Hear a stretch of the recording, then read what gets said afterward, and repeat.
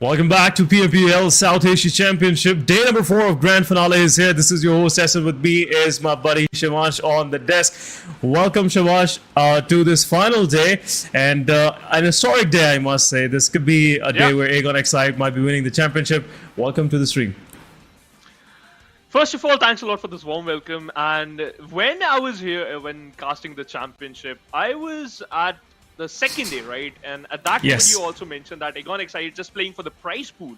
And I was like, okay, then yeah, they can get easily like for, they can play around for the 10th position or maybe for the top 5. But they're on the number 1 position. They are looking for the top prize pool. So they're exactly exploiting this one fact right now. Yeah, they are. And actually, the day you casted, day number 2, proven to be one of the best days for the whole region. And so far, 7th Element and Aegon XI8 both are in top 4 position, and not that far from getting to the, being the champion of this South Asia PMPL South Asia Championship fall season. So I'm really looking forward to it. And first 2 matches, as I have Shivansh with me, guys, so we'll make sure that you will enjoy the best, action with some best voices, in the game. So yeah, pretty much I just I would say self-promoted myself, Shivansh. It's really happy and it's really fun to cast with you because sharing the test with you, it's actually very interesting because you have a lot of knowledge about the teams and also about the players. Yeah, but I just want to see who will be grabbing these big bucks today. $150,000, and the prize pool distribution is on your screen, guys. First place will get $26,000, second will get $20,000, and third will get $14,000. So that's a big jump coming down as we are dropping in the numbers.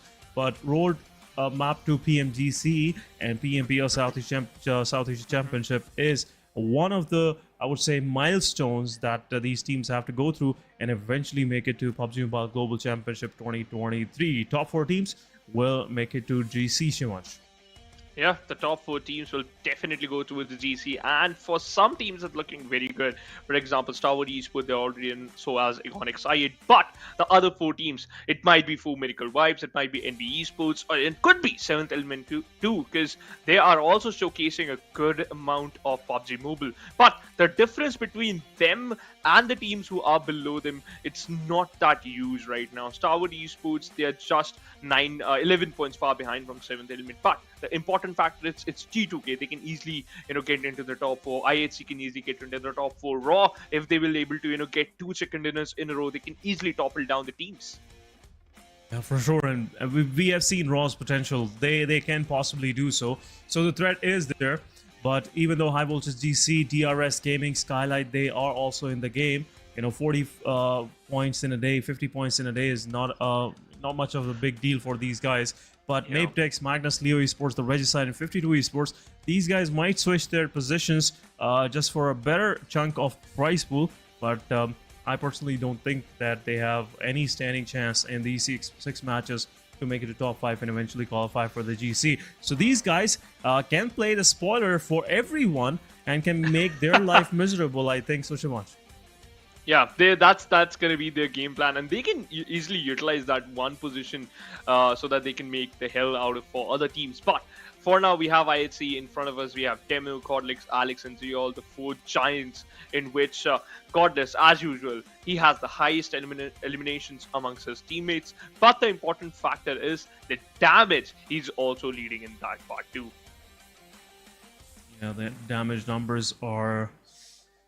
Looking at the performance coming from Demo and Godless, and especially that match which IHC got chicken dinner yesterday in that Miramar, they were peppered down by everyone just trying to taste a piece of IHC. But fortunate for them and fortunate for IHC, they couldn't manage to get them down and make them back off. So they eventually got the chicken dinner. It was one of the toughest, I would say, matches IHC ever played in their competitive career.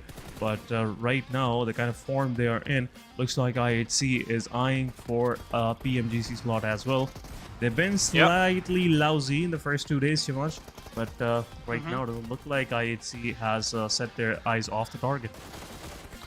To be honest, they are always looking for the top 4. They are always eyeing for that top 4 slot. They just need a good game and a good day, and they eventually got it yesterday. And as just mentioned, some of the matches weren't that easy for them, but they somehow managed to get at least some good points out of them. So it showcased that how much they have improved throughout this journey. And also, it's a 4-day affair, and out of those 4 days, once you already eliminate 50% of your competition, or you just already finished off 18 matches, then you have a lot of pressure on your head. But the only thing which can help you is just you have to deal with the pressure slowly and steadily. Then you can easily get in the top 4. Absolutely, these crunch moments actually make these teams a champion team, because if you're unable to set your focus right onto the goal that you've been striving for, and especially yesterday, IHC, they looked pretty focused to me, and I just want to see them keep going like that and make things even more interesting. Their chicken dinners and also some comeback matches coming from the side of 4MV, NBeSports had really made the whole table open for the grabbing till 11 spots. So it is making things way interesting for us as audience, and also the teams that are competing in this battlefield. 6 matches, and 6 matches will decide the fate of who will be the South Asia champion this time around. It's a big pride title, and would love to see a deserving team winning that one. But let's have a quick look at the performance of SKYLIGHTZ Gaming. For sure there've been some back and forth happening between these guys, but look at those numbers. SKYLIGHTZ Gaming, they have stacked up some good elimination points. Looking at No Fear 44, Mafia Ninja 33, Nima being the the right support, and Mr. Boro always giving those finishing touches when needed. 14 elimination points to this guy as well. So total throughout this competition, looks like they've been working pretty fine this season. In terms of elimination, they are actually looking great, but when it comes down to those placement points, they gotta be a little bit careful in that. But if we talk about the way they always engage in those fights, and especially winning those crucial fights, is always their key factor. Taking down their opposition, especially in those situations when it matters the most, that's their key to success. But once again, SKYLIGHTZ Gaming, they have been doing this one particular thing and impressing their supporters and also the other opponents is very, very common for them. They have been doing it from a very long time. The only thing that is really a good point of concern for them, and that is securing that chicken dinner. Securing that chicken dinner. Actually, the thing that is kind of associated with getting a chicken dinner is no, it's not always about points. It's not always about that you won the match. It's about gaining that confidence back. You can do it. You can be the best among the 16 teams, and that kind of momentum setter, that kind of a confidence boost, it is required some time for you to stack up more successes in the future as well. But looking at the MVP ranking, guys, the things are pretty close between Top, Doc, 7E's, T24OP, and Falak. And also IQ is somewhat close in the race. 30 elimination to this guy as well. 5,000 damage points are slightly that are setting off IQ.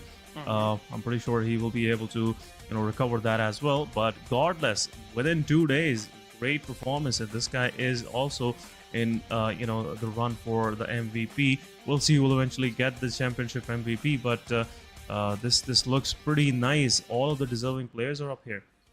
Yeah, they certainly are. Especially, I'm very happy that Falak is also there. He also showcased some brilliant performance on the second day when I was casting and also sharing the desk with you. I was really amazed the way this team was playing, and also some players of 7 Element 2, T24 is also really new rising star, to be honest, in the South Asian region. And also the support from Goku. Every single time this guy was also helping his teammates. So again, 7 Element, it's also a perfect team. But right now they are in a safe spot, but I would love to see that they will stay in the safe spot till the end. And again, as you mentioned, the situation is pretty close. Still 8th position. Everyone has like 120-ish points. So this is posing a great threat to teams up there, like with 130, 140. Because 20 points lead is not much of a lead in these kind of crunch situations. Anyone with a good chicken dinner can actually grab the spot and replace you. So gotta be more careful. That's what I can actually suggest. But looking at the schedule, we are starting out with Erangel. This is the same schedule we've been following for the last 3 days, and will do so today. And Erangel, then Miramar, and then an Erangel, and eventually a Sanhok, then a Miramar and Erangel. That's how our whole day is gonna go. And by the end of the day, we'll have a champ in front of us, and another team that can call themselves, you know, the best in South Asia throughout this year. I must say, the remaining year till the next season. So far, Shivansh. Yeah, so far. But to be honest, the best factor is that I am really excited that if the teams who are going to be in the top 8, how they're going to manage, like the below the top 4, how they're going to manage to climb up the ladder. Because now the teams who are already in, to be honest, in a safe spot, and also it's a vulnerable spot, they can be replaced by other teams. So these teams, the top 4 teams, they're going to play slow and also maybe reactive.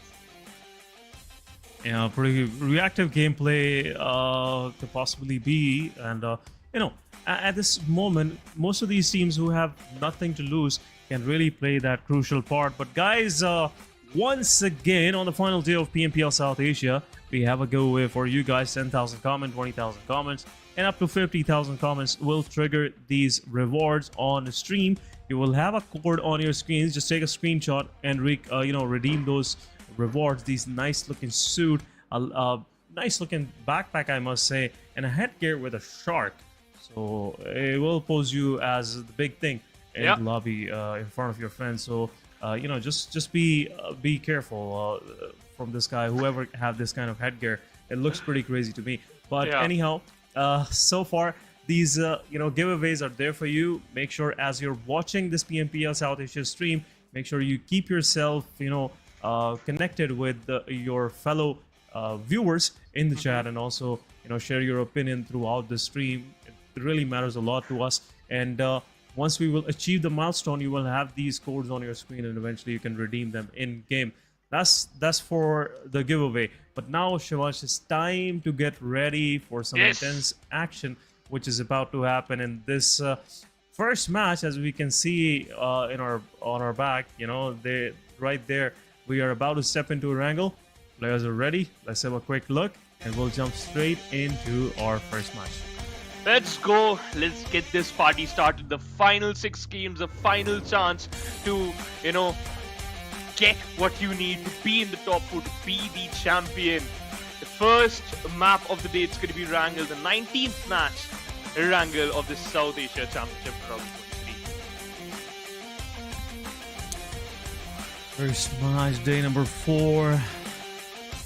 We're getting close, guys, and now looking at the plane line, it is quite favoring the eastern side, diagonally cutting down toward Novorip. Shivansh is one of the, I would say, good plane line, which will give a favorable reach to teams throughout the map. Some of these extremities like Primosk, Georgopol, Zarki might be a hard place to glide, but the rest of the map is pretty open to grab. So the map is pretty open. You can easily move towards the western side, Gatka, Quarry, Ferry Pier, and also if you have a vehicle, you can easily go towards the extremities. For an example, Georgopol, the western side of the Georgopol, northern side of the Georgopol. So a lot of areas to conquer. But where the circle is just going to form, that's going to be the first question. Just because of this favorable plane path, that doesn't mean the first circle will favor you. But after getting the first circle, some of the teams tend to focus to get the center as soon as possible, because the second shift, the second zone makes the difference. And oh my god, it's an interesting one. Oh my god. It seems like it might be a hybrid circle. It could be, especially one thing that is really, giving me some goosebumps right now is that water inclusion on the southern part can actually trigger some more shifts down towards the Sanhok military island. So it can be really, I would say, hard nut to crack for most of these teams, especially up north, T2K, 52 Esports, R3G, because rotations will be cut off by teams like DRS, IHC, as these guys have dropped this time around close to Milta. And a big brain play coming from the side of IHC, because they mostly drop on the south Georgopol, and this time around they thought maybe the circle would go south, and there you go.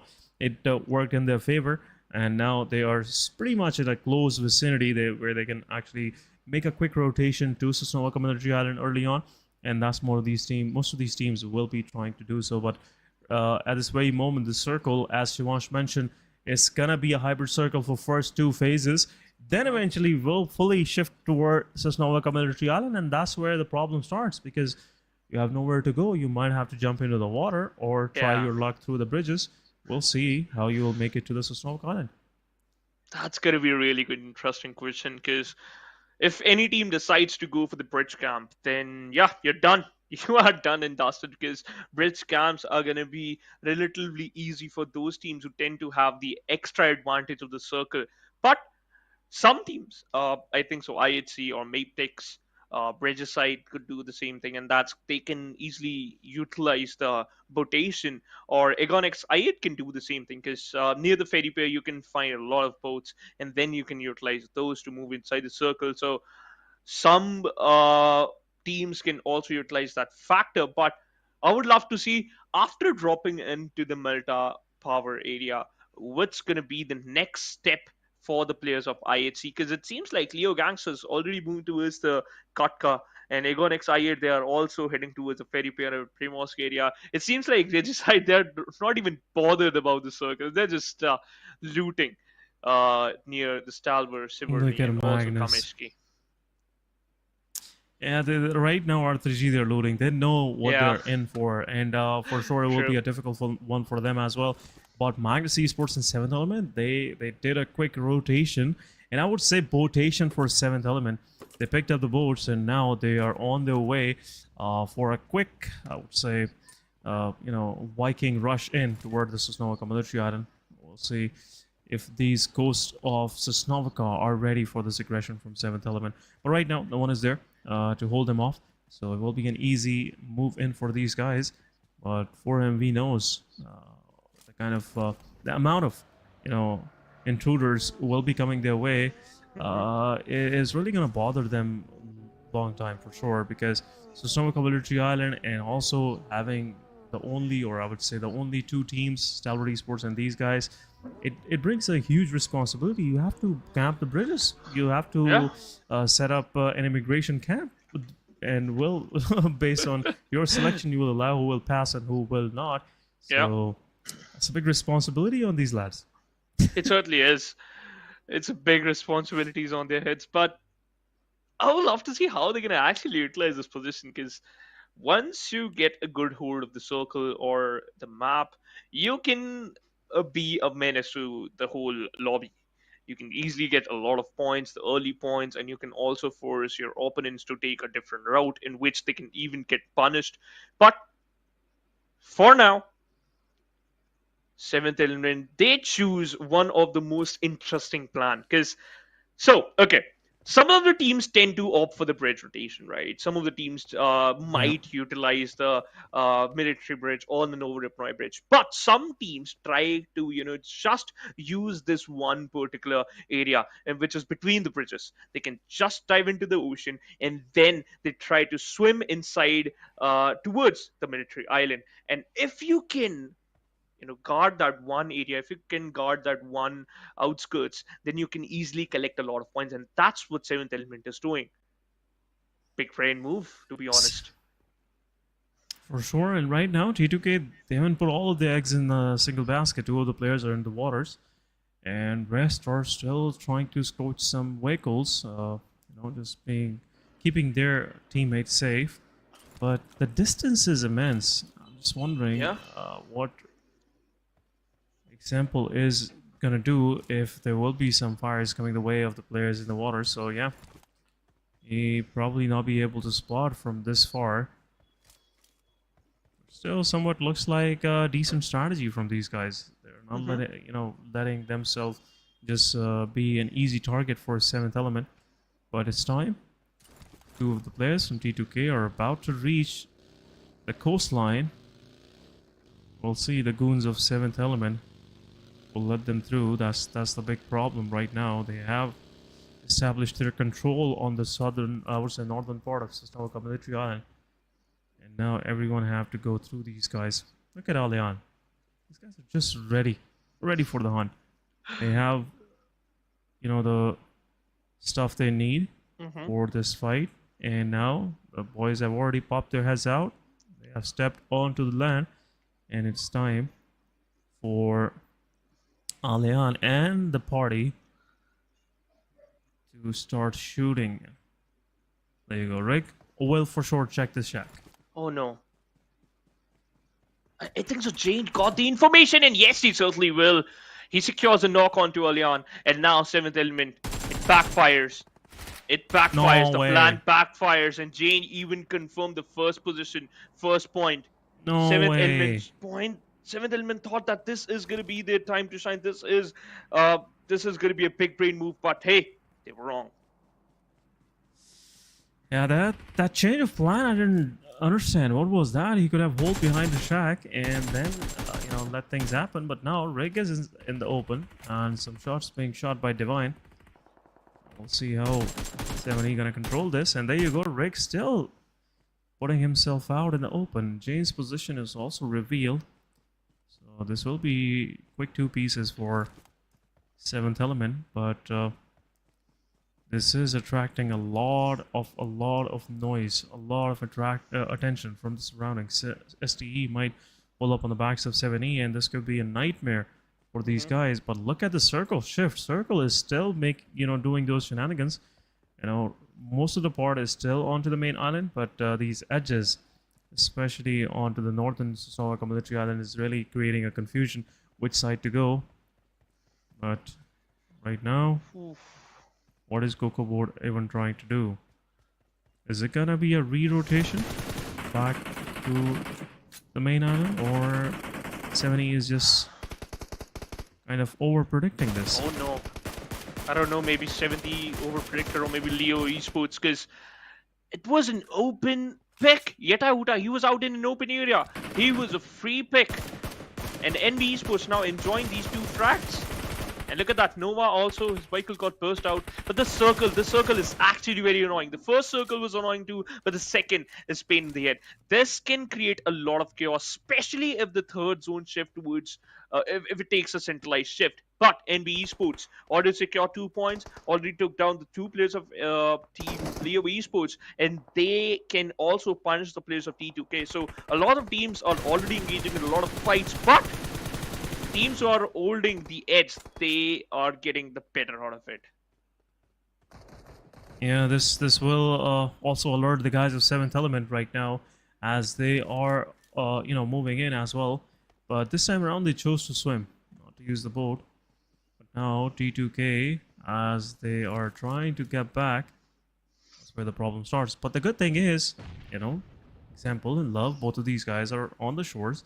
This will buy some time for the rest of the players to join in as well. So T2K not in a bad position. They might isolate Fistboy and NBeSports lose one of their players early on, but after seeing the situation, we have the 4th victim in the kill feed, or possibly 5th as well. 61 players still alive, but NBeSports, they have to be extra careful now. They have to be extra careful. They cannot go this, forward like that, because again, we were talking about the decent strategy coming from the side of T2K. It looks like the strategy is quite workable. It's just fantastic. They have some backup onto the main island. A quick split up they had. They went onto the military island, picked up 1 elimination, and now they are back safely with all 4 men up. But now Mabetex going against IHC, and looks like another player of Mabetex is about to bite the dust. And yes, he certainly will. Leo is out of the game. Circle is also already creating a chaos. In between these chaos, some teams are actually getting favored. Mabetex, Shiro, he is the one who is just surviving. But IHC, they're gonna go inside the circle. 1700 meters going to be the number 0 in Doma. Oh my god, it's a bad news. They already got knocked out. Alex need to revive one of them, at least one of them, so that they can move back. But Shiro, will he able to, just at least get 1 knock or 1 beautiful finish out of it? At least collect some points, because after 23 seconds, you're not going to be safe. The blue zone will start moving in, and it will definitely create a lot of chaos. Great, yeah. And well, but Mabetex Esports, they're still fighting back. IHC, their last man standing. And looks like Mabetex, their fighting back spirit is really paying the dividend right now. They have some good frags to their name as well. But once again, there is a res up situation created, and Desert is pushing from the open, and Demo might spot him, but a nade is being prepared. We'll see how Desert manage this, but there you go. 2 of the players, 3 of the players are here. Demo striking back, but the nade from the Desert will take down Alex once again. Zabian in the kill feed takes out 4 MV East 922, and also Demo confirming the Desert, and Mabetex left with Juro only. This is not the most expected scenario, which Mabetex was thinking for themselves, but look at this. Magnus Esports, they have cornered the big guns, 4MV. One of their players are already lost, and Baron, he's also pinned down between 2 of these players from Magnus, and this could be a possible knockout as well. Faster, low on HP, also getting some retaliation in return, but at the same time, Baron is very low on HP. Faster, once he will pop up his heal. Oh, For sure, be a threat. There you go. Zabian striking once again, and does Rolling onto the side will confirm Baron. Magnus Esports with 2 quick eliminations to their name. yeah, now they have the buggy. Now they're moving inside the circle because they knew at that 1 pick, it's going to be a free pick for sure. That 2 points going to just help them to at least collect some good points, and also to get at least a good amount of prize pool. But now they're moving inside the circle. Every single one of them, they are all alive, but I can't see the same thing for 4 Medical Vibes. We can see one player from the side of 4 Medical Vibes, and that's going to be Doc. He is in the MVP list. He needs to showcase that why he is the MVP, why he is one of the most valuable player from his team. But XIA, the #1 team, they are got peppered by the players of Stalwart Esports. Action already secured knock him. You gotta be careful, because 1 grenade, and then yes, it certainly will knock him down. Icy moves forward with the icy cold spray, will secure that knock into a finish. There's it with a beautiful grenade elimination. Yeah, like there you go. 2 quick eliminations to the name of Stalwart Esports, and they have a good compound for themselves as well on the edges. But Circle has already shifted forward, so there might be another fight happening between these guys. It'll be a 2v4. Stalwart Esports might lose some of their players, but if they are extra careful, chances are they will not. But Circle shifted mainly toward, the main island, and looks like now the confusion is cleared. But 7E, they have made their way onto the main island right now. Holding on to the southern part of the map, might finish off the final player of 4MV as well. And look at that. As we were talking about our officials, they might come up with a good match. Looks like they are sitting right in the dead center. Leo on the other side. Their position is revealed, but XIA, they cannot take those chances. They have to reside somewhere where they don't have, much of the problem. But XIA straightly pushing onto the players of 7E as they are about to abort pretty close. One of them are down, and second is also finished off. T2 for OP and Gokubot just taking care of everything. XIA, first one getting eliminated with 0 points. Oh my god, that was a very, very horrifying end. 7th Element was just holding this one compound. XIA, they slammed in, and now they got converted into loot crates.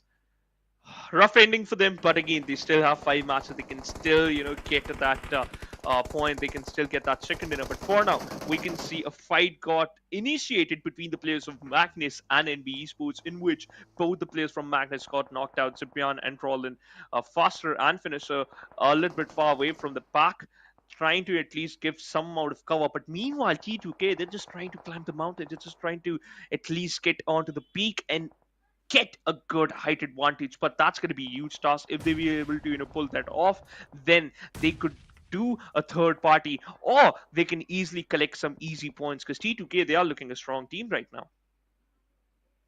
T2K looks like it's quite favorable situation for them, but at the same time, Divine gets knocked out. DRS will confirm the elimination. 7th Element down to 2 men standing. NBeSports, the smokes are pretty much indicating their exact position where exactly these guys are.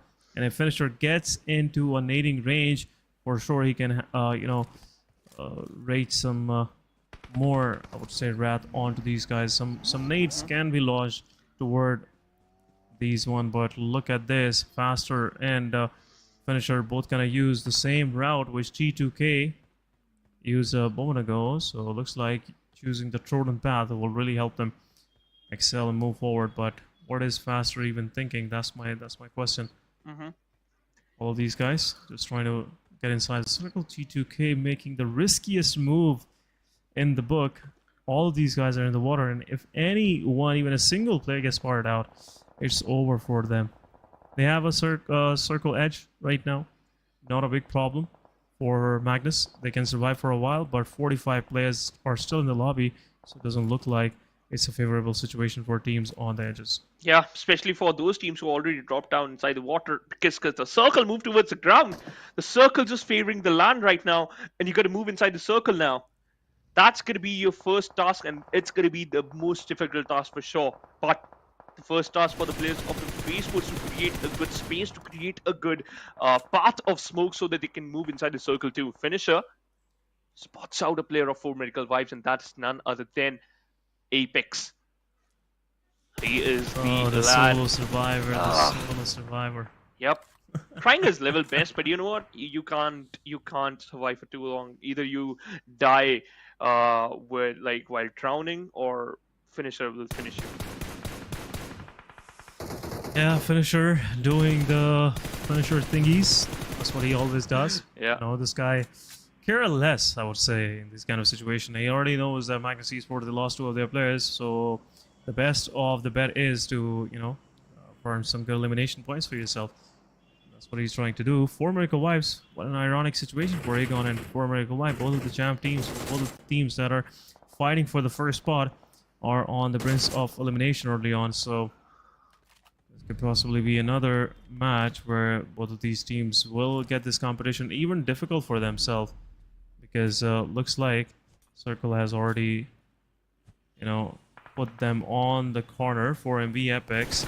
He won't be able to survive for that long, but NBeSports has. They were trying to make the move from the coastline. Will lose 1 more player, and NB is left with only few to their name.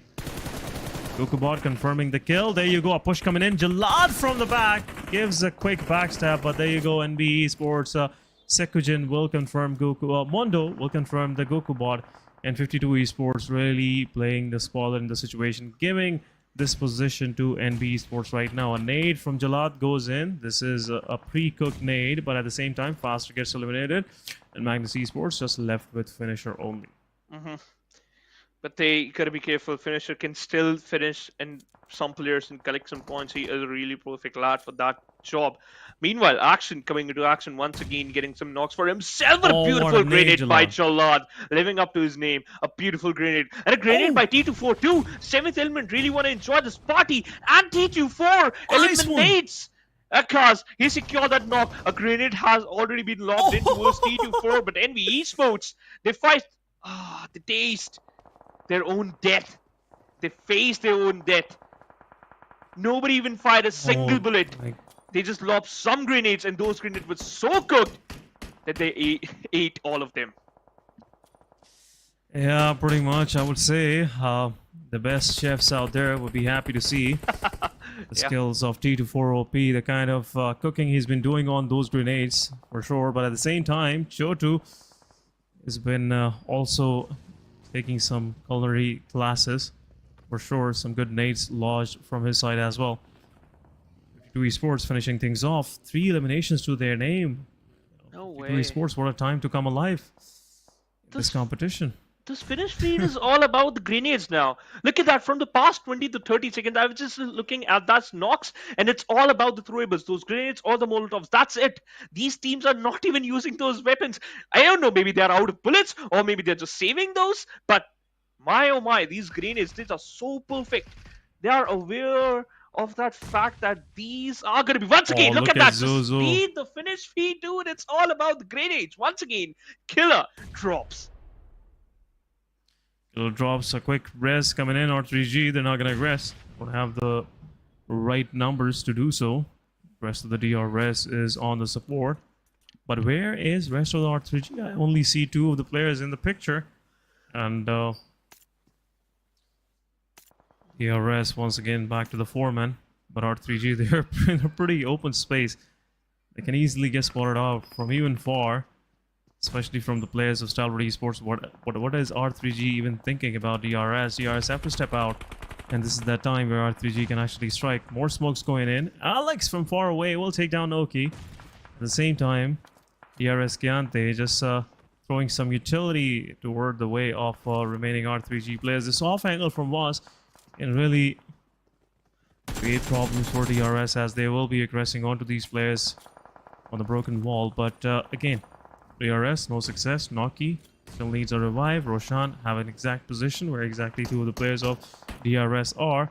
And if someone shows their face from the same location, it will be a quick elimination to their way. Yeah.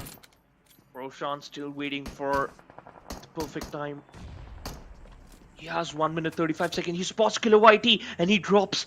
Roshan, aware of that fact that there at least one player dropped down towards the ground, and they can definitely collect the vehicles. So his teammates just going to do the same thing. But meanwhile, Nima found Hassan in an open area and he knocks him out. Apex, that's the end for him, and that's the end for 4 Medical Vibes. 9 teams, 31 players at the circle. It's still not huge.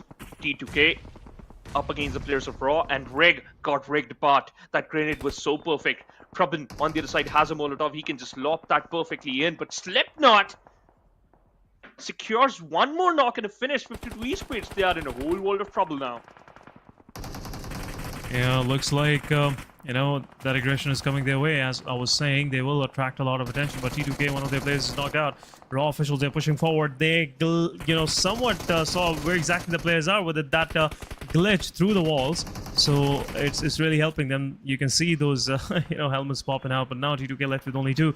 Raw, they also lost one of their players. Malik is also knocked out. Revival is much needed, but Jane, and this will buy some time for him to res one of his players. He is pushing forward, but at the same time, third party happening, and it's an end to the players of T2K. Some big brain plays came from their side, but unfortunate they were. Circle totally shifted away from them. And now 52 Esports, they are marching in. It's a 2 versus 2 now, taking down 1, and possibly Chodu also getting some, you know, retaliation fires. And it's a 2 versus 2 now. Nade can actually turn things around. A Molotov being thrown, and Yeah. there you go, Molotov, Set, Malik, and Jiggle on fire. Malik also low on HP. Both of these guys are behind these crates. Chotu and Jalad, they have to push forward. There's no way in. A shotgun to the face can possibly be that problem, but off-angle player will give some damage and also, you know, make Jalad attentive, as well as he was about to play some lousy plays. But Prabin also low on HP, being pushed, and shotgun, and it's over. Team 52 Esports lost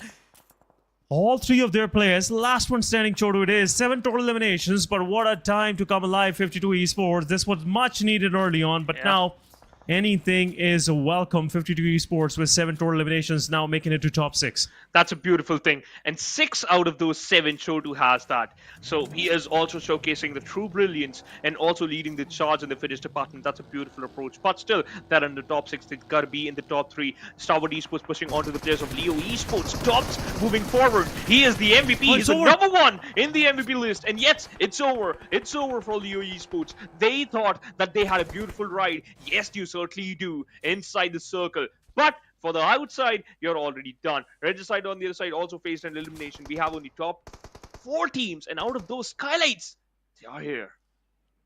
SKYLIGHTZ with 4 players of DRS still surviving. They want that comeback. It is a much needed situation for DRS if they want to make to PMGC. But looking at the situation, DRS Delta gets spotted out. I shouldn't have said it, you know, at this moment. DRS needed those points, but 1 elimination points and some placement points will not cut the chase. But right now, Stalwart Esports beautifully capturing a lot of this map control. But in the centralized position, we have SKYLIGHTZ Gaming. Once again, it's the second time around since yesterday.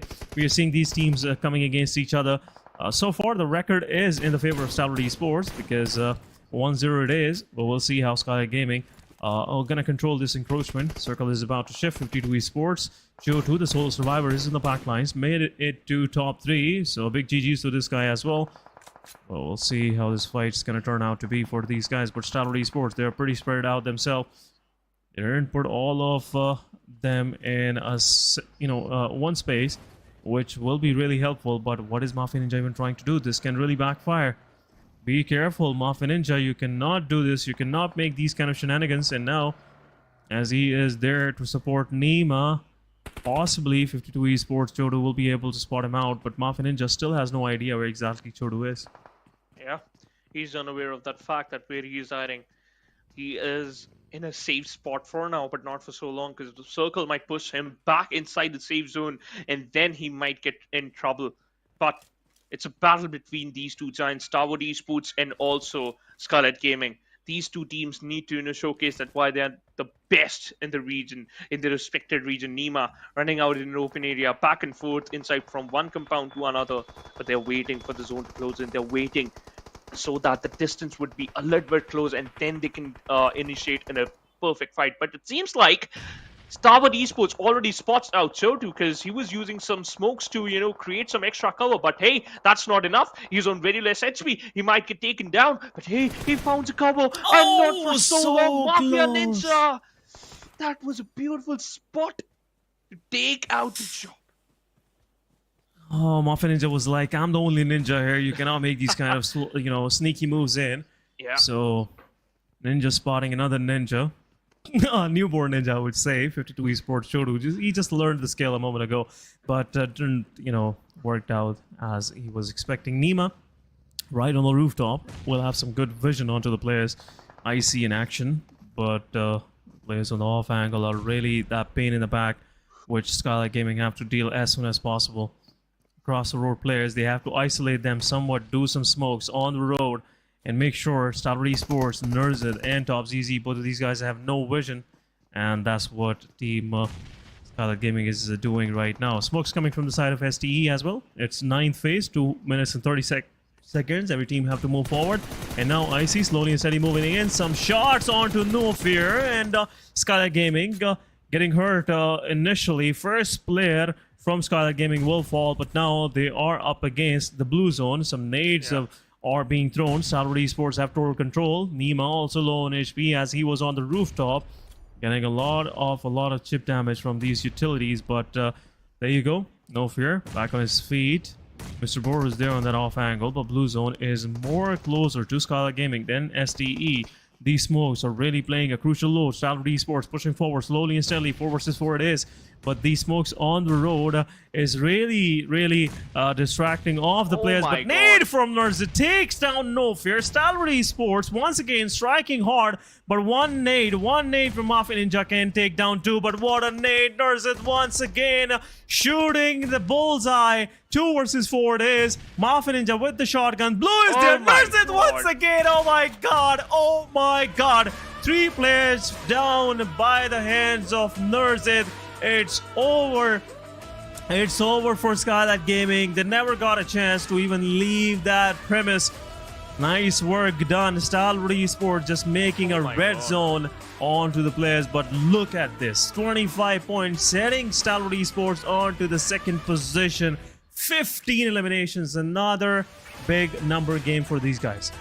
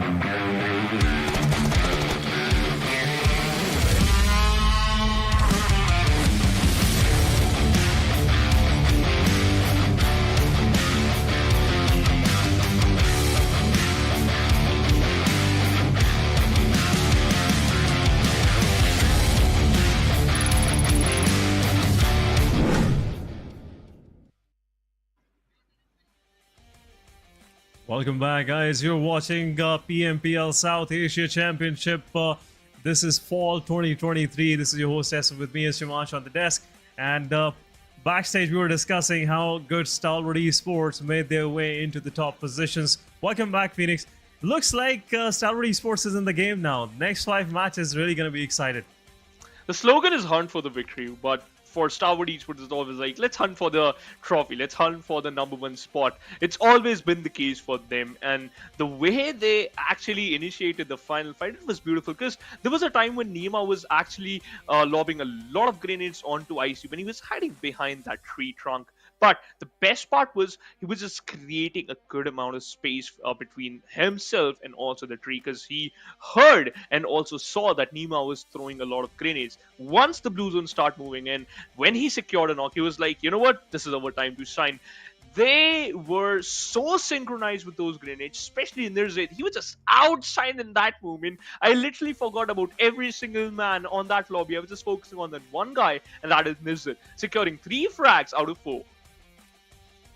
You know, the strategy with Nirzit was kind of deploying. I was communicating to some of my friends in competitive esports here locally that anytime you feel like Blue Zone is pressuring a team outside of a building, what you do is just throw grenades on the exits. They will fall for the tree, and there you go. Nirzit really making that play. 3 eliminations with 3 grenades. He lobbed in 3. And he just got all 3. And even though the final player had to just let it go, he gave out his ghost to the blue zone. But MVP it is, Nirzit with 10 elimination, and he was for sure the MVP for us as well. And 10 eliminations, 1212 with damage, then 365 healing done, 7 knockouts, 2 assists, and 28 minutes of survival. He was that guy who took it very personal. Those nades from Nima, so he made sure he just showcased the best nading skills. But anyhow, players in focus, we have Chodu there, 52 esports, no surprise, 6 eliminations, 714 damage. Then we have IC with 861 damage. Nice work done by this guy as well, 2 eliminations. Mondo from NBeSports, these guys also tasted the same medicine which just SKYLIGHTZ Gaming experienced against Stalwart Esports, 52 esports. They really made that red zone for these guys. But match summary, it's mostly about Stalwart Esports and highest healing done by Jiro from Mabetex, as he was the solo survivor. He was trying to survive through. But again, these kind of intense lobbies where players are surviving till the 9th phase, till the death circle, it's always hard for solos to survive. But anyhow, let's have a quick look at the match ranking. Yeah. After Stalwart Esports getting the 25 total points, 52 Esports got 12, despite of the fact they only got 5 placement points. The team, SKYLIGHTZ Gaming, they were on the 2nd position with total 10 points. But the factor is that 7th element secure 5 total points, and those are just because of those 5 eliminations. I'm really happy that 52 Esports Chodu, I know out of 7 he secured 6 eliminations, but that was the most important key. They need to showcase that they are here to just showcase that why they are also one of the best, and why they deserve this particular lobby, and why they deserve this championship. They showcase a beautiful performance. But 4 medical vibes dropping down to 4th position, 7th element dropping down to the 5th position. I think so it's still safe, because again they are on the #1, so top 5 it's going to be a good space to just be in. And Stalwart Esports too, so I think so it's going to be top 6, right? We exclude it's going to be top 6. 2. Looking at the situation, it's going to be top 6. And that 15-point lead 7th element have against T2K is really giving them some fallback cushion. But I just don't want to see them getting too comfortable in their skin right now. 4 medical vibes, they've been hurt pretty bad. So next few matches will be a revive of this giant for sure. And rest of the lobby gonna feel that heat. For sure. But second page, we have SKYLIGHTZ Gaming, 112 points. They are still somewhere in a striking position. This previous match performance really led them to the 9th spot, right next to DRS. Then we have HIGHVOLTAGE DC with 105. So again, these guys are still striving for the top 5 position, top 6 positions if Erangel and Stalwart Esports maintain themselves in top 2. But rest of the teams, they're just switching up spaces. 52 esports, 44 points. They were still slightly lagging behind, but not anymore. They might topple down R3G from 15th spot, but schedule it is, guys. We are about to move on to Miramar, another match which can really turn around this whole competition. And looks like if any team that wants to make a comeback, this is your chance. This is your striking chance right now. Yeah, this is your chance. This is your chance to strike. And also, I think Stalwart Esports just 1 point far behind from the players of Agonix I8. So, yes, that's going to be a perfect thing. But one thing, and which I really wanted to see, that Magnus, do they really care about the placement points? Because they are the only team who still has the single digit placement points. What they are doing? Every match, they somewhat get like 4 or 5 points, and then they just leave. They have other things to do as Yeah. well. This is what it looks like.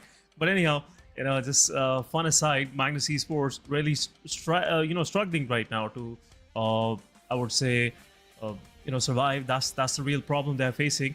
But the meanwhile, what they are showcasing to rest of the lobby is that they are a major threat. They can wreck your games. They can play a spoiler. So be careful, when you're around Magnus Esports. But guys, players from these 16 teams are getting ready. So we are match number 2. It is for this final day of finale. And thank you everyone for joining.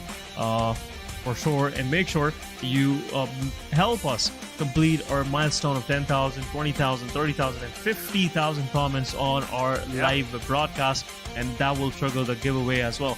Match number 2, Miramar. It is lane line. Looks like starting from the southwestern side and going up toward the eastern side, where close to Junkyard and Minas Rurales, pretty close to Impala.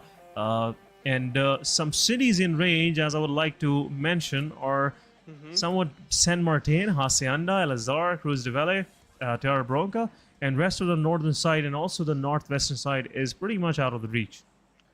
Certainly, as El Pozo, it's pretty far away. Crater of Fields, La Cabrera, water treatment, and then we have Torre, Muda, Campo Militar, Terra Bronca, Al Azar. Al Azar, it's still reachable, but if you're gonna want, up towards the Cruz de Valle, that's gonna be a point of concern. But let's see where the teams are, just where the major of the chunk of the team's going to drop at, and what's going to be their game plan. Because it seems like that SKYLIGHTZ Gaming, they are looking for a vehicle towards the western side of the map, and then they can easily just move towards their favorite prop location. Mabetex and Agonix IA just going to share the compounds of Los Leones for now. Yeah, both of these teams, the good thing is they've been slightly careful around each other. Both of these guys can strike hard, and for sure, if you're poking the bear, you might get something in return as well. So both of these guys been paying the much needed respect to each other. That's the reason why they've been peacefully, just early stage of the game, not throughout, been coexisting in Los Leones. But as this was an unorthodox lane line, also created True. an unorthodox, unusual circle as well. It's been a while we haven't seen anything closing close to Valademar and Chumacera, so formidable vibes. Their prayers are heard, and now circle is in their hometown.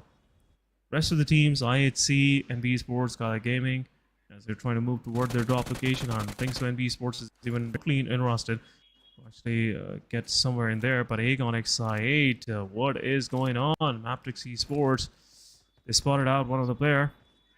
What is the rest of the Agonix I8 going to do? That's the real question. They might have to come for the rescue to support their player. Desert is falling back, making sure he also doesn't get fired upon. This is the right move. If you're not in any mean to take a full heads-on engagement, the best shot is to just retreat back. Make sure that you stay safe for the later game. It's a life lesson, by the way. Once you're not comfortable, to be honest, just fall back, just take a step back, just move back and rethink your decisions, rethink your choices. You might find a better spot. That's what I did actually when I got stuck. That like whether should I opt for higher studies or should I focus on to gaming? And hey, I'm happy. I'm here. Just kidding. Yeah, I'm here. I'm here sharing the test with one of the most incredible caster in South Asian region, that is this. And so yeah, I'm very happy with my. Well, choice. that's the highest study that you can have sitting right next to true. me. I'm just kidding. Wow, bro. Okay, that's cool. That's the highest honor, even though Howard doesn't have that. But just kidding. On the side show, I was just pulling your leg. But seeing this situation,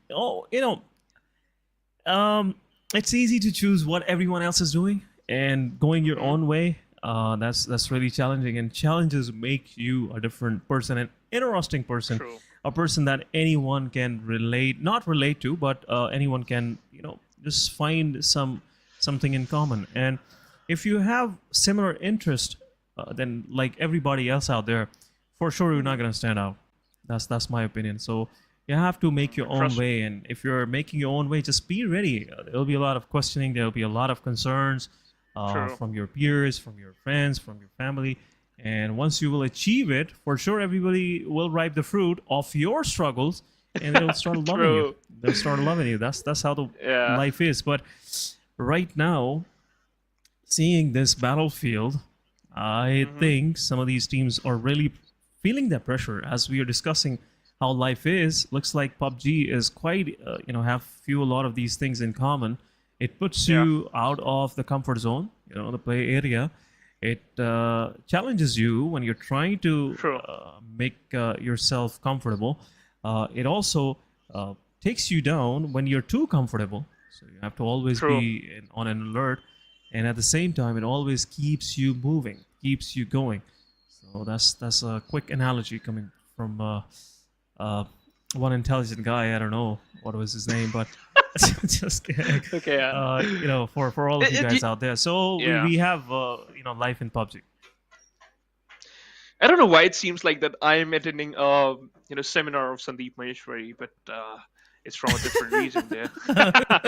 But hey, I'm loving it. I'm actually loving it. Nothing to take away from you. That was a really good lesson. And one thing I actually love, and that is, as I just mentioned, you have to crave your own path. You have to create your own path. Yes. For now, that's what Team IHC is doing. They are up against the player of Mabetex, but now Mabetex, apologies, they are up against the players of Iconics I8 Fallout. Oh my god, despite of the fact No receiving the heavy amount way. of damage, he's still able to knock a player down, secures his knock, and finishes him off without even getting knocked out, getting traded. Beautiful approach. Fallout every single day, he's just showcasing that, you know what? He is the prodigy. He is. He is. This guy is just filled up, you know, till till his forehead with the confidence. So yeah, Yeah. he uses out a lot of confidence. So it is really, been helpful for this guy. But what is Blade even trying to That. do? He doesn't even know Desert is here, just waiting for him to make that mistake. We'll see if Desert will be making any noise, and if he will, for sure, Aegon Excite will strike hard. The rest of the Aegon, they have stepped back. Desert being extra careful. That's how you should do. But Circle has shifted slightly away from these guys, so Mabetex and Yeah. Aegon, both of these guys have to move into the circle. Blade being extra careful.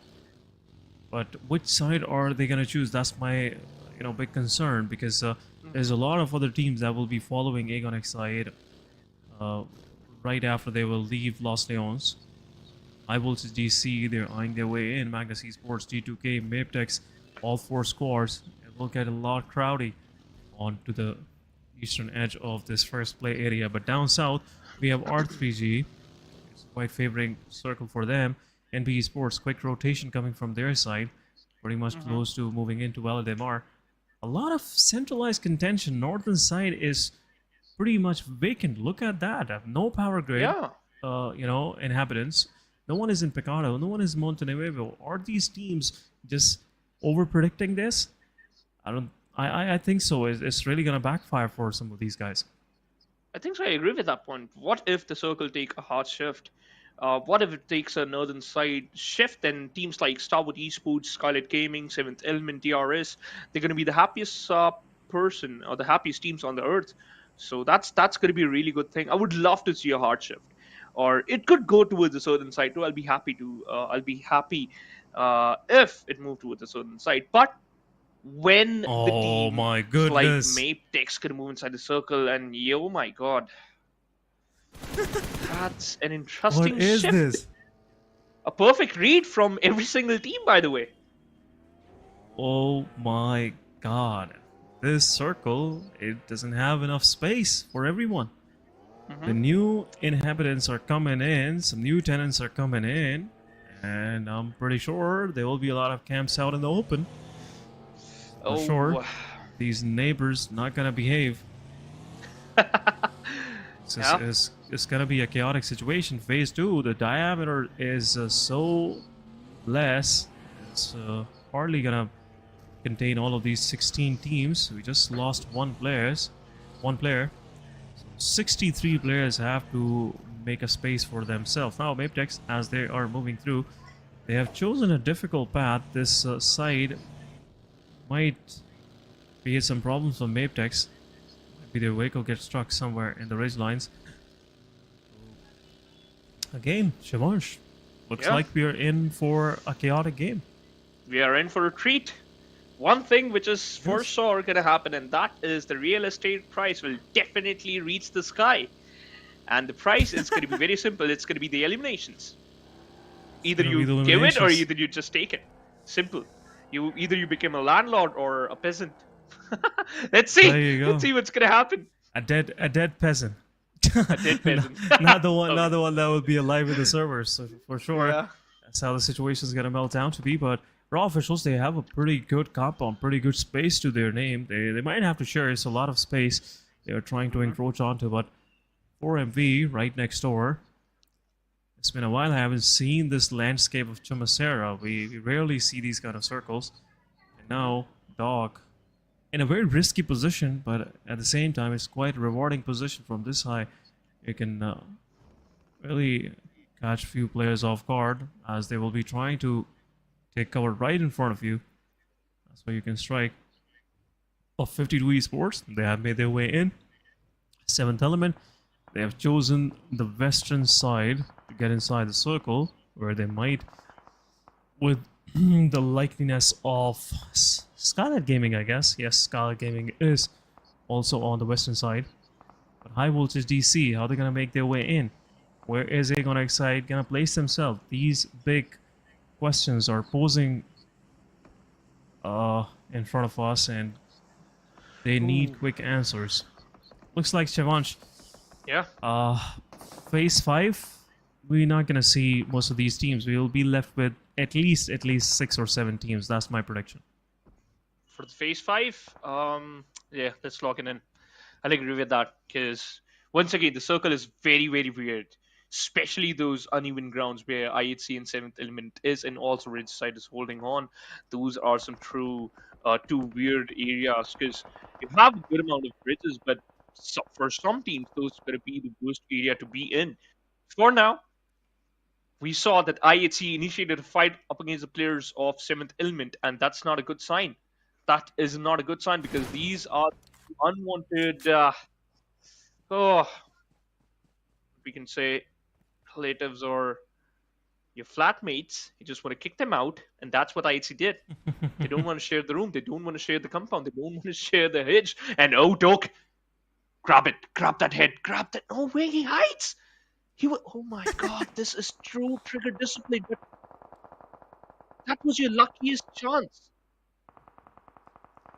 It was, but the problem is the player might get in the cover, and the rest of the players will get alert. It will be really helpful when raw officials, if circle shifts down south slightly, and raw officials have to move even further inside Chumasera. That's where Doc can be really pain in the back because he can backstab these guys while they will be comfortable.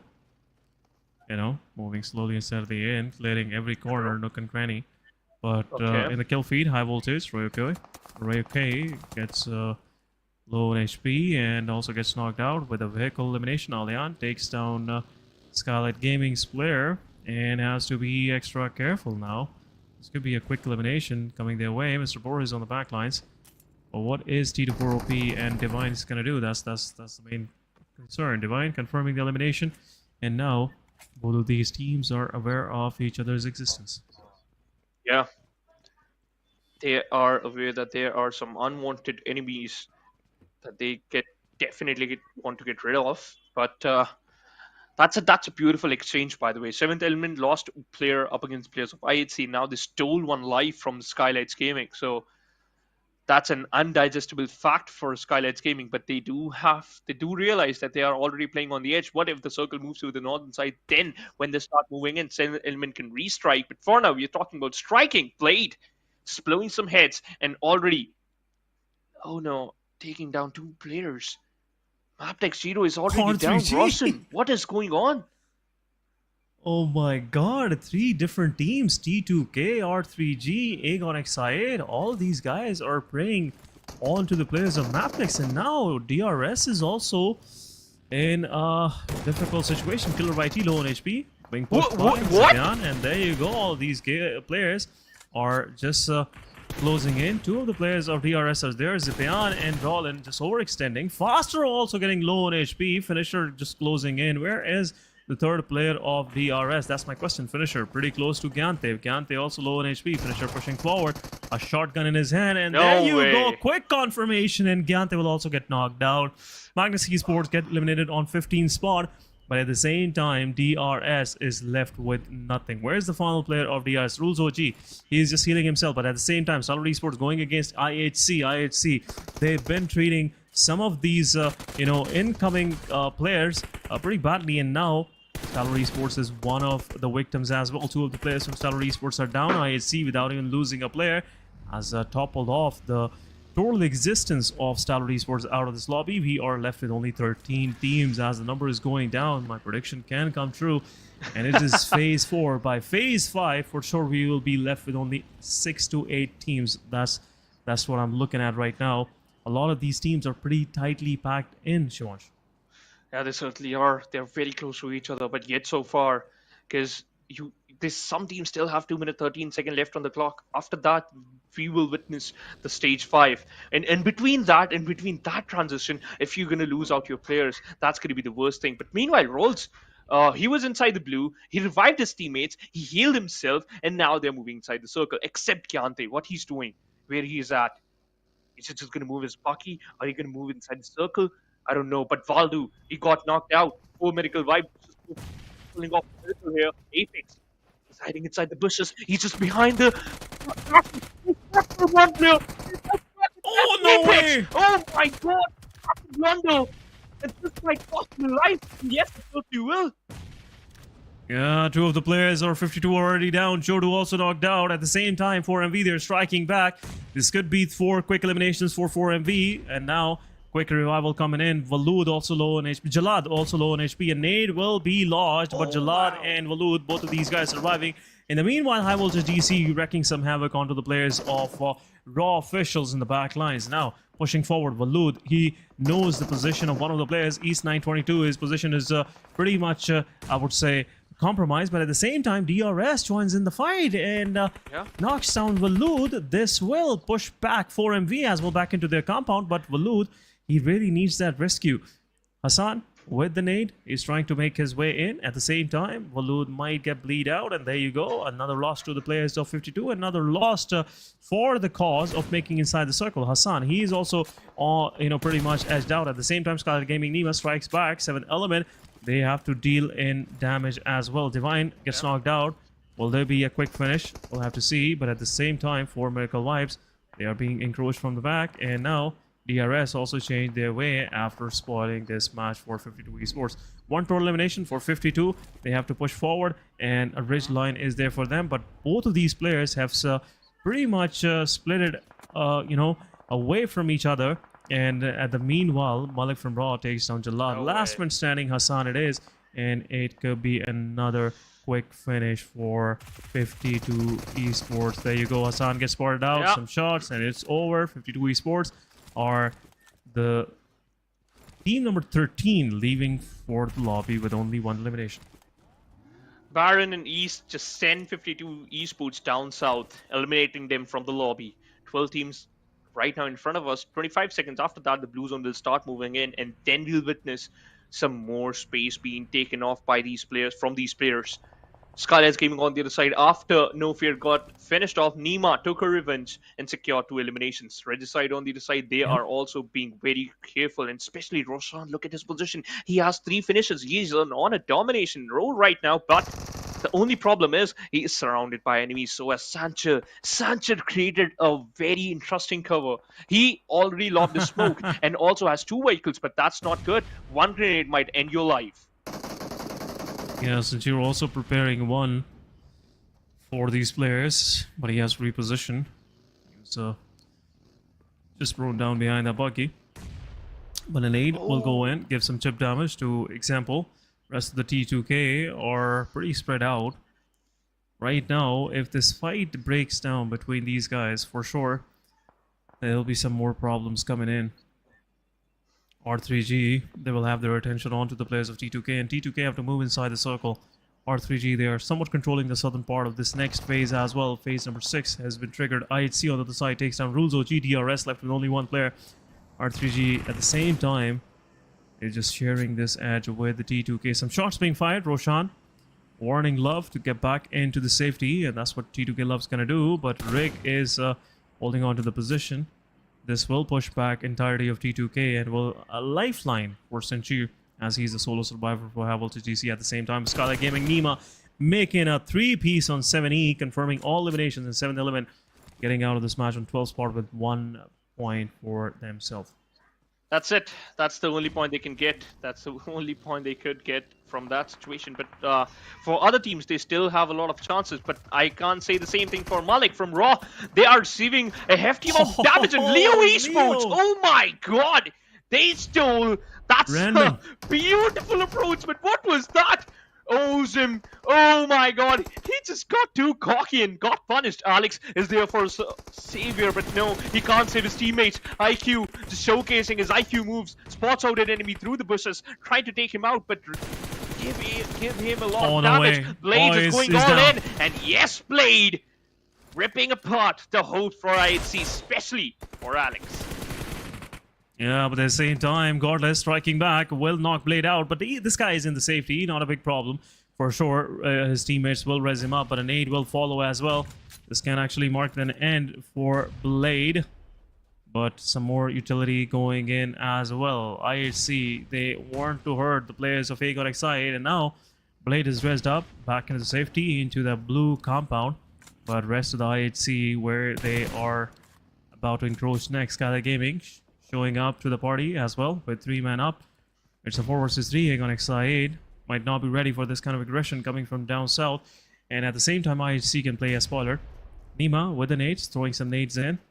There is no opening on this side of the compound, so nades will bounce off the windows.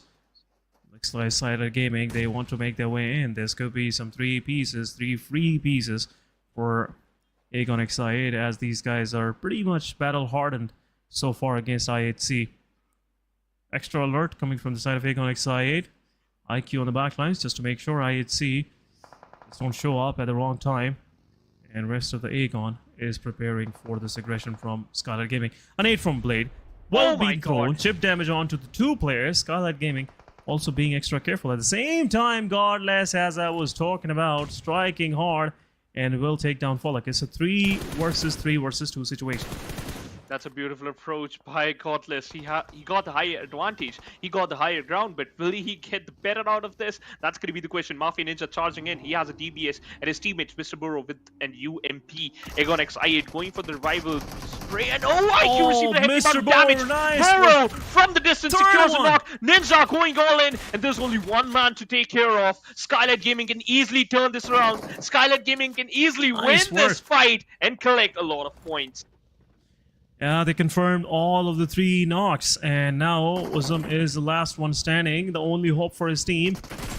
This really didn't play the way they were expecting, and now SKYLIGHTZ Gaming will make their way inside the circle, but they will be facing against R3G. The R3G is pretty close now.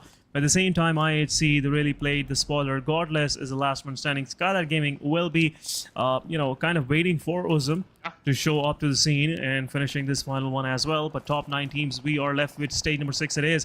At the same time, R3G Zozo with the nade takes down Love. Leo from Leo Nova will take down one of the players from SKYLIGHTZ Gaming. 2 of the players from SKYLIGHTZ are down, and looks like NBeSports are really going to scavenge the remaining ones as well. SKYLIGHTZ left with only 1 player standing. Let's see. This is going to be a crucial fight. Vaz has a grenade. and he lobbed it onto Jane. He survived. For how long? Love on the other side got revival. But the important factor is that these players needs to just move inside the circle. T2K, they're not in a good spot, Regicide, but they were holding this angle from a very long time. Oh, nice Jane one for got taken NB. down by Doc from a different angle. And Jane, the kill has been confirmed. The elimination has been confirmed. Still 9 teams at 25 players. Teams are losing out a lot of this individual, and that's not a good sign. The smokes start to dissipate, so as the chances of this team. Oh, my there God, you go. Zozo striking back, takes down one of the players from T2K. And the meanwhile, SKYLIGHTZ Gaming gets eliminated. Uzum confirms the final one. What an irony. These guys were just hunting on these players. But now, Love with the one piece, two of the players from R3G are knocked out. There will be some quick revival work needs to be done. But Naki, he peeks out, and 4MV East 922, he strikes back. 3 of the players from R3G are down. But the good thing is, they are not being pushed right now. T2K, they're also patching their wounds, and looks like T2K won't be joining in anytime soon. But Aegon Excited Uzum slowly and steadily trying to make his way in. T2K also confirmed. There you go, Leo confirming those elimination points for MB. Just watching it from far. You know, their kills are being stolen, but Aegon Excited also get eliminated on the 7th spot with 5 elimination. Some good points to their name, 6 to 7 points to their name.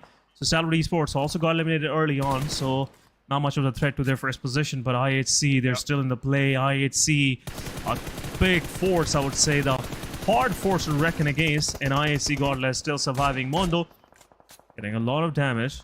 We'll be back in the safety. At the same time, Fistboy also in the open. It will be, you know, a quick elimination point for these guys. But Zol from the back lines takes down Sekujin. Confirmation comes the way as well. And now IHC keeping NBeSports in check. And NBeSports left with only 2 players. That's it. That's the only hope. Meanwhile, Regicide just trying to rotate inside the circle, and 4 Miracle Vibes just created a havoc.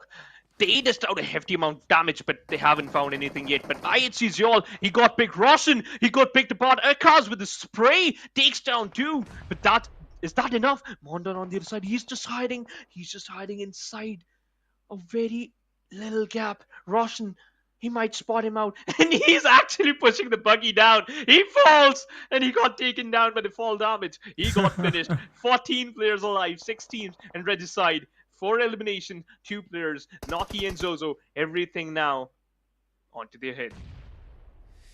Yeah, Naki and Zozo, both of these guys, the responsibility on you. Just patch up a comeback for your team. R3G, 4 eliminations to their name as well. But 4MV slowly and steadily making their way. At the same time, Godless confirms the cast KO, and Mondo is the last one standing. DRS, one of their solo survivors, is also in the game, so this is making an interesting match for DRS as well. But Leo, they've been the Leos Silent. of the hour right now. They've been hunting on everyone. At the same time, Naki confirms Mondo. NBeSports are out. Top 5 teams it is. But Yetauta confirms East. Also, Baron's position is revealed. But there you go. A nade is being prepared. While Baron was preparing that nade, confirmation will come through. 4MV left with only 2.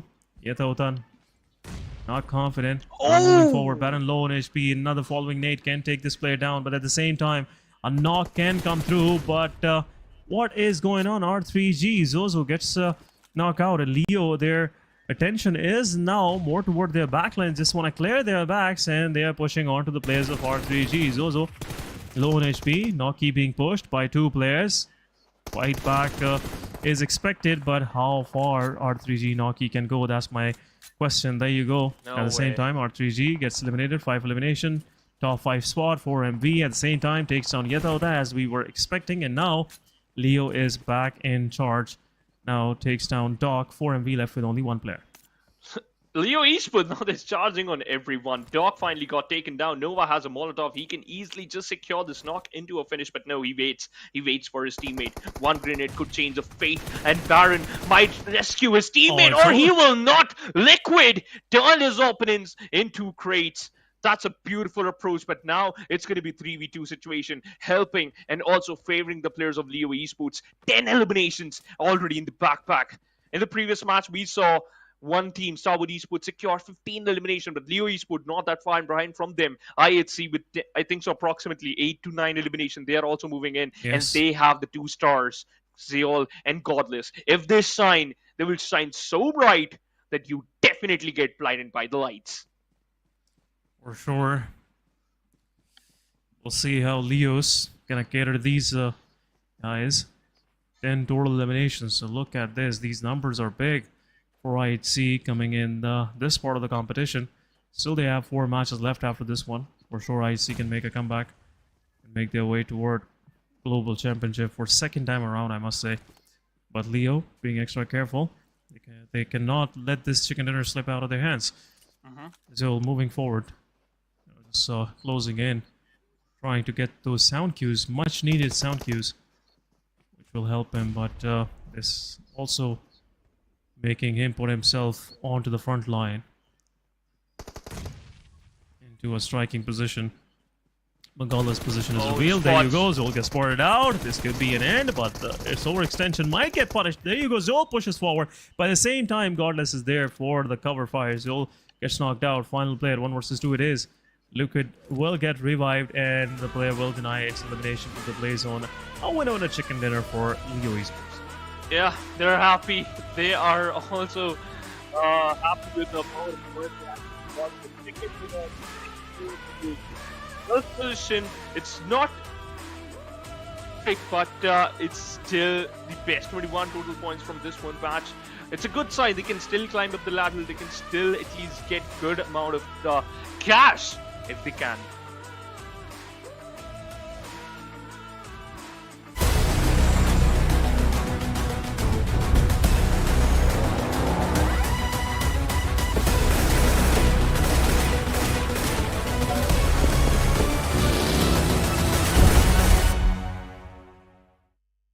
In the new version, we've upgraded the security system. There are also some big updates to the real-time review system. Let's check them out.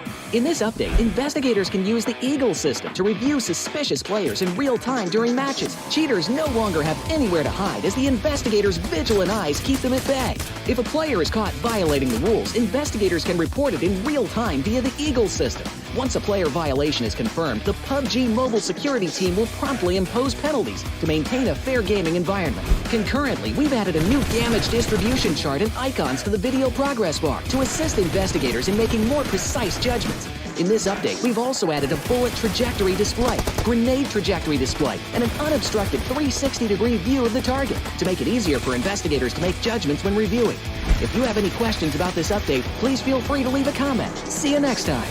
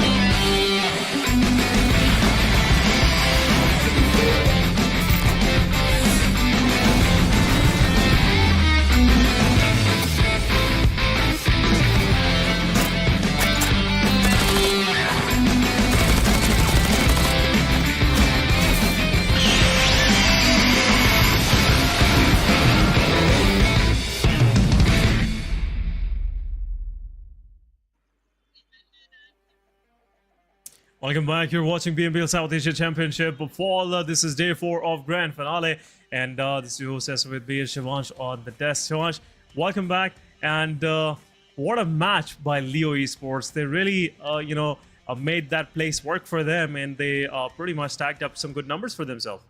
Yeah, they were controlling the center of the circle from the first to the second stage till the end, and also maintaining the man advantage to the final circle was the best thing they could do in that situation. The best part was before, just moving forward with the fight, before just looking forward for the fights, they actually clear out their backs, and that was the key factor of the success. Because once you are aware of your back lines, once you already clear out your sidelines, then you are comfortable to take the fight while moving forward.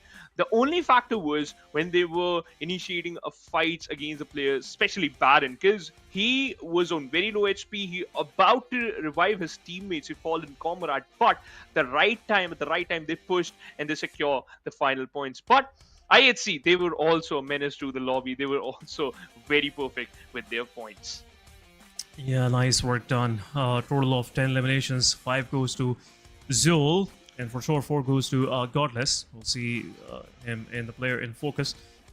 But right now, IHC, they're playing their best game in this South Asia Championship Grand Finals, especially from yesterday's matches. They've been really, quite on point and not quite focused with their goal. Just want to see them, making it to Global Championship as well. But let's have a quick look at the players in focus. We have Doc 922 from 4MB, 4 total eliminations. And, 839 damage. Godless with 4 eliminations, 737 damage. Roshan from R3G with 3 eliminations, 599 damage. And East with only 1 elimination. But this guy had been dishing out a lot of damage. Being quite, I would say, gracious toward his opponents. 821 damage, 26 minutes of survival. Yeah, perfect amount, and the survival time is also just speaking for itself. But how many points does IHC got? They got 16 points. 16 points. Esports 21, and yeah, that's a good number. 10 eliminations, and it's a really big point of concern for those teams who were just thinking that IHC is done for the day, but they are still here. To be honest, this definitely give them a huge boost in the overall ranking, and they can be in the top 6. But other than that, Aegon XIH secure 6 points, and Stalwart, how many points they got? 0. So it seems like that's the point difference between them is going to be 7, because now Aegon XIH has 6. Before this particular match, they had 1 point in the overall ranking, so it sum up to only 7 points, which is a good thing. Yeah, Aegon XIH, they had a rude awakening in that match for sure, but 4 Miracle Wives have joined the rank with this performance, 156. Now they are just again posing a threat to the first position, Aegon XIH, 160 points. Stalwart on the other side just maintaining right underneath 4 Miracle Wives, but NBeSports, 152 points, 7th element, still somewhat in a safe space, but IHC is here. IHC, they have skimmed this difference to just 5 points now. T2K, still, their previous match didn't went that well, so they are 131. They didn't improve that much, but IHC, they jumped a big spot here with 140 total points, 145. 7th element have to come up with a good match, in my opinion. They have to come up with a 20 points or 15 points match just to stay in the game for next three matches as well. But on the second page, DRS 119. Looks like it's getting hard for them. At the same time, Leo with the chicken dinner will move up 86 total points for them, and they can actually strike for the 11th and 10th spot. Not that far from them. But Mabetex, Magnus Esports, look at Magnus Esports, 62 eliminations, 9 placement points. I've been seeing this 9 placement points since day 2. So nothing is improving there, but Magnus is just, farming some good elimination points for themselves. Regicide with this previous match, 55 points to their name as well. Just trying to close some more, I would say, this difference with Magnus Esports. 52 Esports with 45. Not a good match for them as well. Let's have a quick look at the schedule. Another Erangel is on its way. This could possibly be a match for Aegon XIH, 7th element, DRS. I am really looking forward to it. I would love to see DRS qualifying for GC for second time around. But 4MV, NBeSports, especially teams like IHC, they're really making things for all of us out there. They certainly are. They're the showcase the true brilliant top of the right now, and especially they are in top 6, so it's a good thing. For sure, and in this situation, looks like IHC, they've been, really working hard since yesterday, and now they are with 140 points. They might go for the first spot as well. There are still 4 matches to go, and if the consistency is there, for sure they can take down Aegon XIH as well from this top position. They certainly are. And you know what? The interesting factor, one more interesting thing, and that is some of the teams are actually achieving their milestone. And also, you guys also said one thing, and that is 10,000 performance milestone actually achieved. So these are the growth. So just go and redeem these. Yeah, for sure. 10,000 comment. Thank you so much for your participation, guys, and helping us achieve this 10,000 comments. This nice looking parachute is there for you with I would say a killer whale on it. So if you want to be that killer whale in the lobby, for sure, this is really gonna pose a big threat to everyone dropping right next to you. They can see a killer whale is dropping with them. For sure. So that's how I can place it. But guys, we'll be going on a short break. Don't go anywhere. We'll be right back.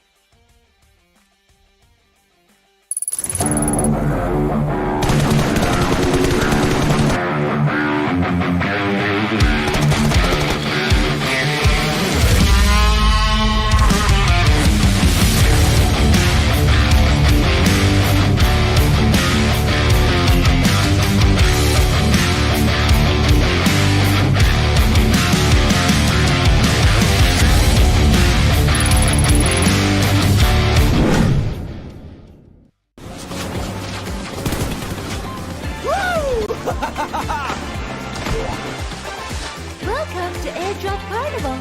Let's have a blast.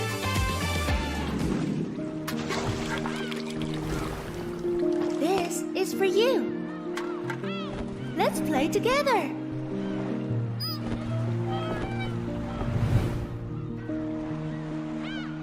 Let's take a break.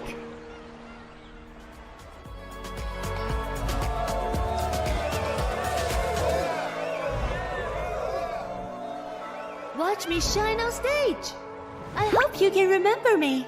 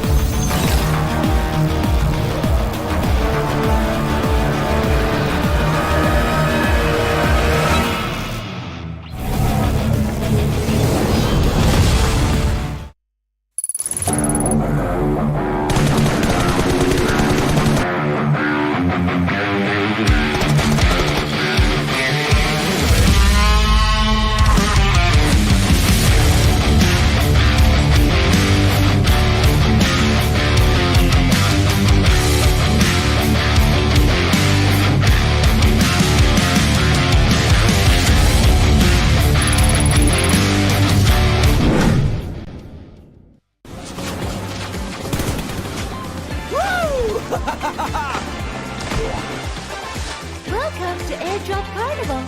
Let's have a blast.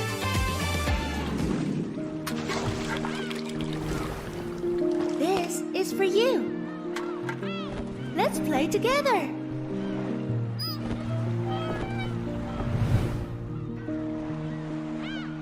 Let's take a break.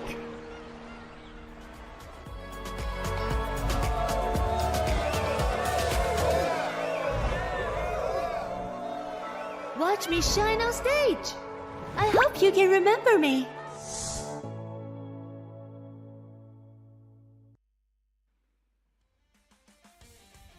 Welcome back, guys. After this short break, it was pretty brief, I would say.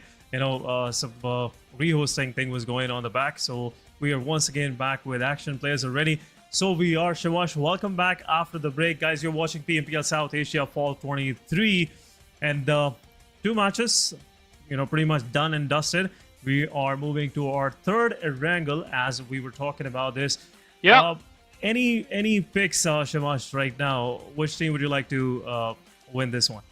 T2K, simple as that, because they were very close. They are actually very close to be in the top 6, but they're just right below the team of IHC, 7th Element. I don't know what happened to them. I don't know what happened to the Synergy in the previous match. They were decent, but not perfect. So right now I'm putting all my money on to T2K. And what about you, by the way? I can ask you the same question. So what do you think? Which team can win?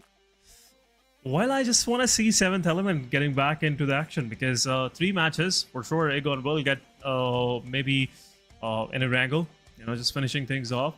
But right now, to make things even more interesting and just making it more difficult for teams that are trying to make a comeback, 7th Element have to come up with a top 3 position, or at least chicken dinner. 15 points, 15 to 17 points will really cut the chase.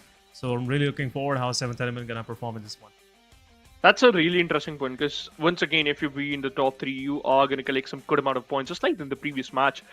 Team IHC did 10 eliminations, 6 total placement points, 16 total points, other than the team who actually got the chicken dinner. They're just 5 points below them, because Leo Esports scores 21. So if they would have got 5 elimination more while they were rotating, and if they've had all the 4 members alive in the final circle, they would have secured more points than the team who got the chicken dinner. So there are a lot of chances. You just need one thing, and that is confidence, and also a better area and a better position to fight. Yeah, that's how the whole thing works. Actually, right now, I think even though Aegon XI8, they played the spoiler in IHC's rotation as they were trying to get onto the edges of the circle. It same happened to Aegon XI8, and as SKYLIGHTZ Gaming did that treatment, they also attracted a lot of attention. Once there's been some bullets flying, it creates a lot of noise, and everyone in the surrounding, they get more of their attention focused toward the fights where actually the rumble is happening. So for sure, that's been the reason of these teams getting eliminated. But I would really say IHC did a great job. Even though with 2 players surviving, they managed to get into the top position. But guys, here we are moving toward our match number 3. Yep, 64 players, 64 cams, and 16 teams. It's going to be only one winner. But as the map changes, as we can see, the Erangel is here. I want to welcome my man, my teammate, as well as my co-caster. It's gonna be Fritz on the desk. So, Fritz, how are you, my man? How's life? Hey, it's fantastic. It's fantastic. I'm so sorry I missed the first 2 games. I think those games were very amazing. I saw Stalwart Esports getting a chicken, if I'm correct, right? Yes, 23 overall points. Yep. That was a great game for them. And after that, the way Leo played, just wow. Now let's see if they can replicate something like that in this map of Erangel. Because if you talk about the plane path, a very centralish sort of a plane path. Yeah. I was super excited the earlier day to see the fight between 4MV and Aegon XI8, but I believe both these teams have found 2 different spots for themselves.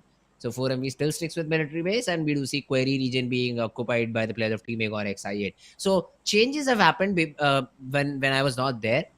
Interesting changes, let me say that. But hey, let's see how does this particular game pan out. Yeah, it certainly will. I would love to see that how this one particular game will pan out. Because as just Essen asked me which team you're rooting for, which team you're looking out for, I instantly talked about Team T2K, and he mentioned the Team 7th Element. I want to ask the same question from you, Fritz, because what do you think, which team can get at least a good amount of points or a chicken dinner from this game? Well, it's a hard decision, but let me stick with my boys at Stalwart Esports. Oh, I'll give you a little bit of a backstory. Okay. So when we did South Asia, me and Ahana were on the desk, right? And we were asked for predictions almost every time for the entire week, for the entire tournament and stuff like that. Okay. She was always bad at predictions, except for the in-game predictions where she did beat me. Okay. But then that's luck, and predicting for the weekly overall is skill. So I won in that department because I got all my predictions correct except for the grand final prediction, You messed because it up. there she predicted 4 MV, and the last day 4 MV got like 100 points just from 5 games, Ooh. 5 or maybe 6 games, but they got somewhere near 100 points. So that was a crazy thing to happen, and she got lucky again in that situation. Hey. Otherwise, I'm very good with predictions, and the way Stalwart plays, I just love it. Again, no Mhm. drop clashes whatsoever. It was over so it should be an easy loot. Again, a very central sort of a zone that we're seeing. Should be a Stalwart game. So now I get it. If you do the prediction, you're perfect. If anyone else do it, and it comes right, so it's luck. Yeah, I got it. I got it. I got it. Point. Playing smart. You got me. But again, I don't know if the person is lucky, or maybe if the words are lucky, Mhm. or maybe the caster curse is not happening at that moment. But right now, I really want that my prediction will go right, because if T2K gets a chicken Okay. dinner, then it will definitely manipulate the top six a lot. Because seventh element, they have good amount of points. They are in the top six. Eventually, you got to be in the top four, but the first and the second version being acquired by those teams who already got a green signal. So we shift the top four to the top six, because the first two is already been acquired by those teams. So now, T2K, they can easily get a piece of the top six. They can easily get into the top slot and to move forward towards the global championship. For that, they have only 4 matches. So if you can get good points in the early game, then you can chill out, and then you can play slow, and then you can play natural in the later stages of the match. So that's why I'm thinking then T2K can whatever they want. But it seems like it's going to be a slow start for the second Erangel of the day. Yeah, I mean, nobody would like to risk it, right? So, Yeah. I did see the overall points table too, and a lot of DRS fans in the chat. So, Mm-hmm. I'm really excited to see how does DRS played out, because Cool. what is it's a difference of 60, 70 points, and how Yep. many games are left? I think 3 or 4 more games. Yeah, So 3 it's not going to after be this. that easy at all for the players of Team DRS. Maybe get 30 points every game, and then you're still hoping that the teams up top choke their games out, all these 3 games out. So that's just not happening, I believe. And DRS, for them to get that #1 spot is just going to be a little bit of a dream, should I Mhm. say? But yeah, for the other teams, NBeSports, I'd say Egon XI8, Seventh Element, all these teams are still very much in the contention. That's the reason for the slow start, because they do not want to take any sort of risk. Mhm. Just chill out, play your game, get the initial loot, and after that, when and if the zone forces you out, that's when you try to make a move. That's when you try to shoot your opponent down.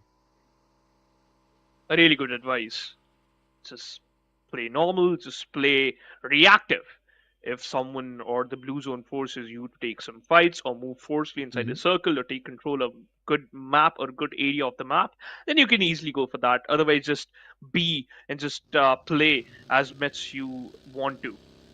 Or otherwise, other teams can easily manipulate you. Other teams can easily force you to get into some fights and whatever, if that's going to be a trap. But for now, one team who already stole our hearts, and that is going to be Aegon XI8, one of the best teams. Talk about Falak, IQ, Uzum, and Blade, the perfect four lads, the perfect Saiyans, Super Saiyans in the lobby, and then after that, this team T2K, trained to kill. They certainly are Mhm. trained to kill. They certainly are one of the best assassins in the lobby, but they just need one thing, and that is good amount of placement points, because their firepower is perfect. If they start working on those placement points too, then this team will definitely create a lot of chaos. Yeah, I mean T2K. I still remember in the early South Asia days, not even just early. I'd say even in the Yeah. grand finals, this was a team. Give them a zone towards the northern part of the map. Give them like a 70 or a shooting range zone, and watch them get a chicken. It was literally like a mantra. So one time, me and Hana, we were asked for predictions, and we were competing in it. Okay. All right. You're So always she competing had in 10 everything, bro. predictions correct. She had 10 predictions correct. I had 8. She was like, yeah, this zone looks like a little bit T2K zone. And every day she gave the entire explanation out. And Okay. suddenly shifted to 4 MB. Say that I think 4 MB will win the game. I was like, yeah, if you do not go with T2K, I will. These guys Okay. got 15 frag chicken dinner. Oh my god. They just need that 70 zone. or even the late Rozog zone where it ends somewhere around Water City to play with. They're very thorough with their rotations in those spots of the zone. But the other part of the map, it seems like they haven't yet figured out, which cannot be, of course, used as an excuse, because right now you're playing the SAC, so Yeah. that's not an excuse. But that's what it seems to be. That the other parts of the map are not properly explored. They do not know every dip, every corner, every tree. But somehow in Severny they do. Somehow around that Severny shooting range, Rozok area, they have such a good understanding on how you have to rotate, on how you have to play the map out. They're just phenomenal in that area. So T2K for sure is going to be a team to look out for. This time again, I don't think so. The zone is going anywhere near the city of Rozok. Might just come down south or maybe somewhere around Potato Hills is where I'm hoping this zone to Oh, shift towards. But yeah, man, let's see if that happens or not. But in the meanwhile, 52 Esports are like, yeah, let's just take the 10% of the area that we have. Let's just climb up to the Georgia Pole Hill and do nothing. for now, it's a battle between IHC and 52 Esports, just trying to take control of the Everest, and whosoever gets that, they will definitely enjoy a lot of points, because we all know Everest, it's the sweet spot. You can get a lot of information, and you can easily work on that information. But as you just mentioned about the players of T2K, they are they're well aware of the area around shooting range in Severny. They are perfect. So as you just mentioned that they are not that good in other places. I think so. The problem is they are just good, but they're not perfect. Other teams are more like better in that Wow. certain area. So yeah, that you can use that. But let's see where the circle is going to form. It's going to take a centralized shift or a northern, or maybe we are wrong. What? It takes a Pochinki shift and also forcing out teams to move towards the Katka and ruins. And I just want to say one thing. Come on. This circle is going to be one of the most ridiculous circles. It's an open circle. It's not an Exactly. easy open circle. You got a lot of trenches. You got a lot of open plateaus. You got a lot of open areas to conquer. And in those areas, you really need one thing: your teammates and especially your vehicles. I just do not like circles like these. Every time I come to cast an Erangel game, it's a Gatka zone. I just cannot get over it, Okay. man. What's with this Gatka zone? Meanwhile, 52 Esports, yeah, they did take some shots, and now I think Zeol is also under a lot of trouble. Good spray, but then the player just went out of the rendering zone. So maybe increase your graphics in the mid game Choto to spot that player down and maybe take him out of the game. But in the meanwhile, T2K take a little bit of damage. Although I think Regicide are the one to fall because it's only Zozo, and he was also all completely taken away. Yeah. Great headshots from XMPL, almost taking the guy down. And Regicide, yeah, well, more like only one E side because it's only Zozo surviving now. Regicide, they are on the dark side right now. There's only one ray of hope, and that's going to be Zozo. Will he be able to survive? If we talk about surviving, it seems like that's not going to be the case for NBeSports because they got peppered down by the players of DRS and whole example. Exponential approach, bro. He just spotting that head, and every single time just popping that instantly. But if you're talking about popping out of the lobby, that's going to be NBeSports. They got eliminated without even getting good amount of points. They just initiated the fight, just punish rules, and that's it. But Roshan, his knock has been stolen. It got stolen by the players of DRS. The clever guy, Yeah. the clever team, best team in the lobby right now. Beauty of battle royale. That's Yeah. what I say. One team gets the knock, the other one confirms the frag. Now that's where you need to be really, really careful. Now DRS, they were able to, I think, completely eliminate the players of Team NBeSports. But before going, NB did inflict everlasting damage onto DRS. So rules has been completely taken away. It's only down to Delta, Gante, and Killer for the side of Team DRS. And one thing that I've known this team for is just surviving. Aka camping, and they are really, really good at it. They know how to convert games into good chicken dinners with multiple different frags. And the early few days of the not qualification, I'd say the league stages of SAC were very good for DRS. Like they literally had a chicken every day. For most of the days, they had a couple. But now coming into the grand finals, that is something that DRS is missing. And because no points were carried forward from the league stages, they were not able to take the most benefit out of it. Oh, yeah. So right now, again, they just only have 4 points to their name. They've lost a player. So I'd say the hopes for DRS are dwindling right now. Certainly are, but you know what? There's always a ray of hope. There's always a chance. There's always an approach which could get converted into a winning dance or maybe a victory. But I can't say the same thing for DRS right now because, again, you know what? That slow-paced game, it's a good thing. It's a good thing on early stages, but it's not gonna, help you in the later stage of the match. But oh my God, it was a beautiful spray, but a beautiful retaliation from Icy. Will he survive? He survived the ice cold spray from the side of the players of Mabetex. Because Zero on the other side, while he was just peppering down those bullets he received, and also got down to only 30% of his HP, somehow managed to survive. And I am stunned. He has bandages. He has very less health utilities. That's a point of concern, and especially a Pochinki circle. You know what? You've been talking about you got Yeah, Gatka. you got tensed by the Gatka circle. The PUBG gods heard you, and they were like, you know what? Thank You want you. an urban circle? You got it. Yeah, well, now Pochinki, look at the team's counter. It's 15. We'll have like what 7-8 teams surviving till the 9th zone. That's what happens when there's a city zone. You'll Yeah. be sharing compounds with 3 players. One house for everyone, and everyone will be paying rent in blood. So if you're late, if you do something wrong, yeah, well, there's nobody complaining. People will just come in and finish you off. Yeah. That's what will happen in this city of Pochinki. So let's see, man. All these teams are very quickly trying to grab a compound for themselves. The other ones, I think, are the smarter ones who are still trying to stay around the periphery of the zone. I see 4MV, I see IHC who are not interested to just rush in and take a compound. Maybe even the players of Team SKYLIGHTZ Gaming want to stay on the periphery. But then this will also hurt you a lot if the next zone also falls onto the city, because then you'll have 10 windows to run from, and everybody will be shooting their ARs at you. Ooh. Meanwhile, if you're talking about shooting those ARs, 7th element, they already got one player down, and they gotta revive him as soon as possible. Just rush towards him, because Stalwart Esports, if they found you on the receiving edge, they will definitely try to convert you into loot crate. But hey, Alyan is there. He's gonna revive his teammates. Goku, he will get back on his feet.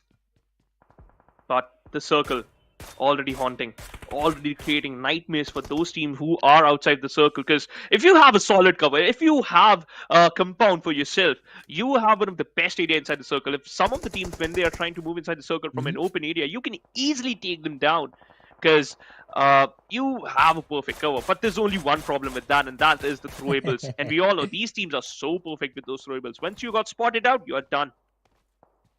Yeah. Man, Mongolian teams are very dominant with the throwables. This is again another topic that me and Essen were chatting about.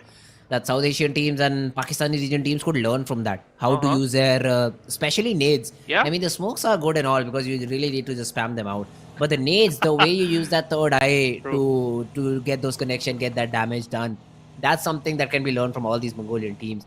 But right now, yeah, T2K, again, struggling a little bit. The zone has gone south, has gone down south, and that Potato Hill, I mean, this is going to be a really, really fun zone to witness, because now most of these teams who are on the eastern, towards the western part of the map, they will be in a lot of trouble because they will have to rotate in, and there's not a lot of area to work with. 4MV have the edges of it, and in the meanwhile, a fight going on between 52 Esports and Team Magnus. Hey, you were talking about the grenades, you were talking about the Mongolian team. Rollin is here to prove the metal.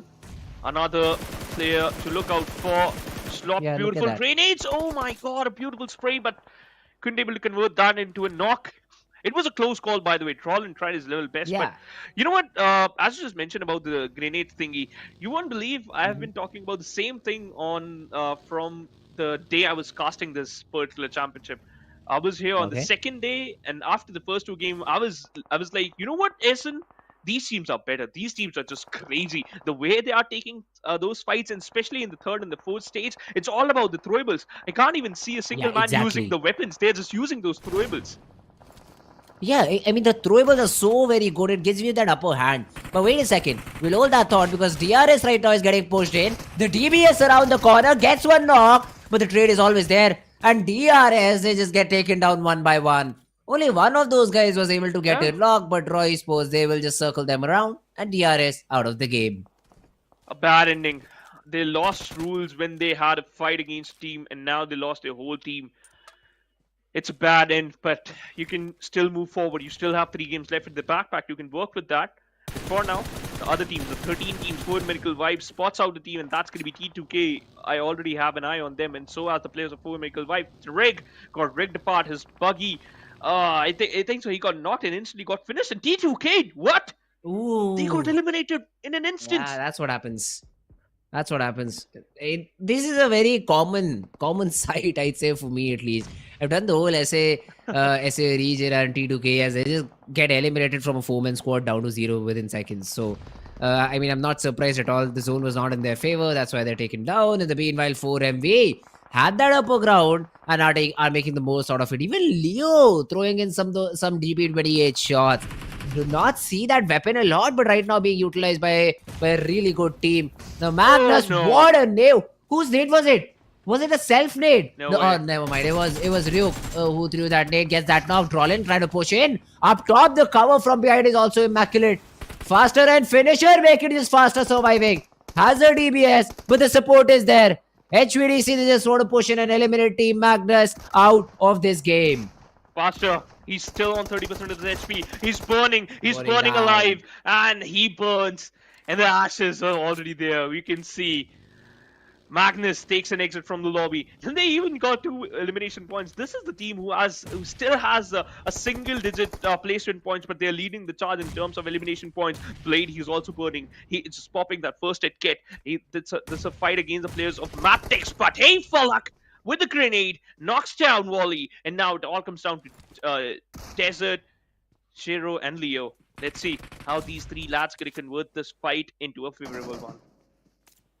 Yeah, he got excited. In the meanwhile, Blade is already taken down. Falak, he is the guy to look out for. He never gives up. And he knows how to get Oh those my clutches. God. That's just the game sense. It's just the game sense. Through the smoke, he knew that corner will be a little bit vulnerable for the guy. Gets the knock, tosses the molly, hoping to get that confirmation, although gets one of the players completely out of the game, but then Desert is trying to crawl his way back, maybe to a 0 volley to get that revival. Yeah, that's not happening.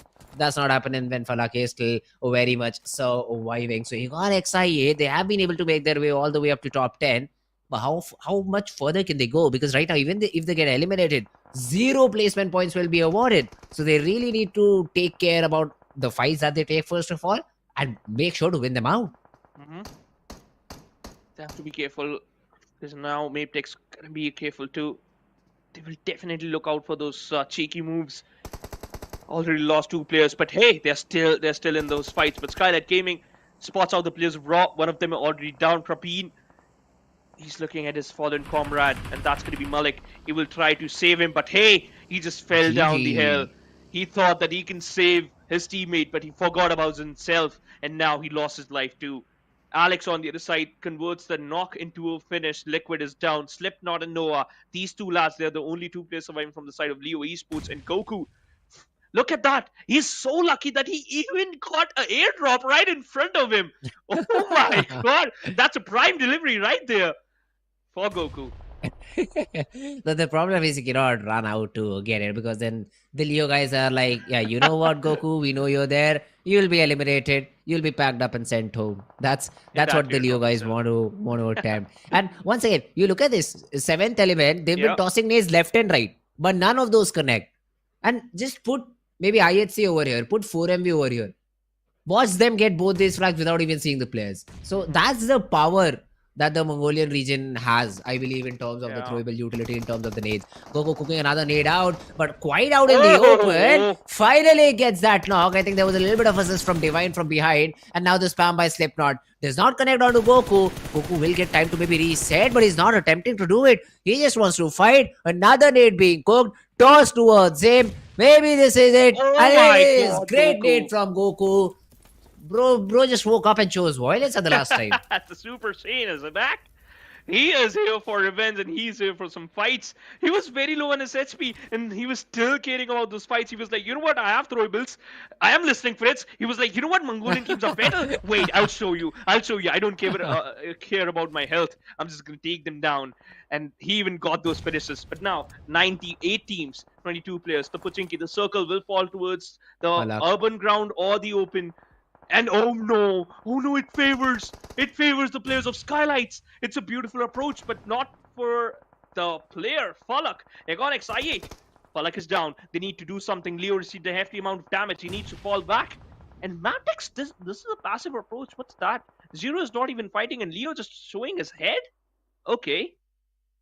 Yeah, Weird they're way. like they think that Aegon XI8 has 4 players surviving. Otherwise, if they knew, if they were the ones who got that frag onto Aegon, Mhm. they would be like, yeah, we are not letting Fuller get revived, because this guy back in the server will mean death for Mabetex Esports. And this is not going to be an easy fight. In the meanwhile, the Aiko has been pushed up by the players of Team HVDC. So Sanchi, Ryuk, and Rogue, they are taking a fight with IQ, whereas on the other hand, Falak and Blade are now pushing on to the remaining players of Team Mabetex. It's sort of an isolated battle, but then again, what can Aegon XI8 do about it? They just have to make sure they win it out against the players of Team Mabetex so that they can maybe get in with the cover fire. The Oh nade no. is good, but then the push is even better. They will be able to take down IQ. No way! Aegon XI8, Leo with that SMG will just shut them completely down. Support, the unwanted support from the side of high voltage DC just converted Exactly. that into a fight favoring Team Mabetex, but now they have to do it once again. Now they have to fight that team who just rigged the plan of Aegon XI8, but IHC up against the players of 7th Element. They found the X Element, and that's going to be the S12K or the DBS. Alex might drop down from this one particular angle. He has a good advantage, but he is 104 meters away. He drops. Will he able to drop the players of 7th Element? That's going to be the question. Switch to the M416, back to the DPS. But hey, he is there for revenge. He is there for points. Goku won't survive. Shotgun diff. Yep, that certainly is. Hey man, come on, DBS versus DBS, I'm all up for it. Those shotguns just give me a sigh of relief, or should I say peace to my mind. I just love seeing shotguns. In the meanwhile, the HVDC now try to just finish what Aegon XI8 started. That fight against Team Mabetex Esports. Leo is really low. The nade could have done the job, but a little bit short. Sanchir cooking another one. This time we'll be able to find the Kobe or Leo. It's all down to Jiro. A 1v3. Well, it's difficult considering the position that HPDC have. Look at that. Rogue wants to take Oh, the what? upper area. I don't think so. This is being taken into account by the Jiro at all. He knows that someone could make a play like that. But will he expect Rogue to be so quickly in this position? Smokes are being tossed left and right, but this nade should be able to do the job, and Mabetex will take an exit from the game. Oh no, I think so. You predicted too early, and I think so that prediction going to be right, because now Zero is on to his own. He lost 50 of his HP. Roog thrown down with the DBS. He is inside the smoke. Zero peaks with an X12K, and he won't survive. Oh, okay. He even got Ryuk down, but that's not enough. Yeah. That's the only thing he could get. But high voltage with high amount of frags, 9 in the backpack, and SKYLIGHTZ with 8. The Nepali teams are actually showcasing true dominance. Look at that. Stalwart Esports is there. Your pick is still surviving. 4 Medical Vibe is still there. 2 Mongolian teams and 2 from the Nepal. Let's see. I mean, Stalwart Esports, yes, they still survive. Action has to be brought back up, but nah. This zone has gone away. This zone has gone away and taken Stalwart Esports completely to dismay. Now 4MV will also shoot in their backs. SKYLIGHTZ anyway have that perfect area inside the zone. Look at the split that they're going with. The only problem with this is Mr. Boro cannot be an active player. He has to be the passive one, just relaying all the information and maybe providing some sort of a backup fire. Because if he stands up and starts to shoot down, yeah, well, he as soon as he goes down, as soon as he's knocked out, the pressure will be felt by the SKYLIGHTZ player to get that revival. And yeah, as I said, they will be shot in the back. Stalwart Esports, they lose action again. And while they try to cross in through the smokes, 4MV is like, yeah, well, we anyways cannot see anything about this particular smoke wall. Let's just spam through it. Just spam through it, because at the end, if any of our bullets connect, we can even found knock. And they actually got, but they got to be careful too, because they have to move inside the circle. 60 meters is going to be the number. Sometimes it feels very less, but especially in these type of circle, in these type of stages, in these type of crucial movements, it's going to be a huge number. Mafia Ninja is also trying to pepper down some bullets onto the players of high voltage DC. Spam. It's going to be Nima who converted that random spam into a knock, and that knock would just held the players of SKYLIGHTZ to at least fight some less players in the later stage of the map. And Nima still have 5 grenades and already lost 2 of them. Mini red zone. Yeah. It's a mini red zone creation over here for SKYLIGHTZ Gaming. Great nades. I mean, they're not finding any sort of value, but still making sure the pressure is on Sanchit. 1 bullet marker is what you need in situations like these. You just follow after it. M4 is running out of bullets, so Nima needs to be careful about that. Another nade being cooked. Yeah, that should be it for Sanchit. That should be it. Oh, never mind. He pops the first kill right in time. Survives. How long? That's How much it. ammo does Nima have? Yeah, Zero. now also wants to shoot through with the shotgun. Bro, It won't connect, but if it does, I'll lose my mind. I am sure you definitely will. But hey, that commitment, he has zero ammo, and Sanchez still survives. He still has some first aid kits and the balls to just move forward. I don't know. The circle is still favoring them, and Mr. Boro 121, but action with the grenade knocks out Rook, but Sanchez with the M416 knocks out Boro. It's a havoc onto the players of SKYLIGHTZ Gaming. They got peppered. They got sandwiched between two teams, but they somehow managed to eliminate one, and that's going to be high voltage DC. Stalwart Esports is making their move inside the circle. 4 medical wipes. Grenades. They got spotted out by the players of SKYLIGHTZ. And Janofia will be able to take down Baron. But the problem is, Stalwart Esports, the way that they've crept in, there's not much information for the SKYLIGHTZ guys. Yeah. They just know that they're surrounded, but from where, that's something they still need to figure out. Plus, one of the 4MV guys is also missing. So they do not know where Apex is. And action with that off angle could be really huge. Last time I saw action at 3 nades. Right? If those nades could be tossed in the pit, look at how close Nima and Nofir are. Even Mr. Boro is in the close by proximity. So you need to be careful. But yeah, Nofir will spot action down. That's a free frag. Oh, wait a minute. Apex says no. Says, yeah, I will try to make sure that Nofir cannot do something about it. And that's a little bit unlucky for Nofir. Cannot do much about that. He will finally fall, and the frag will be given to Apex nonetheless. But yeah, 4MV with that revive, maybe Kobe. attempting the revival, gets completely down. And now a 3v3 with the guys of SKYLIGHTZ. Nirzad in the first game secured 4 out of 3 knocks with that one grenade, and now he already eliminated one team. Look at that 3 elimination once again with the grenade.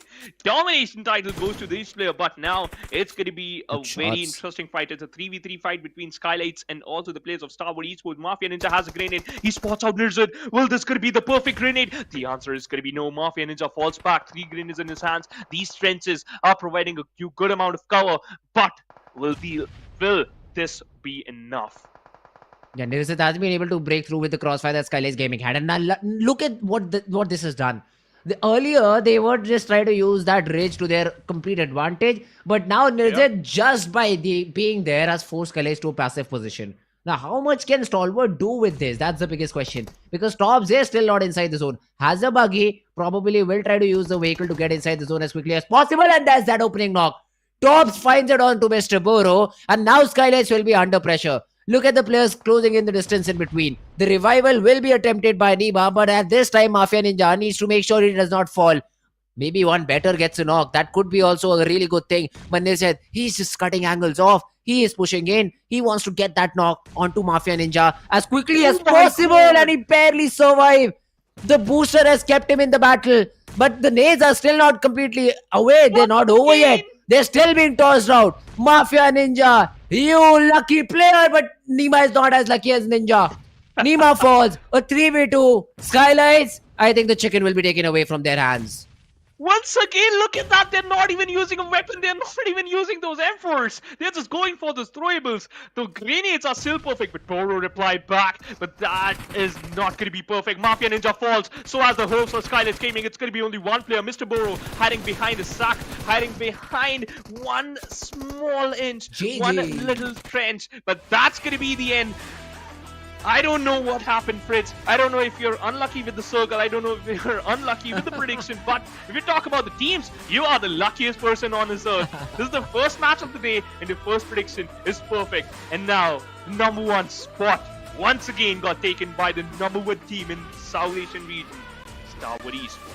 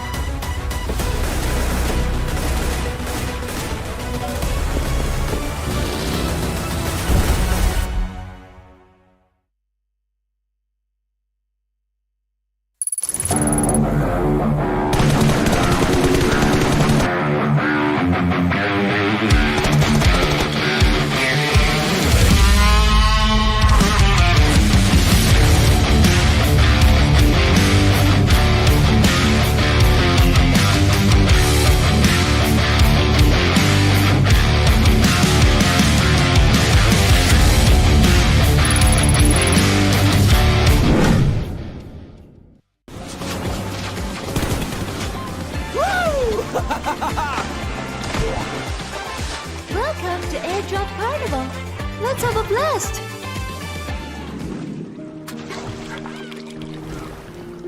This is for you. Let's play together.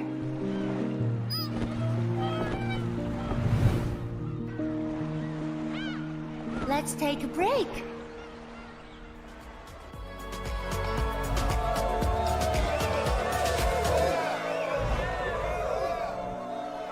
Watch me shine on stage. I hope you can remember me.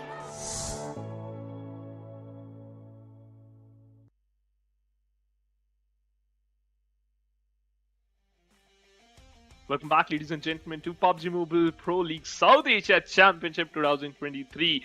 We are looking for that one team who is hunting for the victory, and it seems like it's going to be Stalwart Esports once again getting the first spot out of nowhere. My name is Shivansh Phoenixing. Alongside me, it's going to be my man Fritz. Fritz, do you got lucky stone in your hands or in your pants? I don't know. You every single time you came in, you predict one team, you take one name, and it's always gets the chicken dinner. What do you have? You don't have the specs now. I got it. I have to remove them. No, that's not the case. Actually, what I do is I take money beforehand from the teams getting the chicken and then predict their name. So guys, my number is open. You can come contact me on my social media. Two games left, especially for the top 3 teams. Yeah. Egonix i8, NBeSports, accepting donations. Maybe I'll take your name and then you are the ones getting the chicken dinner. Don't know, man. This never happens to me. First time. Yeah. I'll tell you what. I got 9 predictions correct in 50 games. What's that conversion rate? That's disastrous. That's what I'll say. That's disastrous. And now coming into SAC, I think I've somewhere around 50% correct prediction rate because I've done less number of games.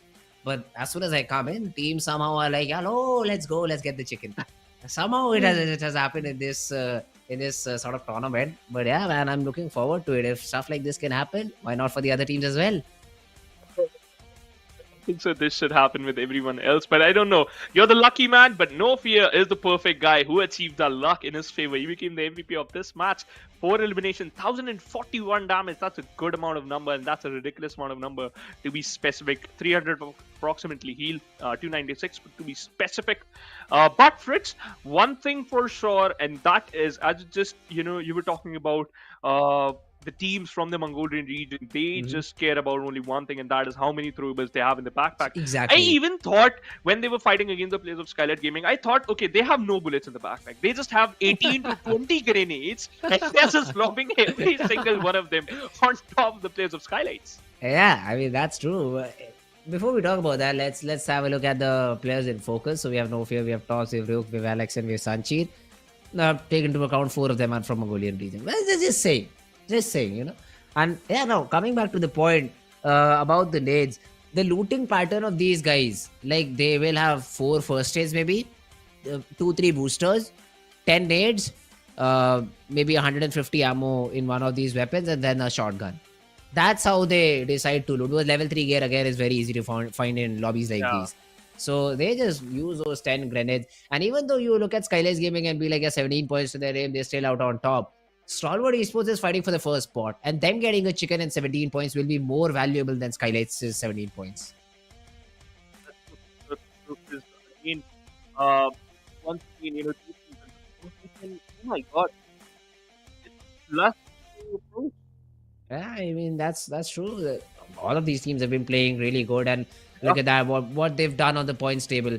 Stalwart Esports right on top. 4 points difference with 4 MV, so you still cannot count 4 MV out of it completely. But then Egonix i8 is also there. NBeSports is a little bit far away for sure. Yes, 17 points, not going to be easy at all. 7th Element, 20 points, not going to be easy at all. But these teams are in contention. That's the biggest thing. That's the main point. Being in contention, you'll have to make sure that you're able to, just stretch the tournament long, play till your last breath, play till the final map, and hopefully, fingers crossed, get the chicken dinners. Yeah, get the chicken dinners. Get those extra points. Now, SKYLIGHTZ in T2K. T2K had the 7th spot, but now it got stolen by the players of SKYLIGHTZ Gaming. DRS also not that far behind. They just need one good game, a 125 point game, and then be able to kind of a ladder to the top. Once again, I just want to say, one that is you have game. For that, Mhm. that is what the next map. That map we play. Yeah, well, this match number 22, map of Sanhok. I really sort of have a love-hate sort of a relationship. Not love, just hate sort of relationship because I do not like that map of Sanhok at all. Okay. It's just so one-dimensional. That's what I think. It's just so. So if you're a team who has the zone, who just know how to play the zone, that's it. Chicken dinner for you. Other team could be getting 20 frags in the entire lobby. They cannot do anything about it. They just cannot do anything about it, about you getting the chicken dinner. So that's something I really just sort of hate in this map. A lot of third parties, a lot of the complete game being based on the way the player, on the way the zone forms. So yeah, I hope that the players find themselves a little bit lucky this time around. Yeah, I don't know if the players are lucky or not, but our viewers are definitely lucky because we achieved the milestone, the 20,000 comment milestone. Go and redeem these perfect codes, in-game rewards. You have a beautiful backpack, cosmetics, and then it seems like it's Christmas one. Maybe Christmas is too early. Yeah, 3 months early. 4 months early because it's I don't know. early September. So Yeah. yeah, I mean it's definitely a cool backpack to have. What I'm looking forward is towards the other suit that we'll have the next time around. So guys, just keep on chatting, man. Just do not stop.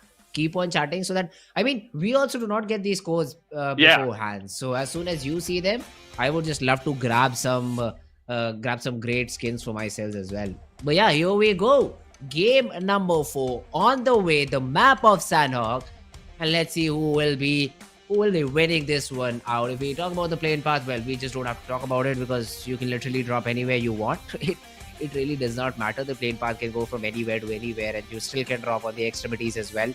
So that's one thing that we'll have to just see about. But yeah, it's just a little bit of a central playing path. All these teams will be slowly and steadily dropping in.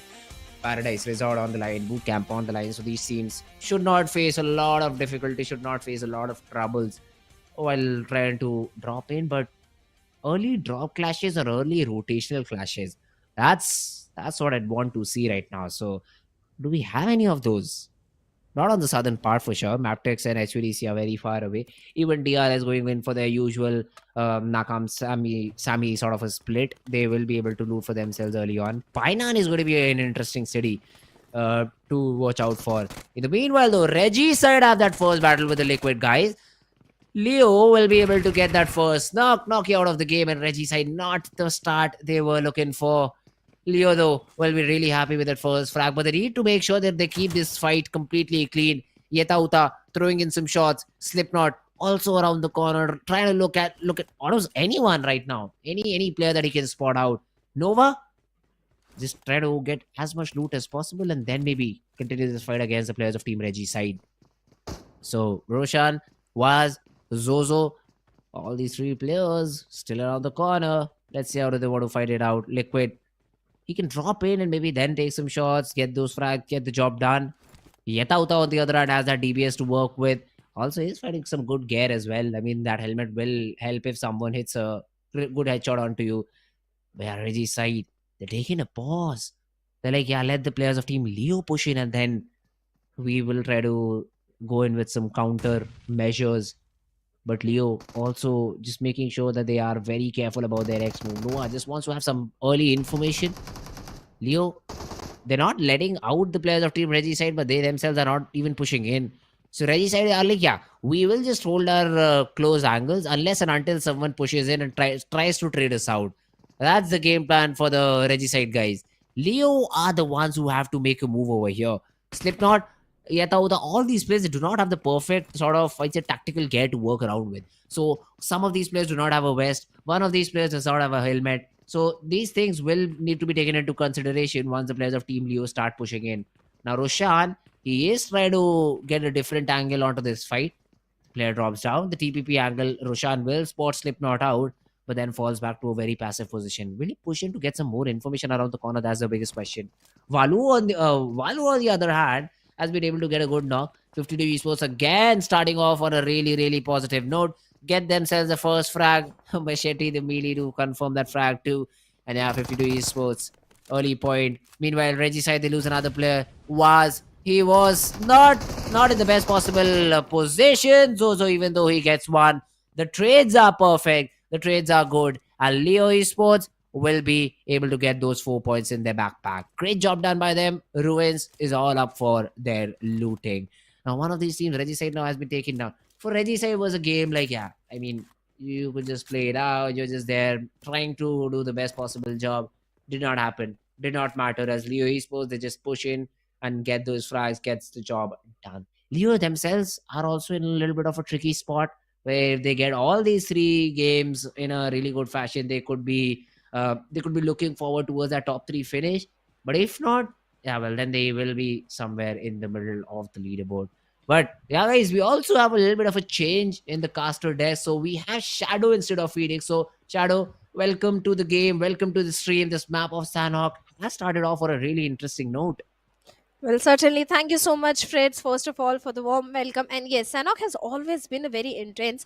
But like you were talking about NB Esports, they have been having a fantastic run. And in the map feed also, in the mini map, I can see even in this circle, they do have a center, they do have a good position to hold on to.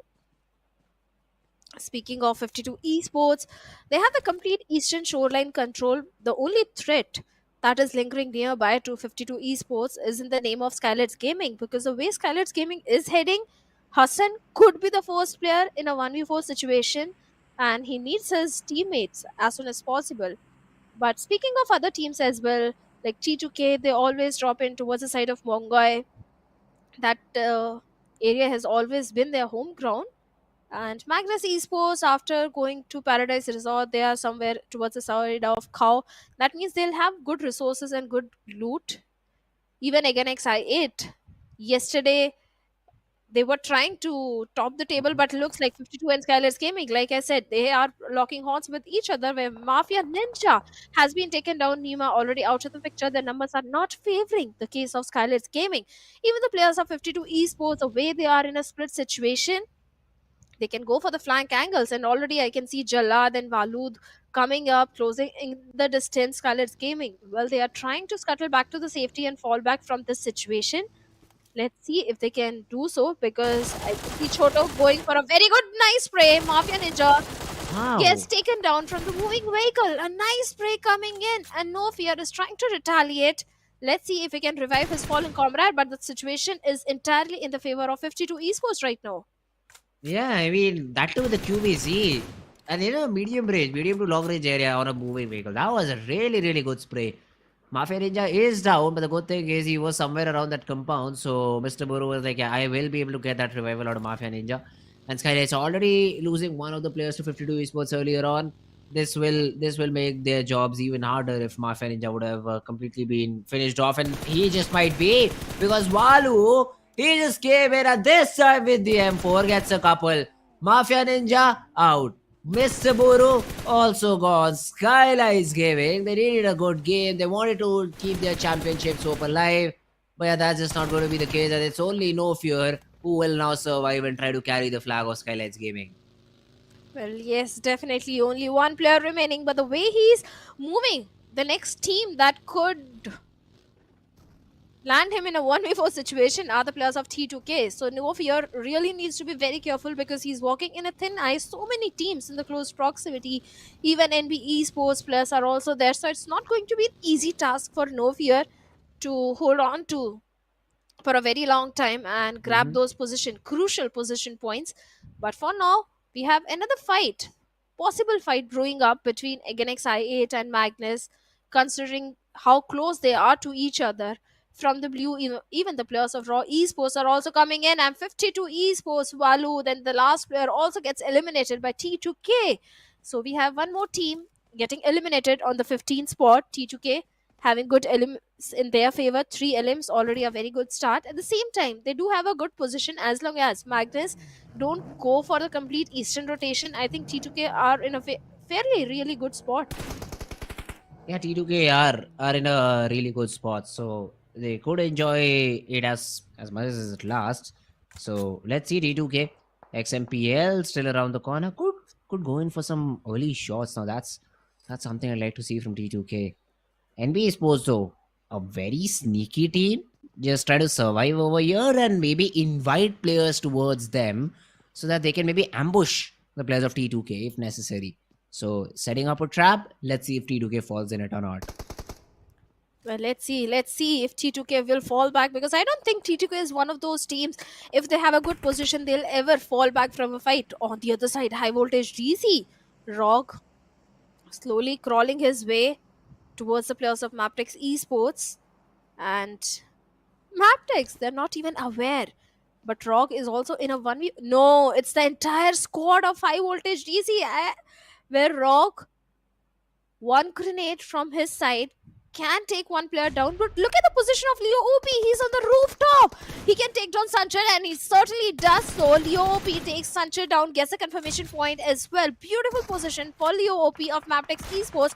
Now Voltage GC doesn't have numbers advantage, but Rock makes it even with the DBS taking down Valley, still trying to take down Desert. Let's see if he can do so, but from backlines, the players comes in, and Desert is also in a tricky spot. High voltage GC Rog on a sliver of HP in a vehicle trying to make a quick escape, and he's trying to patch himself up, and 2 plus comes in. He also goes down. High voltage GC, only 2 plus remaining. Fritz, it's not looking good for them at all. Yeah, HVDC, this will be a difficult fight to now complete in your favor.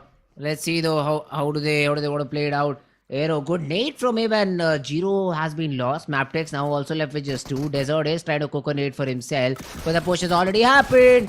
HVDC, they're just baiting him out, not letting him nade out. And Aero also gets a lot of damage onto Leo. Another Mabetex player falls, and HVDC pull out a 2v3 situation. Well, certainly high voltage DC again. Aero comes in as a savior, saves the day for his team. Yes, the damage has been done. 2 plus have already been lost to the cause. All thanks to Leo. Leo's position, Fritz, was so fantastic. No one was expecting a player to be on the rooftop. And high voltage GC, they were expecting the player to be inside the compound. That's where they were cooking up the grenade. But Leo OP, well, he had a fair chance, but still Aero comes in, saves the day. But right now, Tops, well, Apex is trying to pepper few bullets in his direction at the same time. Leo Esports, well, they are also in the close proximity. So for MV, they need to be a bit careful because they are picking fight on multiple fronts. Again, XI8, Raw, Magnus, again being in such a close proximity, their next circle shift is going to be so detrimental for all these teams. If it goes a little south, and yes, it does, all these teams on the northern side, all these 3 teams, they will have to go for the rotations, and maybe in doing so, they will have to collide with each other. And looks like Falak already makes a mistake of coming out in the open. Takes a lot of damage from the side of Magnus. Both these teams, they need to realize that they have to prioritize the circle as well. Yeah, that's true. Getting inside the circle should be the primary decision that has to be made. In the meanwhile, though, Aegon XI8 in this fight, Falak has been able to get that knock, as you said, and now Magnus will be pushed in upon by the players of Team Aegon. Nade's being cooked. Blade might just go down. Finisher tosses a good nade and gets a couple, not just 1 but 2. Now Aegon in a lot of trouble as Drawlin is bound to get that revival, and Magnus can push it onto Aegon XI8 and completely eliminate them. Blade and Aiku, both of them just trying to run back. Falak tosses out a nade, dishes out damage, but the knock is still not there in a 1v2. The DBS around the corner, can it get the job done? That's the biggest question. The players runs out. Falak will be taken away by Master. The jump shot does not work, and even Uzum spotted down. Aegon XI8 facing the barrel of a gun, on the verge of completely getting eliminated. The hunters become the hunty. Uzm being the lone survivor, hiding in a corner. The blue is also coming in. Magnus, they do have the numbers advantage. A 1v4 situation. Perfect grenade confirmation point onto Blade and IQ. And with that, again XI8 with 0 elims, they did bid bye-bye on the 13th spot. Now Magnus, they are at the mercy of the blue. They literally have to run. They need to find a vehicle if they want to make it inside the safety of the circle, where maybe there is a possibility IHC will be waiting for them. But right now, IHC, they have their own worries, because look at the position of Jane. From that uphill angle, Jane can spot down the plus of IHC, and maybe this can be the next potential fight in the game. But T2K, they are also in a very split position. T2K loves to play Fritz and split, and whenever the split works in their favor, it's always a chicken dinner. But this time in the map of Sanhok, Mhm. I don't think it's going to work in their favor. But Apex goes down through the hands of Ryuk, the two mans from High Voltage GC. They are not stopping. Sanhok has been their go-to map, one of the strongest map, and High Voltage GC, their aggression never stops. Yeah, HVDC. I mean, they got in. Their simple motto: just keep pushing, keep winning. That's how they like to play these games. So let's see, man. How do they want to continue the game? I see Seoul on the other hand taking quite a few players off Magnus. So Magnus were trying to rotate, but ISC ambushed them at the perfect time and are securing frags left and right. The only player inside the vehicle will be able to take out Demo. And that's a heartbreak. That's a heartbreak for sure because poor little guy did not expect the player to be in the vehicle and Demo won't be a part of the coming game. Well, he won't be a part, but his teammates are still there. Godless, Zeol, Alex,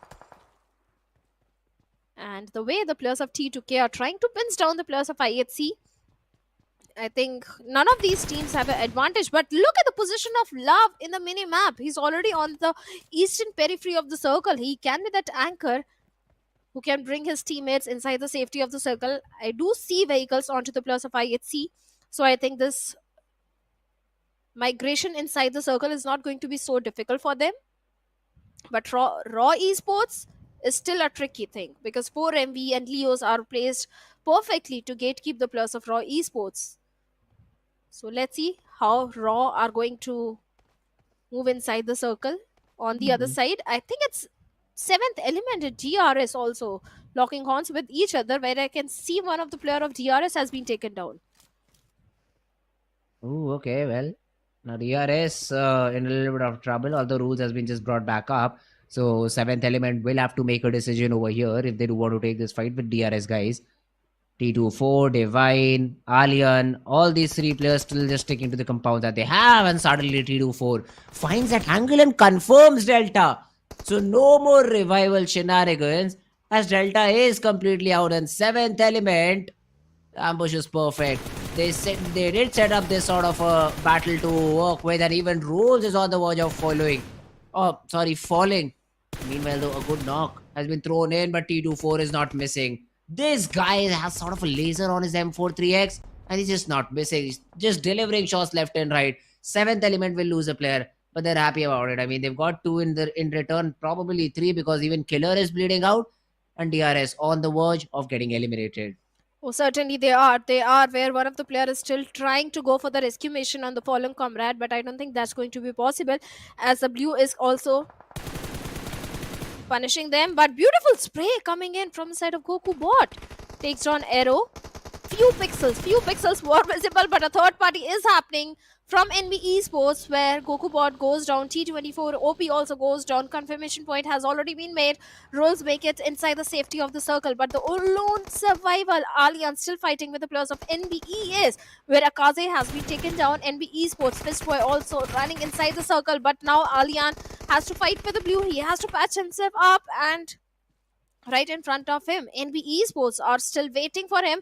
And on the uphill, I can see the players of High Voltage GC as well. But perfect grenade comes in from the side of Arrow. Eliminates the entirety of NBeSports as they were trying to move inside the circle. Oh, yeah, that's true. In the meanwhile, the seventh element leverage just won. 26 seconds, 135 meters. I think Alyan, the game is done for him too. Seventh element, this was a team we were looking forward to get a chicken dinner and maybe climb up the ranks. Top 4, top 5 is where this team is located, but right now the way that they're playing, they are falling. They're falling very quickly. Alyan finally stands up and starts to run. I think HVDC Aero will spot him down and maybe take him out as well. Now Roy Sports on the other hand, a couple of players survive Sky and Jiggle. They are just trying to get any sort of information that they can, but the good thing is they're inside the zone, so they do not have to move a lot.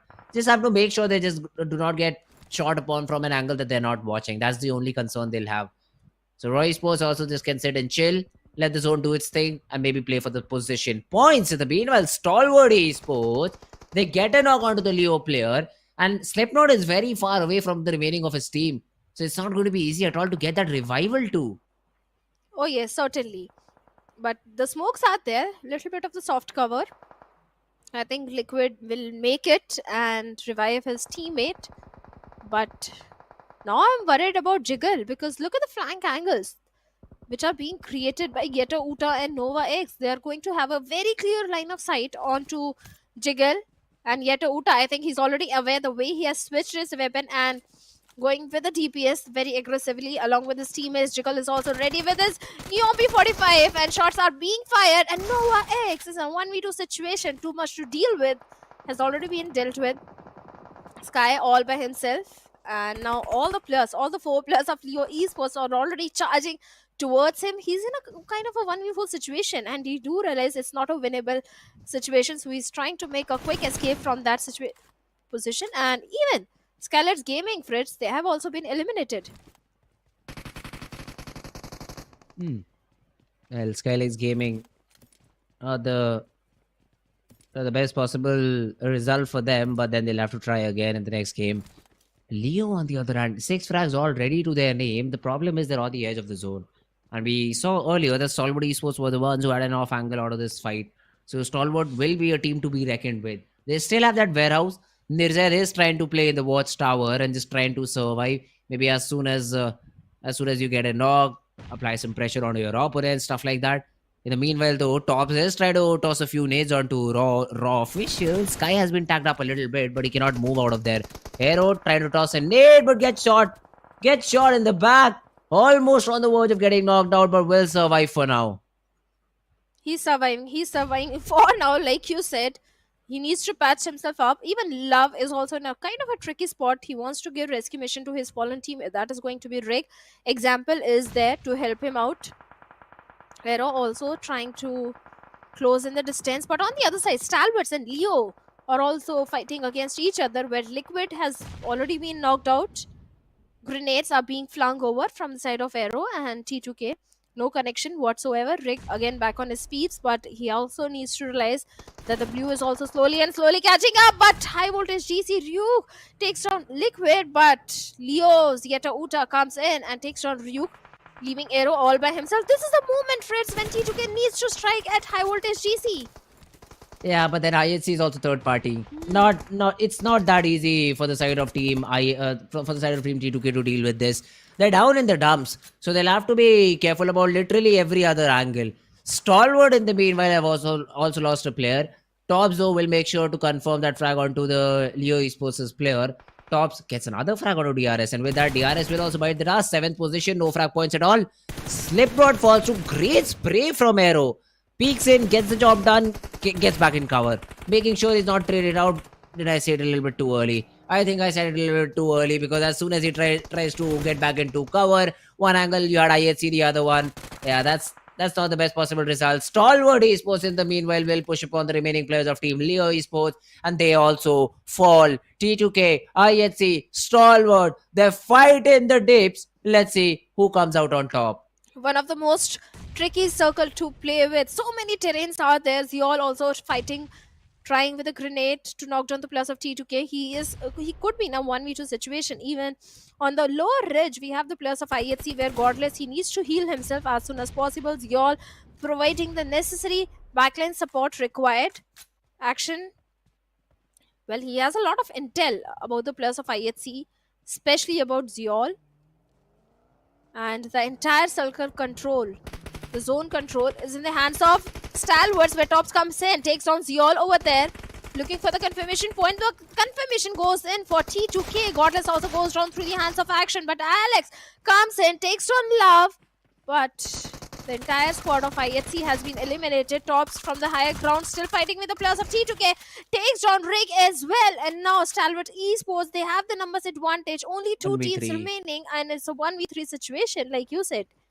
Yeah, I mean, Raw Esports, they survived for so long, I don't know how. But yeah, this guy can still get the chicken. If he gets a couple of knocks and isolates the third player, there's still a little bit of a possibility. But let's see, man. Stage number 9 now shrinking in. Sky has to make a move. Don't think so he'll be able to do much about this. Maybe gets one, confirms him to get another frag point to his name. But yeah, I see, spots him down, shoots him out, and Stalwart Esports. Sort of a very easy chicken dinner. No trouble whatsoever. Rushes in, just gets the job done.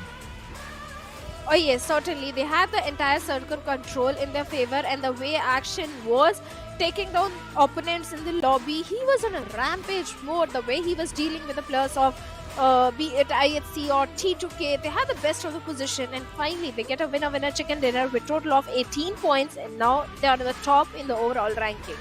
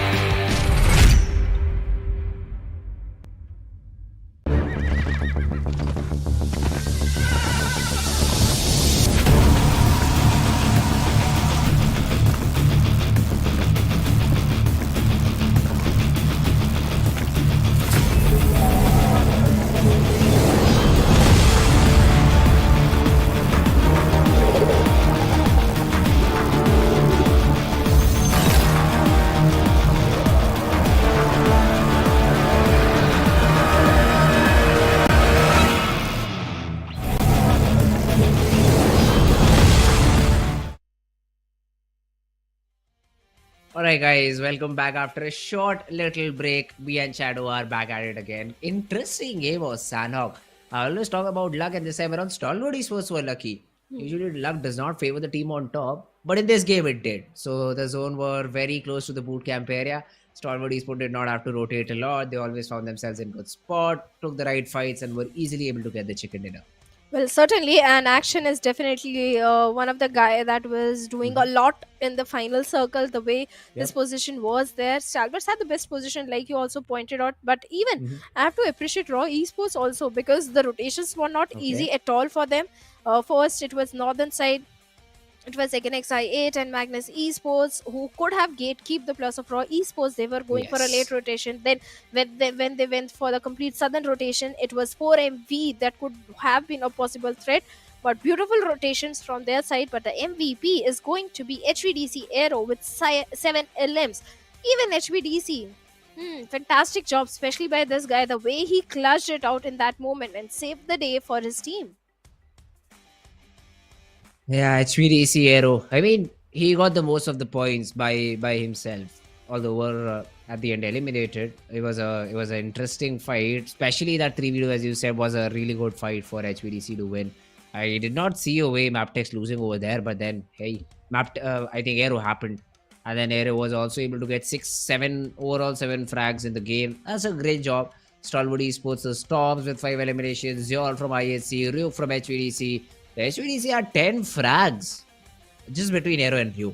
Don't know about the other guys, but that's a decent game if you ask me. Although it's very close to the final few games, so we only have a couple of games left. I don't think so. There'll be a threat from HVDC as such. But yeah, I mean, in terms of the position that they get, every other position will give you a few hundred extra dollars. Oh, certainly. Money is on the lines. At the same time, qualification is also there. So many things, individual prize money. So many things are there, but it's more about the bragging rights as well. But let's have a look at the match ranking of this particular Sanhok, and I think it's Stalwarts in the top with 18 elements, 8 LMs, total 18 points. HVDC again a very aggressive gameplay. coming in, 13 total points to their name. IHC 11 points. Leo also. Leos were also playing it very good, 10 total points to their name. Ooh, that's interesting. Now, Roy Sports have 9. Yeah, where is seventh? Seventh element with only 4 points. That's not going to cut it.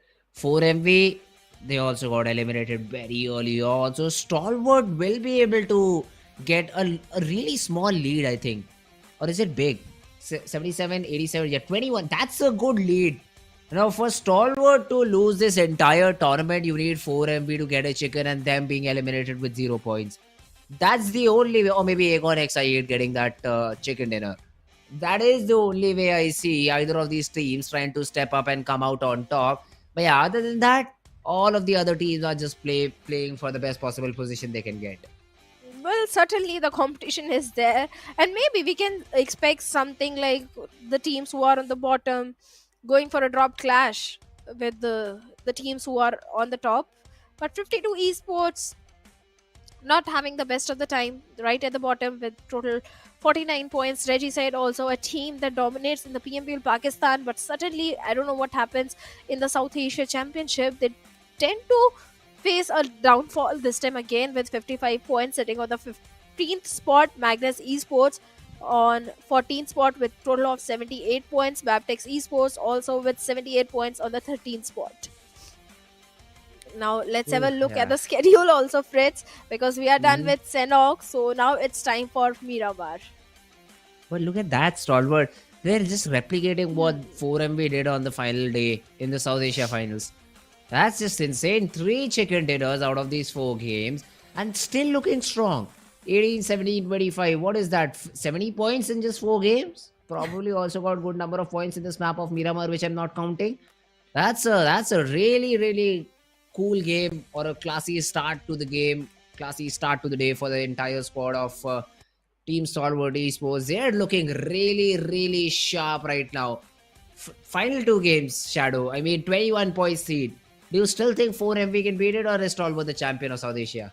I strongly feel 4MV can do it, because Stalwarts and 4MV both are 2 very aggressive teams. Mongolian domination is something we always talk about in every season of PMPL South Asia Championship, and 2 big names always comes up, and that is going to be Stalwarts and 4MV.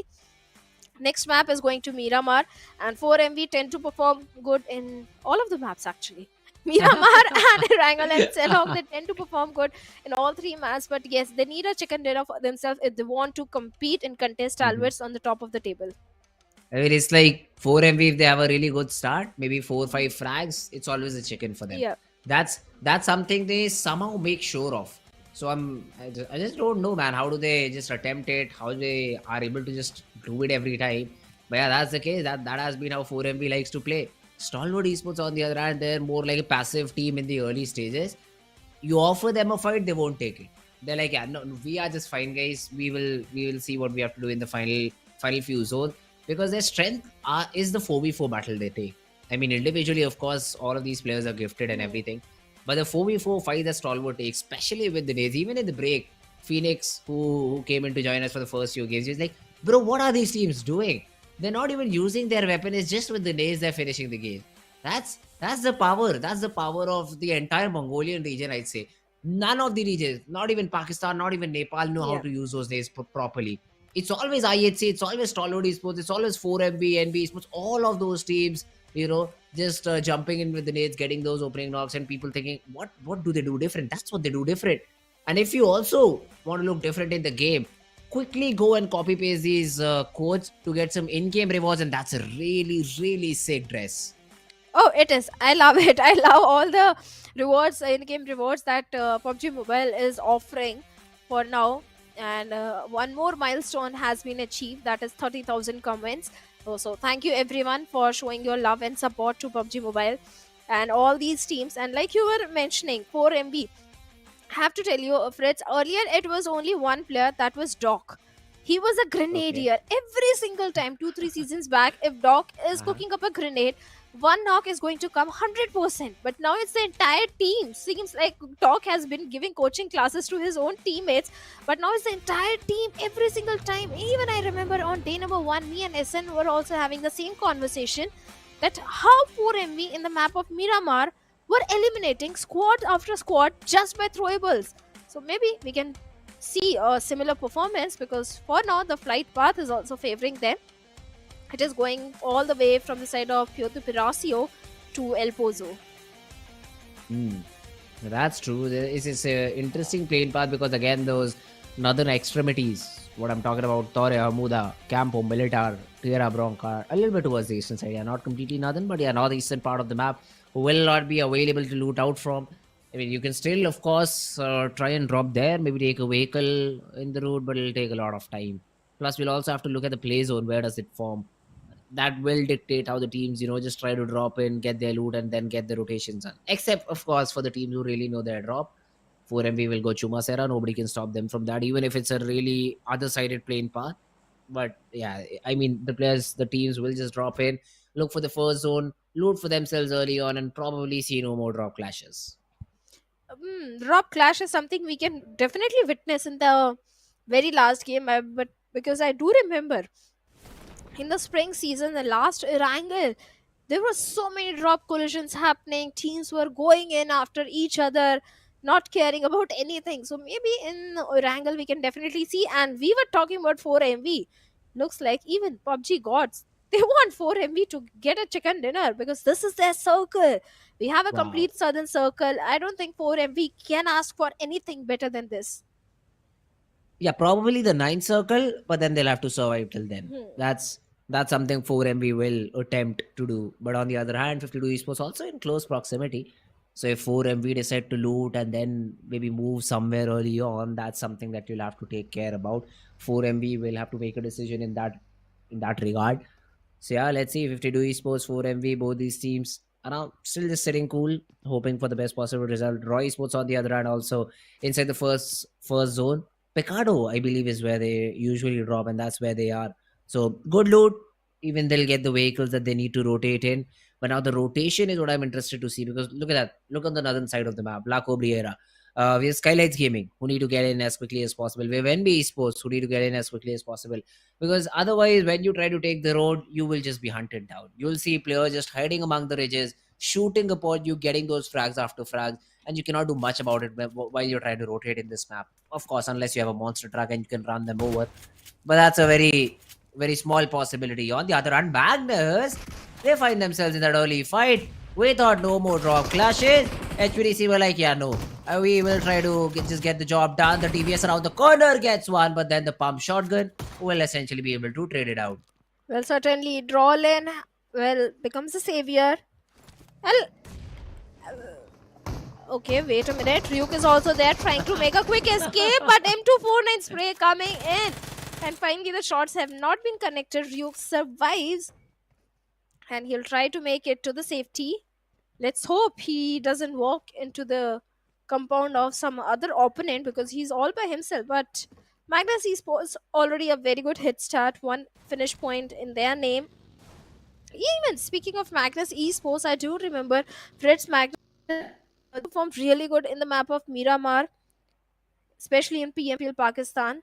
And considering the circle, if Magnus acquires a good spot, they can also be a strong contender for that winner chicken dinner for now. The complete southern shoreline, Reggie side, well, they are looking for that very control. On the northern side, we have a cluster of NB Esports. They are in a close proximity to each other. And while traversing inside the circle, maybe we can see a potential fight brewing up between all these teams. But SKYLIGHTZ, I think they will go for a late rotation, I guess. Yeah, SKYLIGHTZ are taking their sweet time. So they're like, yeah, let's just let all these teams rotate inside the zone and then we'll find a sweet little corner for ourselves. That's, I think, what the strategy looks like for SKYLIGHTZ Gaming. NB Esports are a team of a different thought. So they've already looted that city of El Pozo. This time, Leo Esports were not there to compete with them, so they were entirely able to loot for themselves and now have just used their vehicles, trying to get inside the zone from the western part of it. So maybe, just maybe, they can collide with the players of Team IHC in that city of Monteñevo. But let's see, there are some measures being taken to avoid that because I think they're taking that extreme western highway to get inside the zone through Valle del Mar. That would be an interesting rotation if NBeSports goes for it. Hmm. Well, certainly they can, because Valle Ilmar is unoccupied. They'll even find good resources in case if they need so. Secondary loot that will be there. And I think that's their go to plan also. Because in Montenegro, we have the players of IHC. So on the western front, I don't see any potential fight happening for now. But on the northern and northeastern side, the cluster that is forming, that's something to worry about. And we have one of the aggressive team also, that is going to be Raw Esports, who can capitalize on those finish points. But I think for now, every single team, they're just going to wait for the very next circle, because no one wants to take any sort of risk. But what's happening? Maptex, Regicide, Egenex I8, they're also coming so very close to each other. And the way Egenex I8 are moving forward, they'll collide with the players of Regicide. That could be an interesting fight. Now let's see if Regicide is ready for it or not. Because I think Igor Said has spotted a team out there and they've changed their path. Even Regicide stopped for a moment. They're like, what? Was there a team? Was it a team that we were moving towards? And now they will just part their ways. So yeah, no early clash between Regicide and Aegon XI8. All these players will still survive. But on the northern front, we might see DRS versus Stalwart Esports happening. Well, yes, certainly. DRS versus Stalwarts, where seventh element, I think, can do a third party. But look at the split that is coming from the side of Leos as well. Liquid and Power Grid, remaining players in Montenegro. The way the cluster is moving forward, I think Liquid would be better if he reunites with his own teammates, because I, I think it could be a 1v8 situation that he could be in, where teams are doing a third party. So Liquid really needs to regroup with his teammates. But NBeSports, like you mentioned and predicted, they're already moving forward toward the side of Wale Demand. Yeah, well, let's see. I mean, early rotations happening, not much to see about, not much to wonder about. So we will be looking at the zone for now. It has started to already close in. Stalwart Esports, Seventh Element, DRS, all these teams are so nearby. Even SKYLIGHTZ, who went for the late rotation, might bump into the Seventh Element guys. Now, Seventh Element, the bad thing for them is Divine is very far away. So any of these fights that they take will be a 3vx fight, because that's just a 3-man squad. Now let's see how does Seventh Element deal with that and then try to get inside the zone. For now, they are at the mercy of the blue. Skylights and seventh element, both. They both are going for the late rotation, but there is not enough real estate to accommodate all the 16 teams, because some part of the circle is inside the water. So definitely fights are going to happen, especially when the next circle is going to shift, or maybe even before that. Stalwart, yes, they're on a 2v2 split, 2 plus towards the side of Picardo. So I don't think Stalwarts are going to face too much issue in that. But look at the way 4MV, they are being so very silent, because they know it's their circle. All they have to do is just be silent and hold on to the position, nothing else. But Fritz, what happens wrong is that teams who are migrating from a very far off city, they have intel. 4MV, they don't have any sort of intel about the other teams, because they have not scouted the area. They are just dropped in Chumasera, and that is exactly where they are. And without information, I don't think chicken dinner is going to be so easy. Yeah, not at all. Without information, I mean, leave it on the chicken. The early fights that you will have to participate in, that you'll have to take a part in, won't be easy at all. So you need to be a little bit careful about that. But yeah, other than that, they should be all fine and good. Seventh Element, yeah, they've lost Alian in that rotation that we were talking about. 52 Esports also have taken some sort of damage, because their minibus seems to be not in a workable spot, not in a workable situation. So they will just make sure they carpool, also safe for environment. But yeah, then there's just rotate inside the zone as quickly as possible, or maybe take a better spot, because stage number 2 is about to close in the next 2 minutes, and 52 Esports haven't found a spot to call home till now. Well, certainly they haven't found a spot, but right now DRS and Magnus Esports are colliding with each other, as DRS are trying to move inside the circle. One of the player of Magnus already in the safety, and faster with a grenade was trying to find something, but look at the position of Drawlin. He's so very close to the compound which the players of DRS are holding. one grenade from his side. Even the players of DRS are not even aware about Drolin. He can be that ugly thorn for them, who can ruin the entire game for DRS. Beautiful flank angles have been created, but all Magnus needs to think about right now is not to get one of their own player knocked, because if that happens, revival is going to be one hell of a task. Yeah, there we have it. As you said, Rules did not know the player's position. Gets that knock, gets even the confirmation, I believe, on the Rules. Nah, oh, never mind. He's still surviving. But then Magnus, how do they facilitate this revival onto their player? Finisher is trying to use his vehicle to get closer to the DRS guys. And DRS, they will have to make sure that they provide backup to Delta because he could be the second one to fall. Rules, I don't think so. The revival will be possible, or is it? Because I do see a vehicle near him. Amali being tossed. Delta just trying to be an annoying fly in the side of the players of Team Magnus. The revivals have already happened for Magnus, but yeah, Rules will fall. And now it's a 3v4 for Team DRS. It is a 3v4 situation. Drolin, well, he'll be revived by Finisher. Finisher is there, but Faster has to hold on to DBS right in the face of Delta. Takes him down. And Blue is also slowly catching up. But it's only stage 2 circle, so the blue zone damage is not going to be so much. But on the other side, Faster also aware about the position of Killer YT from the backlines. I can see Rules also trying to lob few grenades. He has an uphill angle. Actually, it is Yante over there, but DBS comes into the action again.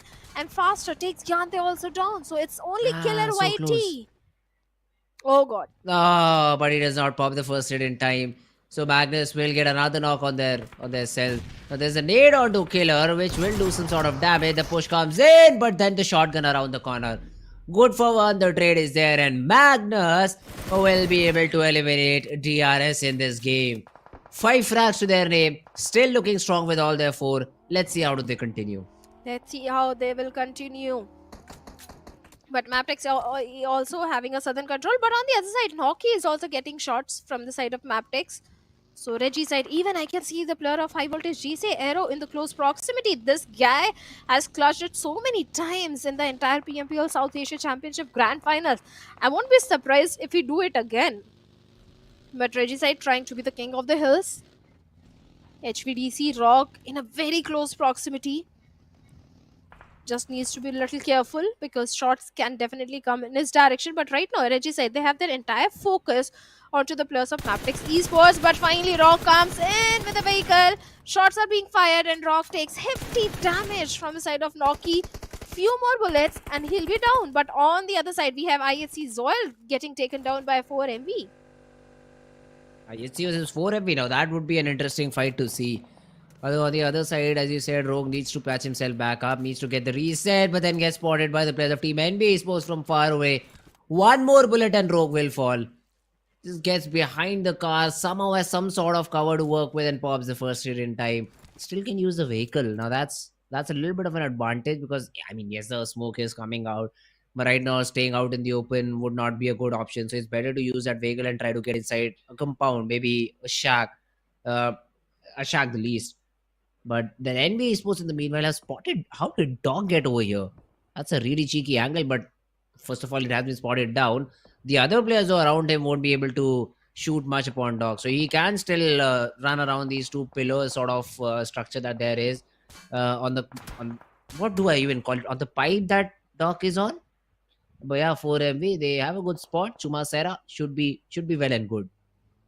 Well, it should be good. But Urban City Final Circles are so hard to play. You need to have those throwables, you need to have those grenades, which Leo OP doesn't have at all right now, because I can see only 1 for state, 4 smokes. So Leo OP, he has to be very cautious in terms of how many fights he's taking. But right now, Valley has been taken down out in the open, and I don't think it's going to be an easy revival. But shots are being fired towards Leo OP from the side of Reggie's side, and the circle has also shifted away from them. Leo OP is still looking for a chance that he can make it to Valley and revive him. But Mabetex, they have been surrounded by 2 teams. One side, it's T2K. On the other side, on the uphill, it's Reggie's side. So this is not going to be an easy job. Jane finally gets the confirmation point onto Valley. But all these teams, they also need to migrate inside the circle. I don't see any vehicle for now. Okay, Mabetex Yeah. are having a vehicle, but I think it's blown up already. Mabetex do not have a. Oh, do they? Is that a Dacia or is it just a small little caricature of a Dacia? And if it is, then 3 players in one vehicle is never a good sign. In the meanwhile, Stalwart Esports has spotted down the players of Team Magnus. Some shots being taken on to Finisher, but then Finisher will cut off that angle and rotate from a different spot. It's only Nirzad over here, so I don't think so. You need to worry much about him because you can always just go down the ridge, make sure you survive for a little bit longer. Drolin will also just follow the same path as his own teammates, and Magnus should have a safe rotation inside the zone. Leo Esports, on the other hand, they get into that fight. Finally, even Rick tosses a nade onto the Mabetex player. Now, Leo is down, but Desert and Giro still survive. T2K, this fight should have been easily theirs, but now they're facing a lot of difficulty. Oh yes, they are. They are facing difficulty, but Love with the TBS still moving forward. Desert on the other side trying to cook up a grenade, but Love goes in very aggressive, missing a lot of bullets, but finally he gets taken down. Makes a mistake of coming out in the open. Round rig left wall by himself. Backline support is there, but will it be enough? And yes, it is enough. Mabetex Esports, they have been eliminated on the 15th with only 2 points. T2K, they lost on to Example, but 3 players still surviving. I think they can make it inside the circle. But Stalwart Esports also punishing the players of Magnus. Gets a confirmation onto Drolin. And looks like Magnus also left with only 1 or 2 player. But right now in the close proximity, we have the players of 7th Element also present.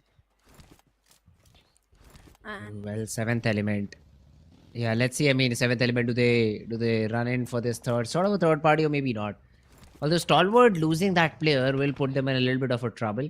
We've seen 3-man chicken dinners from Stalwart Esports, but this time around, I don't think so. They're even looking for a chicken. They're looking for a game with 10 points. That's about it. Because even if 4MV get 20 points to their name, they still will have a deficit to cover.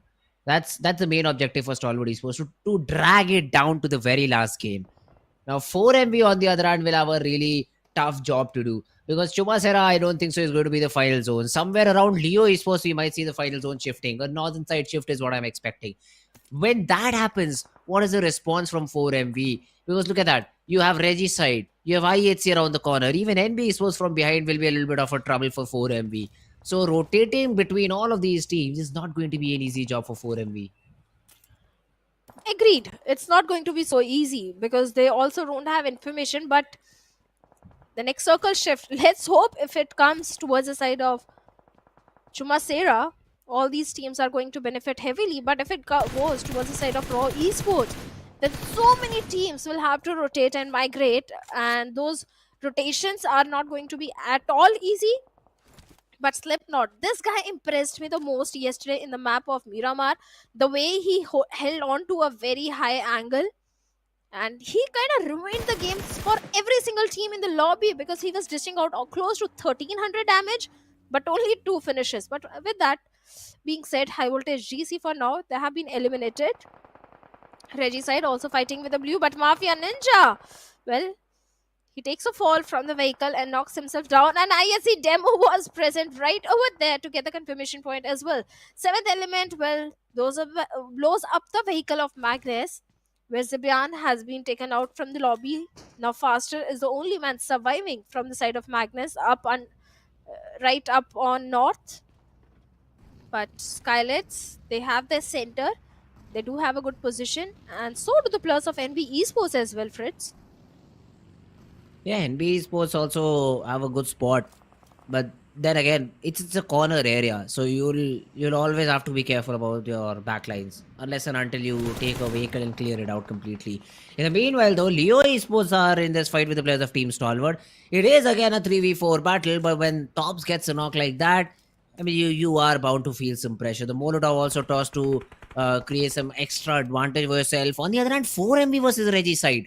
And Regicide is in trouble because even Ego and XI8 want to participate in that battle. Well, they can participate, but for now, 4MV get the confirmation point. Zozo, I'm sorry. There is no chance that he can revive the teammate, but again XI8 4MV, Regicide, all these three teams are trying to fight with each other, where Regicide left with only one player. Doc, look at the position he's having. He can provide so much information at the same time. Backline support required for his teammates. IQ has no idea, but he's missing out on a lot of shots, but finally connects it and takes on IQ, takes on Blade as well. Doc, you just saved the day for your teammates. Now, East does have enough time to go for the rescue mission onto Apex over there. Was all by himself. There is no chance he's going to engage in a 1v4 fight, but he's aware about the position of last player of Regicide, and looks like he's already prepared for him, going very aggressive with the Scarl. The smoke is there, random shots in the smoke, but even Regicide last player is also prepared. It's going to be an intense fight, but Zoho comes in with a the DBS. I just hate this weapon, and I'm very sure even Agnex I hate it right now.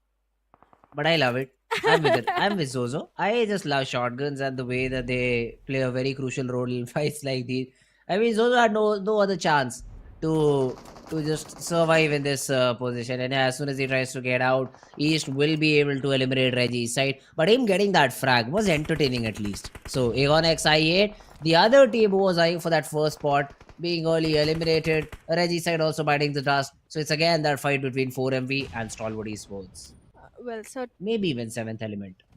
yeah, so many fights are happening because all these three teams are trying to come from the northern front, but 7th Element on the low ridge and Leos from the uphill. Easy squad wipe for Leos. Very easy. And with that, No problem. Raw Esports also punishing the players of it. This is Big whiff.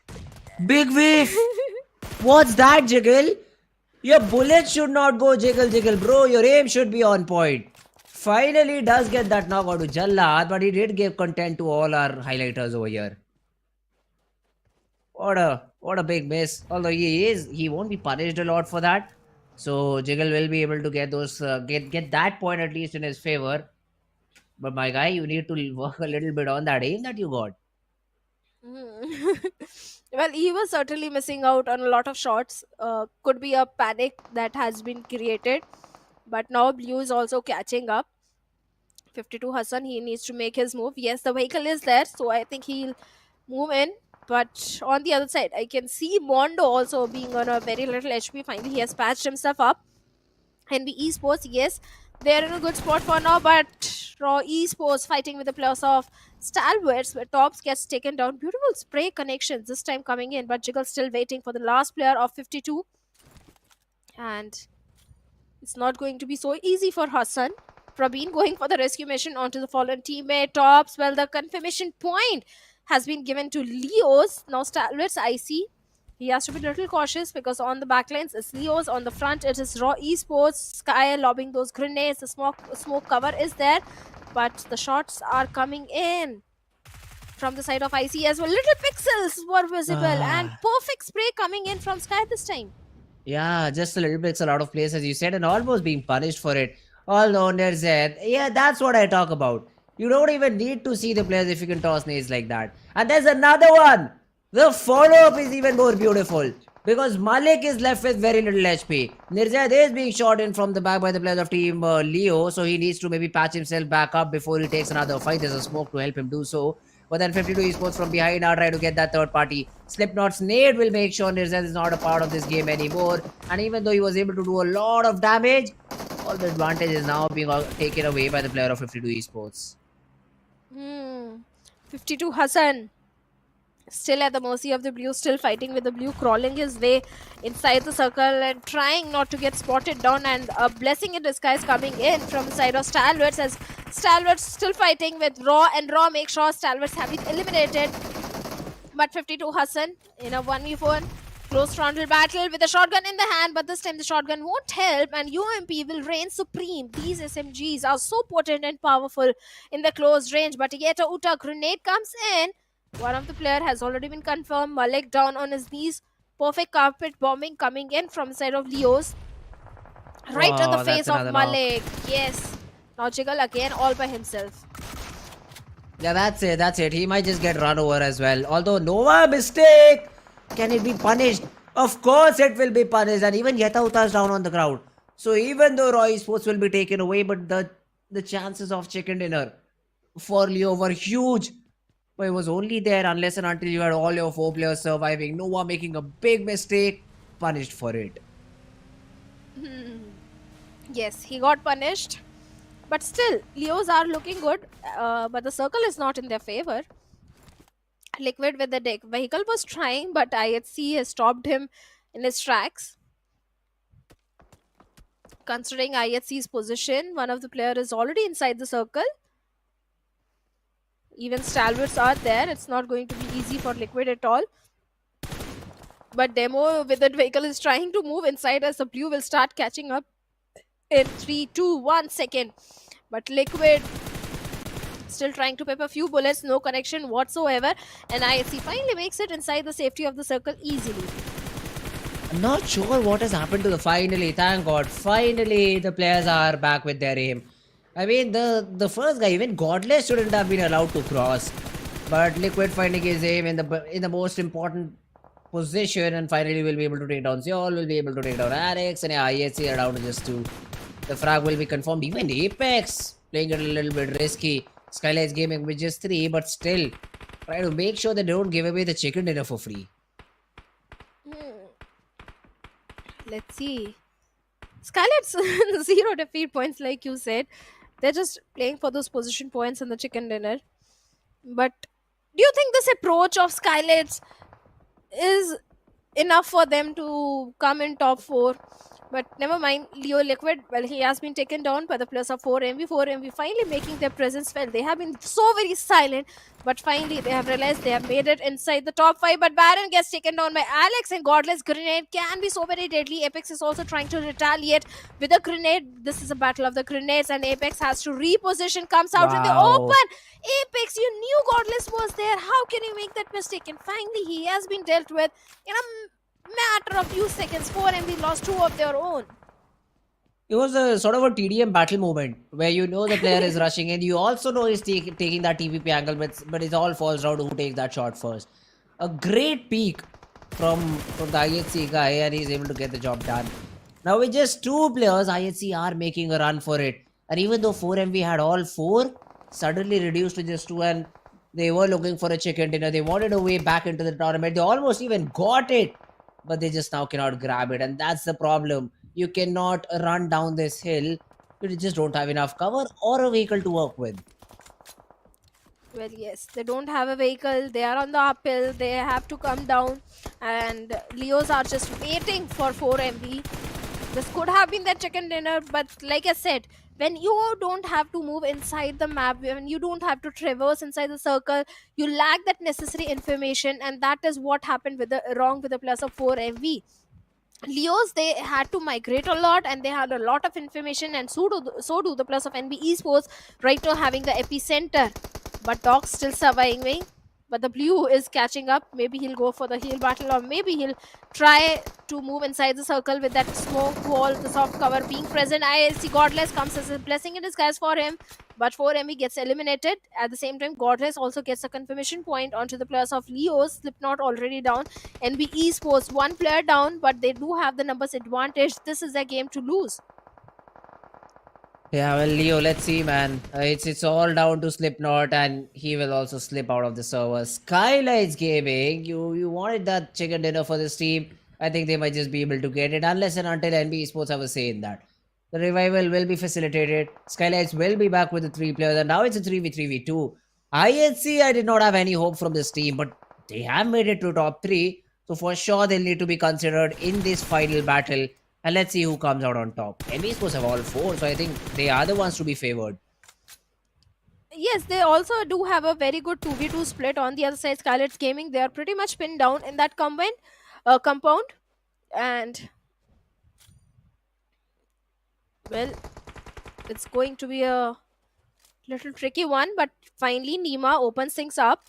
Finds Sept, instantly takes him down, but beautiful grenade comes in from the side of Alex, takes down not just 1, 2 players of SKYLIGHTZ Gaming. And now IHC are already rushing very aggressively. Random spray inside the smoke, but no, Mr. Boro comes in, takes down Alex, and IHC, they are the ones to be eliminated. SKYLIGHTZ, they were on the verge of elimination, but this is a moment when the players of NBeSports has to strike if they want a chicken dinner. Run over. Mondo tries for a run over, but Fizzboy will be able to get one. The trades are just not possible for SKYLIGHTZ Gaming. NBeSports. Now this team is on the lower 5. The thing is, I don't think so. We will see the overall standings after this game because we still have one more game left and our producer is very, very cunning. But NBeSports with these 16 points will make sure that they have a little bit of a possibility on the top spot. The difference was somewhere about 30 points. That has just been reduced down.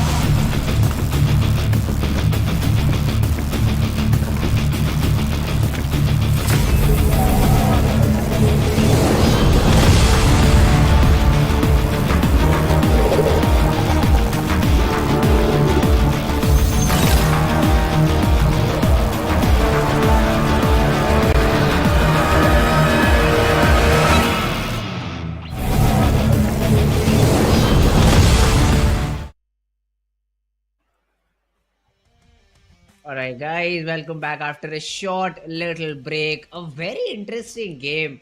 Now, a little bit out of syllabus for me because I did not expect NBeSports to play like that. But then a team that that showed up in the first few days of the grand finals but has been missing for the past 2 days, for the past few games, suddenly show up back with the chicken dinner. Will we see a reverse role in the final game? I think you missed out a lot on the previous season because previous season the team that impressed me the most in the spring season, it was NBeSports. Yes, Stalwarts and 4MV are the teams we speak a lot about, but NBeSports was one of the team me and Fixes we were praising these lads a lot, especially Mondo and Fist by. And this season they were completely missing in the league place, but finally they have woken up in the grand finale in the last day, just like Stalwarts. Stalwarts were also right at the bottom. They were not performing up to the mark. Maybe they were trying to experiment few things for the grand finale, and finally everything they were experimenting with is working for them now. Yeah, that's true. I mean, the experiments have finally given them some sort of fruit. But is it a little bit too late at the same time? That's another question. Because right now what you are expecting is Stalwart Esports getting completely eliminated early on. And then you jumping in and taking that opportunity to get yourselves a chicken dinner. And hopefully be lucky enough to get enough points to be the hashtag #1 team. Or this chicken is just for being in top 3. Get a good amount of prize pool. That's about it. Now, what's the decision making over here for NBeSports? Do they go all in? Do they go like, yeah, we need 20 frags, 30 overall points to win this game? Let's see, even if we find Stalwart Esports, that'll be for the best. I think the next game is off Erangel. We'll have to wait and watch for that.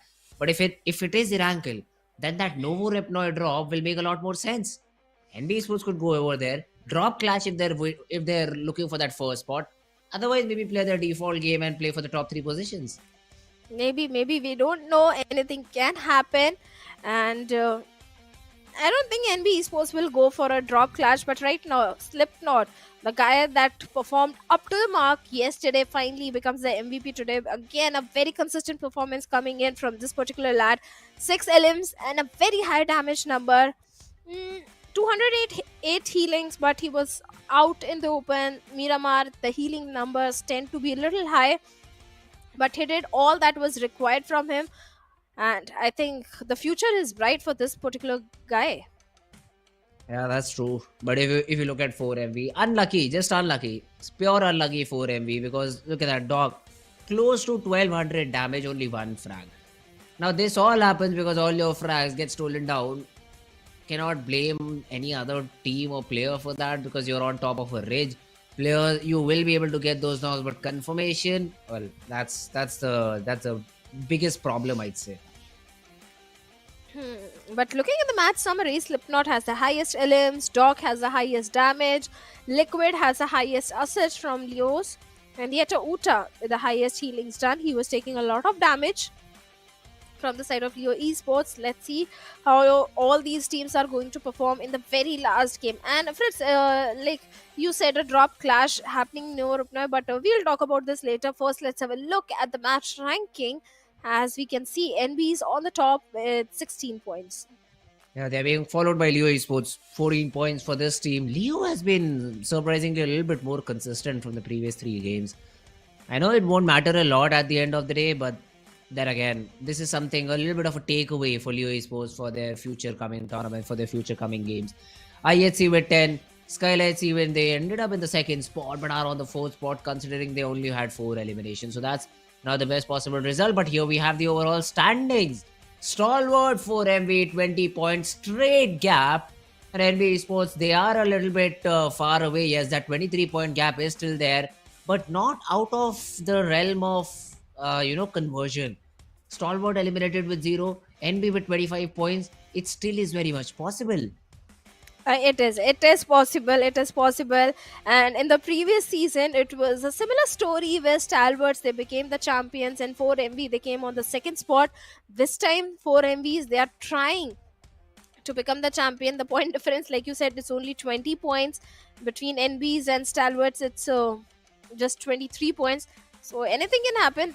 It's still open. The 2nd spot is still open. The 1st spot is also open. But at the same time, these teams also need to hope for an early exit for Stalwarts, which is not going to be at all easy. Well, if we talk about the other teams, Roy Sports 138, Leo not jumping up in terms of ranks, but yeah, 112 points. Once again, all these teams are a little bit too late to the party. Magnus Esports, look at that, single-digit placement points. That's where the problem is. I mean, you have better position points, the eliminations is not a concern. If you survive longer, you get that opportunity to frag a little bit even more. So Magnus as a team could be really, really good. Survival is their issue.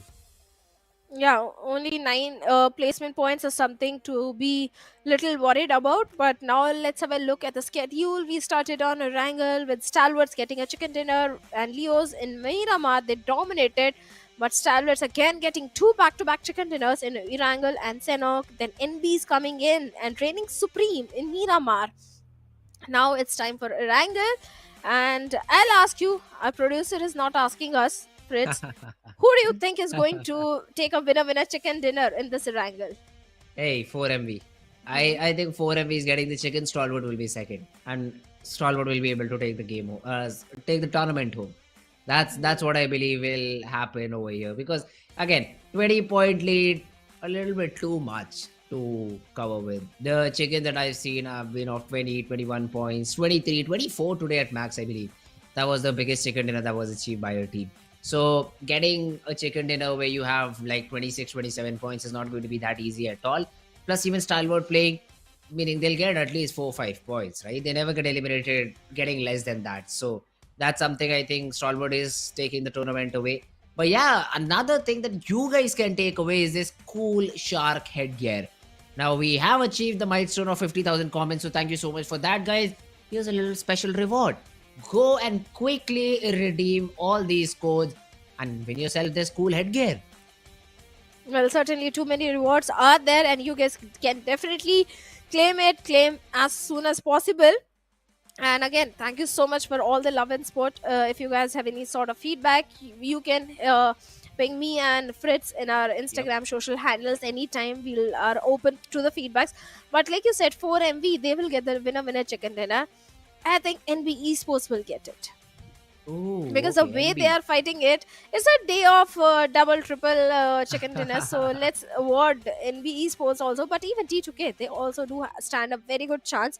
So it's not going to be easy. But any bullseye target you think will be there? Any targeting or any drop clash? Yeah, drop on Stalwart Esports. Everybody just drop on Stalwart Esports. I don't mind that. Just don't let them get a great game.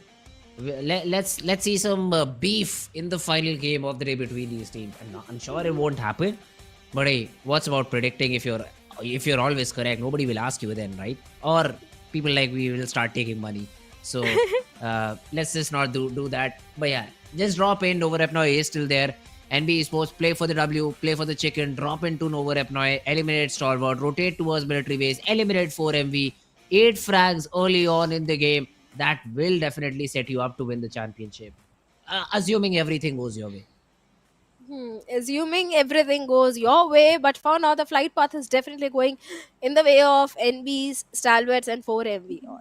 Top three teams, the flight path is definitely favoring them. The only teams who are going to struggle a little bit are Regicide and T2K. So let's see which path they are going to opt. Even SKYLIGHTZ. Yesterday I saw SKYLIGHTZ when they were going for the vehicle. They lost onto, I think, Mafia Ninja. So they need to be a little careful because so many teams drop in nearby. But Againx I8, I was hoping Againx I8 will drop in military base and we'll see this drop clash happening on the very last game of the finals. But no, that's not happening. And we have a very good circle. It can go either ways. It can be a military base circle, or maybe it can be a central island circle. Yeah, the circle is definitely going to be a little bit interesting. Now, military base, if it goes towards that spot, I'd be happy, but the other teams won't. So hopefully it stays on the main island, but this will make sure that the IGers will not have an easy game at all. Except at least for the first zone. I mean, that's where all these players will be scratching their minds. Where do I get my team to? Do I run very quickly towards military base? Because if you're able to do it within the first 3-4 minutes, that's the only safe time, so-called safe time, that you'll find yourselves to get towards this particular area. If you do not, well then, good luck trying to rotate in the second or the third zone, because then you'll face bridge cams, then you'll face third parties and whatnot. So the decision has to be made. For IHC, 52, T2K, all of these teams have made a decision to rotate in the very later stages of the game. So they'll be hoping for a main island zone. They will be. And 4MV and Stalwarts are hoping for a southern circle. T2K and IHC, they also tend to perform really good in the map of Erangel. Previous season, this was their strongest map, but right now, Regicide, DRS, in such a close proximity, NBeSports are also there. So the rotations are not going to be easy. Mabetex again in the city of Lipovka. So no targeting, no drop clash happening. Everyone is just playing their natural game. No rivalry, nothing. We have good teams in the lobby. That's what I hate about this. They are good people. It's not But like why? us. I mean, being good and not getting extra dollars, what good does it do? That's my question. Get extra dollars, man. Rush on teams. Spoil their game. That's where the real fun is. For these teams, again, just playing their slow, slow, very methodical sort of default. They loot for themselves early on and then try to rotate inside the zone. Play it out like a regular game. Come on, guys. Show us some action. Especially the teams on the bottom charts. You literally have nothing to lose. The bottom two especially. Because 16th and 15th spot teams are just getting the exact same amount of prize pool. Just push in. Eliminate these top teams. Spoil the game for them. That's what I really needed.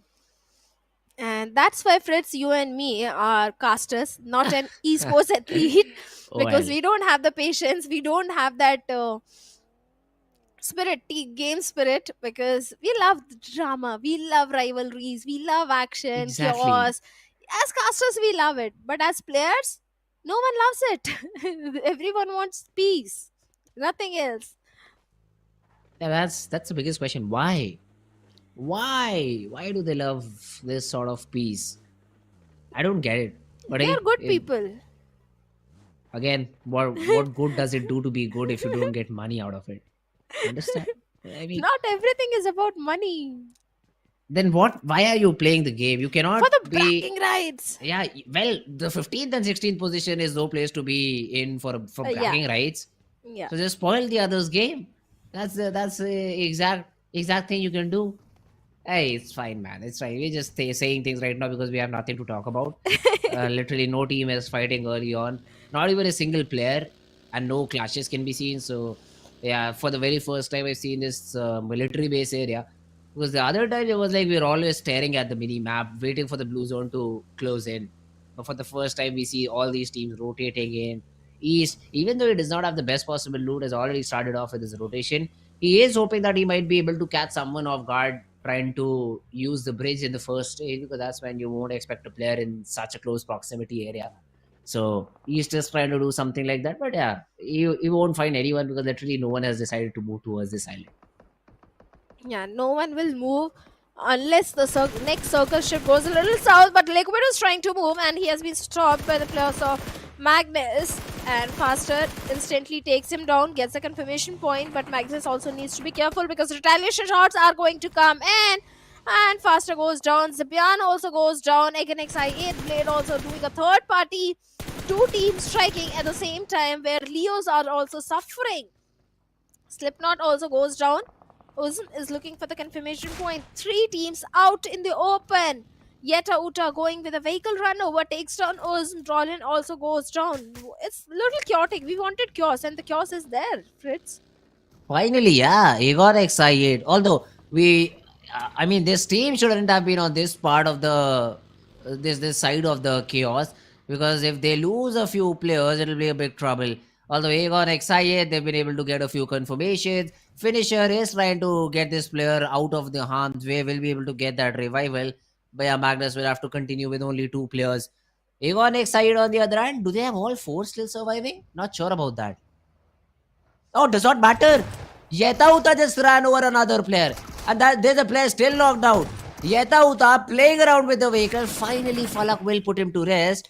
But not before him being able to eliminate IQ. Well, certainly IQ has been dealt with, the confirmation point has been made, and Uzm is still down on his knees, but I think rescue mission is going on. Leos, they've already backed off from this fight, but Nova X still in the crosshair of Blade. Still not safe. Out in the open, mini shots are coming in, but one more bullet, but Mini goes in for the reload, and Nova X, you are one hell of a lucky guy, because one more bullet was all it required. But Nova X finally finds finisher, takes him down, but a retaliation Molotov is also coming in, and Nova X is literally burning, and he gets taken down. With that, Mabetex bids bye-bye, even Leo's also bids bye-bye, but we have another fight between Regicide and Mabetex. In the meanwhile, yeah, Regicide and Mabetex, this fight is going to be an interesting one. Zozo is trying to jump spot Leo, trying to get that knock, but it will be Zozo with the DBS. I mean, this weapon is so broken that jumping around the corner even does not throw away its accuracy. That's a really good thing for Zozo to exploit, which he has done perfectly. So the first zone, early chaos, 3 teams out of the game. A lot of teams have also suffered some sort of casualty. And now let's see how do the other ones try and do something about this. But the circle is still very chaotic.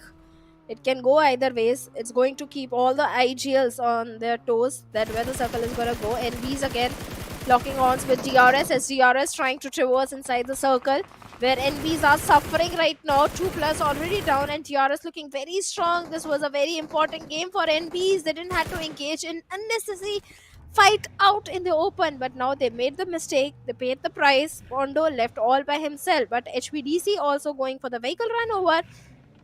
Finds one player of IHC. This was a very important game for NBeSports. Yeah, NBeSports. Important game, but let's see the result. At the end of the day, you'll have to be careful about it. IHC Alex is down on the ground. Sanchi smoked himself off. On the other hand, Demo has been able to confirm that frag onto the fallen comrade of HBDC. So IHC, even though in a very weird position, still managing to get a few points here and there.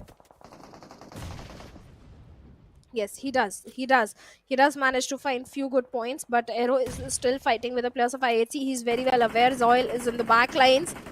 This grenade can be so very deadly for Zoil. But now he has been forced to reposition himself. Little bit of the damage.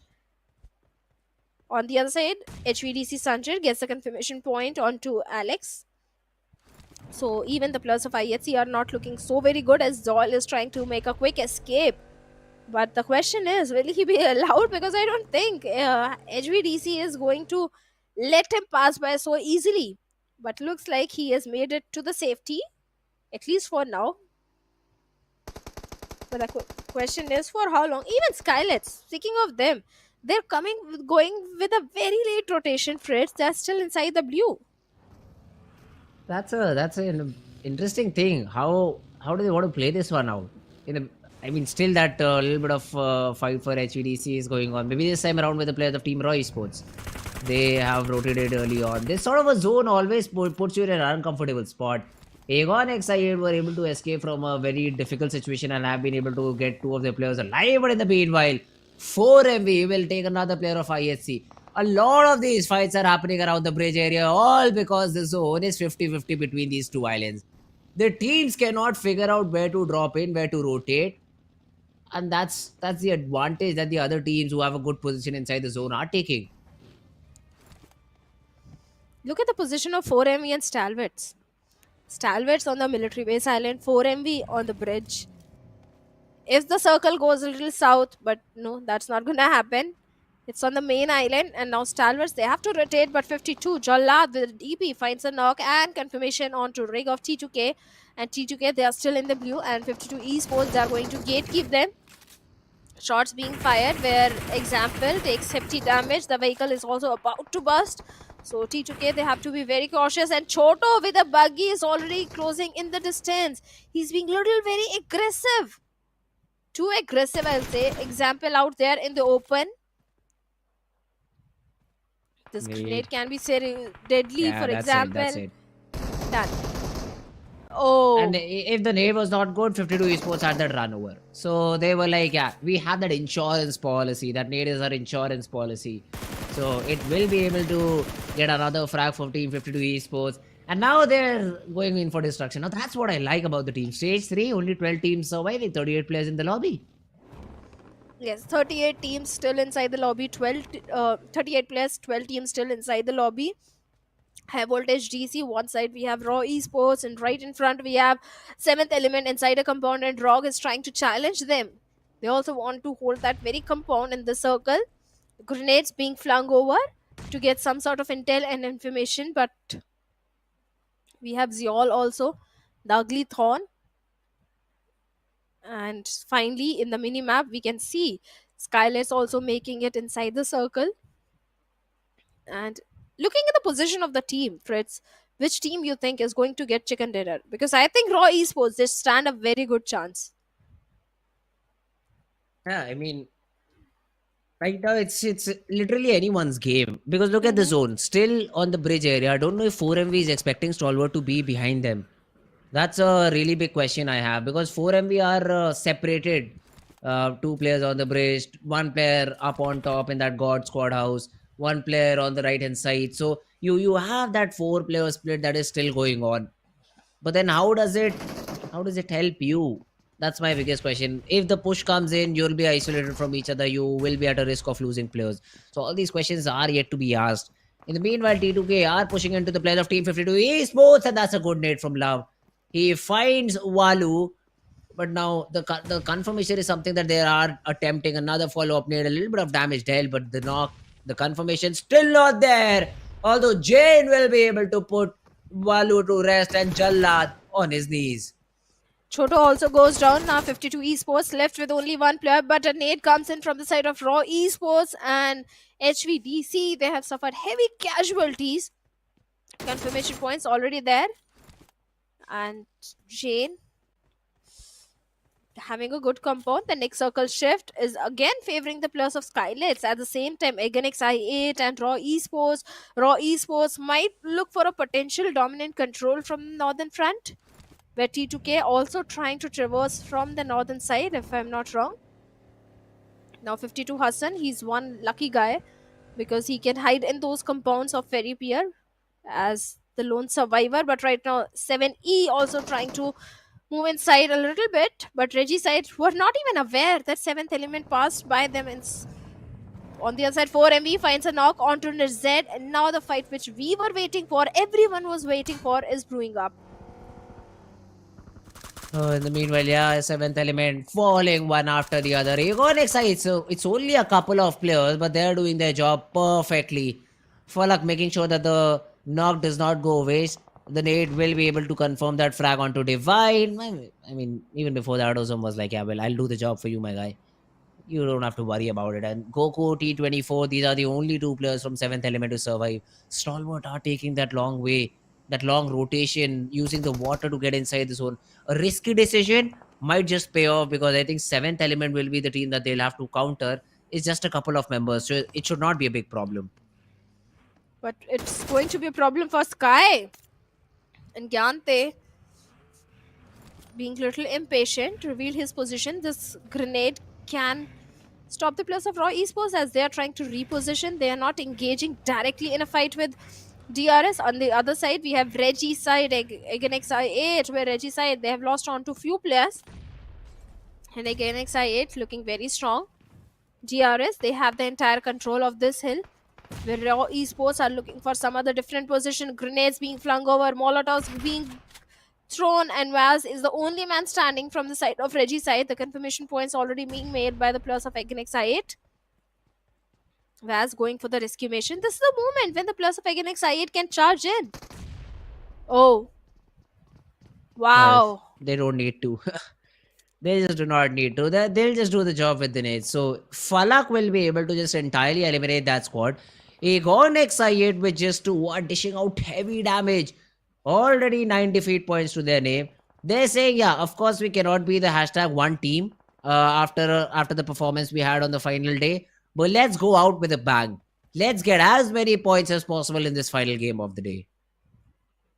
Certainly they are doing so in fashion. 9 defeat points already in the favor, where 6 have been in the name of Falak.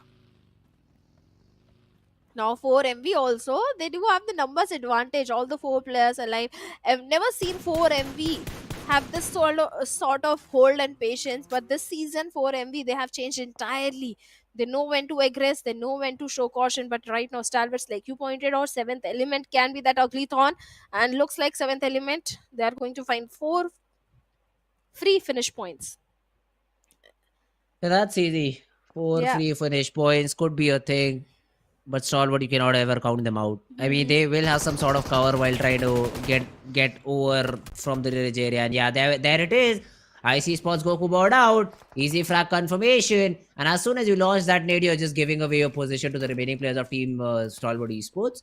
So they should not have a lot of problem. Getting inside the zone is going to be a challenge for the side of team Stalwart, is what I think. Because you will have the players of team Aegon XI8 looking down upon you. Look at T24 OP. Perfect thing done by IC. He knew there was a player inside that ban house. He smoked the area so that his players can cross and come to the shorelines easily. And now T24 OP not having any sort of vision, not having any intel.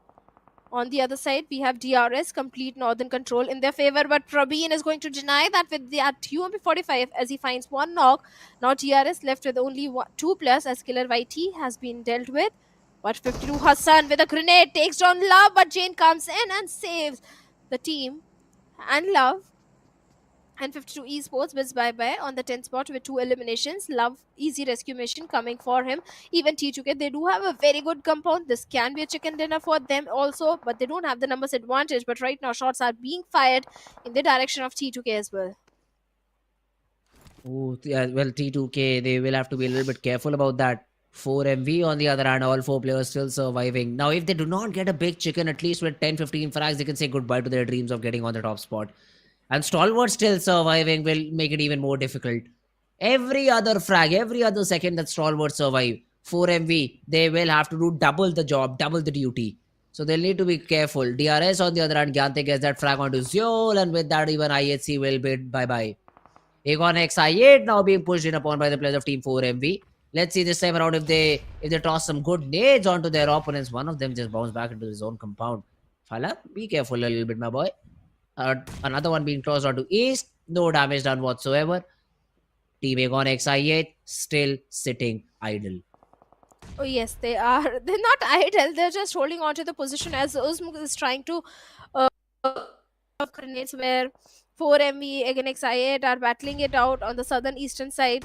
T24 OP of 7E still outside the safe zone. SKYLIGHTZ Gaming also coming in. Maybe a potential third party can happen.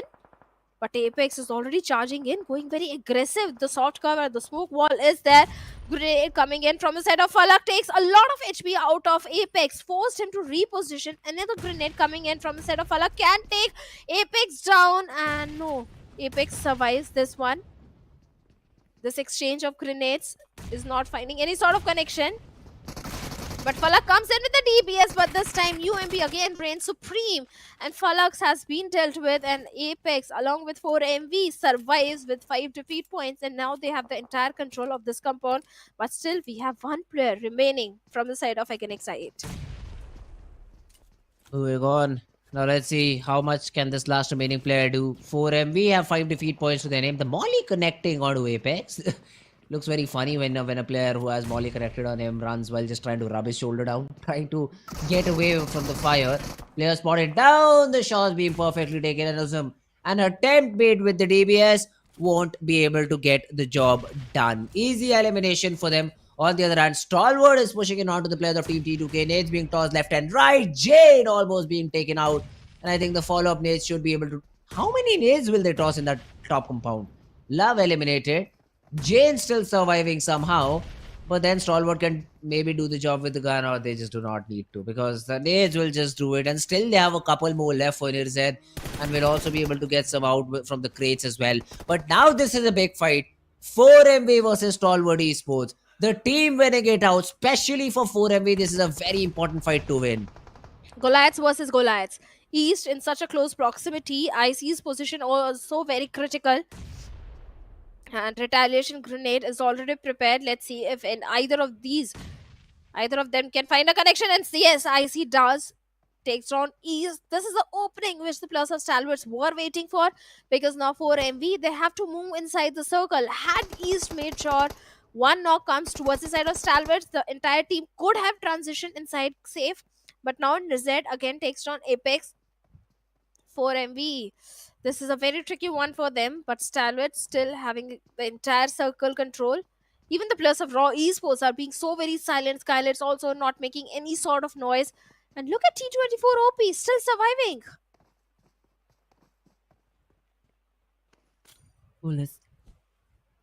My god, let's see. Baron just trying to toss a few smokes onto his fallen comrade. They really want to bring East back into the game. But the thing is, Stalwart Esports are a team that will not relent. They will try to get that frag confirmation, and it is very risky to go and get that revival onto East. Even Doc has been spotted down by Tobbs. Shots have been shown. Shots have been tried to connect it onto Doc. Little bit damage has been also dealt, but the knock is still not there. The zone slowly and steadily closing in, and 4MV yet to make their way inside the zone. They're trying. And Stalwarts are trying to stop them, but finally Apex comes in with a buggy backline support. Perfect support from the side of Baron, takes down Dobbs. And this is the opening which 4MV needed. But perfect grenade comes in from the side of NBeSports. Confirms one, takes down other. Now IC looking for the confirmation point. Baron all by himself. Easy confirmation onto Apex. Easy revival for top 6 teams remaining. And 4MV, they're left with only one. Baron still trying to give revive to his fallen teammate. That is going to be Doc. Yeah, but SKYLIGHTZ have that third party angle. Although, will they check it is the question. Now the smoke blooms, there's no way you spam through this, right? So 4MV will be able to get that revival. I for once thought a few more shots could have been thrown in the smoke to confirm the fallen player by 4MV. But that not being the case, Stalwart will also be back with the complete squad of 4 players surviving. Now 4MV will again try to take some shots onto Stalwart. Baron has already been spotted down, and the next time he peeks, it will just be a big death sentence. It will be. But still 4MV, 2 players still fighting it out, still trying their level best. T24 OP has also made it inside the safety of the circle without getting noticed by Stalwarts. One hell lucky guy. But on the other side, Raw having the complete control of the circle. Perfect third party coming in from Sky. Takes on action. Might want to have the confirmation point also, but smokes are there to deny any sort of vision to Sky for now. But let's see if Raw Esports can get this winner chicken dinner in the very last game. But look at the rotation that is coming in from the side of SKYLIGHTZ also. They're traversing from a very long route, and the way they are moving, they are going to face the players of DRS right now. Yeah, there could be a run over attempt. Or even worse, there could be a player elimination, a squad elimination. SKYLIGHTZ have lost a couple of players where they should have lost none. Gyante with a couple should also get that revival, and in the meanwhile, Mafia Ninja also falls to Roy Sports. A very heartbreaking end for the players of SKYLIGHTZ Gaming. They survive for so long, go for a very ambitious rotation, and just get completely shot down. They have been dealt with. Raw Esports again. Sky finds Mr. Boro of SKYLIGHTZ Gaming, and with that SKYLIGHTZ Gaming, they have been dealt with in the squad with 0 elims on the 5th spot. 7 defeat points already in the hands of Raw, and they're not stopping. These grenades can be so deadly for the players of DRS. 4 grenades still in the hands of Sky, where Gyante and Delta with those vehicles are trying to reposition themselves, although it's not going to be so easy at all. Shots being fired, but no connection whatsoever. Gyante though will finally fall to T24's what do you call that, UMP, and the final confirmation will be taken down by the players of Team Stalwart Esports. So DRS also facing elimination on the 4th spot. They were able to eliminate quite a few number of players, but that won't help them a lot. Now it is a 3v3v1. Stalwart have been able to close in the distance by quite a bit. It's only IC very far away, and he is trying to make sure that Roy Sports do not get that advantage or a good point onto the players down below. And the last remaining player will be behind the Stalwart guys. So this could be a really, really tricky thing for the players of Team Stalwart Esports to deal with. But I think they've already secured the championship, so they can chill about it. And even if they do not get the chicken, they should not be worried about that particular result. Well, they are not worried, but they are still going to fight till the very last moment, because it doesn't matter if they are becoming the champion or not. They want the chicken dinner in the last game as well. The way Stalwarts are fighting, but even the players of Raw Esports are fighting with their tooth and nail. T24, this team 7th element, they have impressed me the most, Fritz, because last season they were right at the bottom on the 16th spot, but this time they're already inside top 8.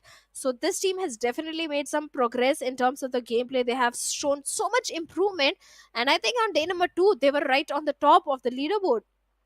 So definitely one of the very strong team coming from the Pakistan region, and Raw Esports as well. 2 very strong teams. But look at the position of Malik. Malik, if he checks the lower ridge flank angle, he can take down Tops, because Tops is having no hard cover at all. Yeah, but in the meanwhile, T24 will just give away his life. I see his job is to protect. That's his job right now.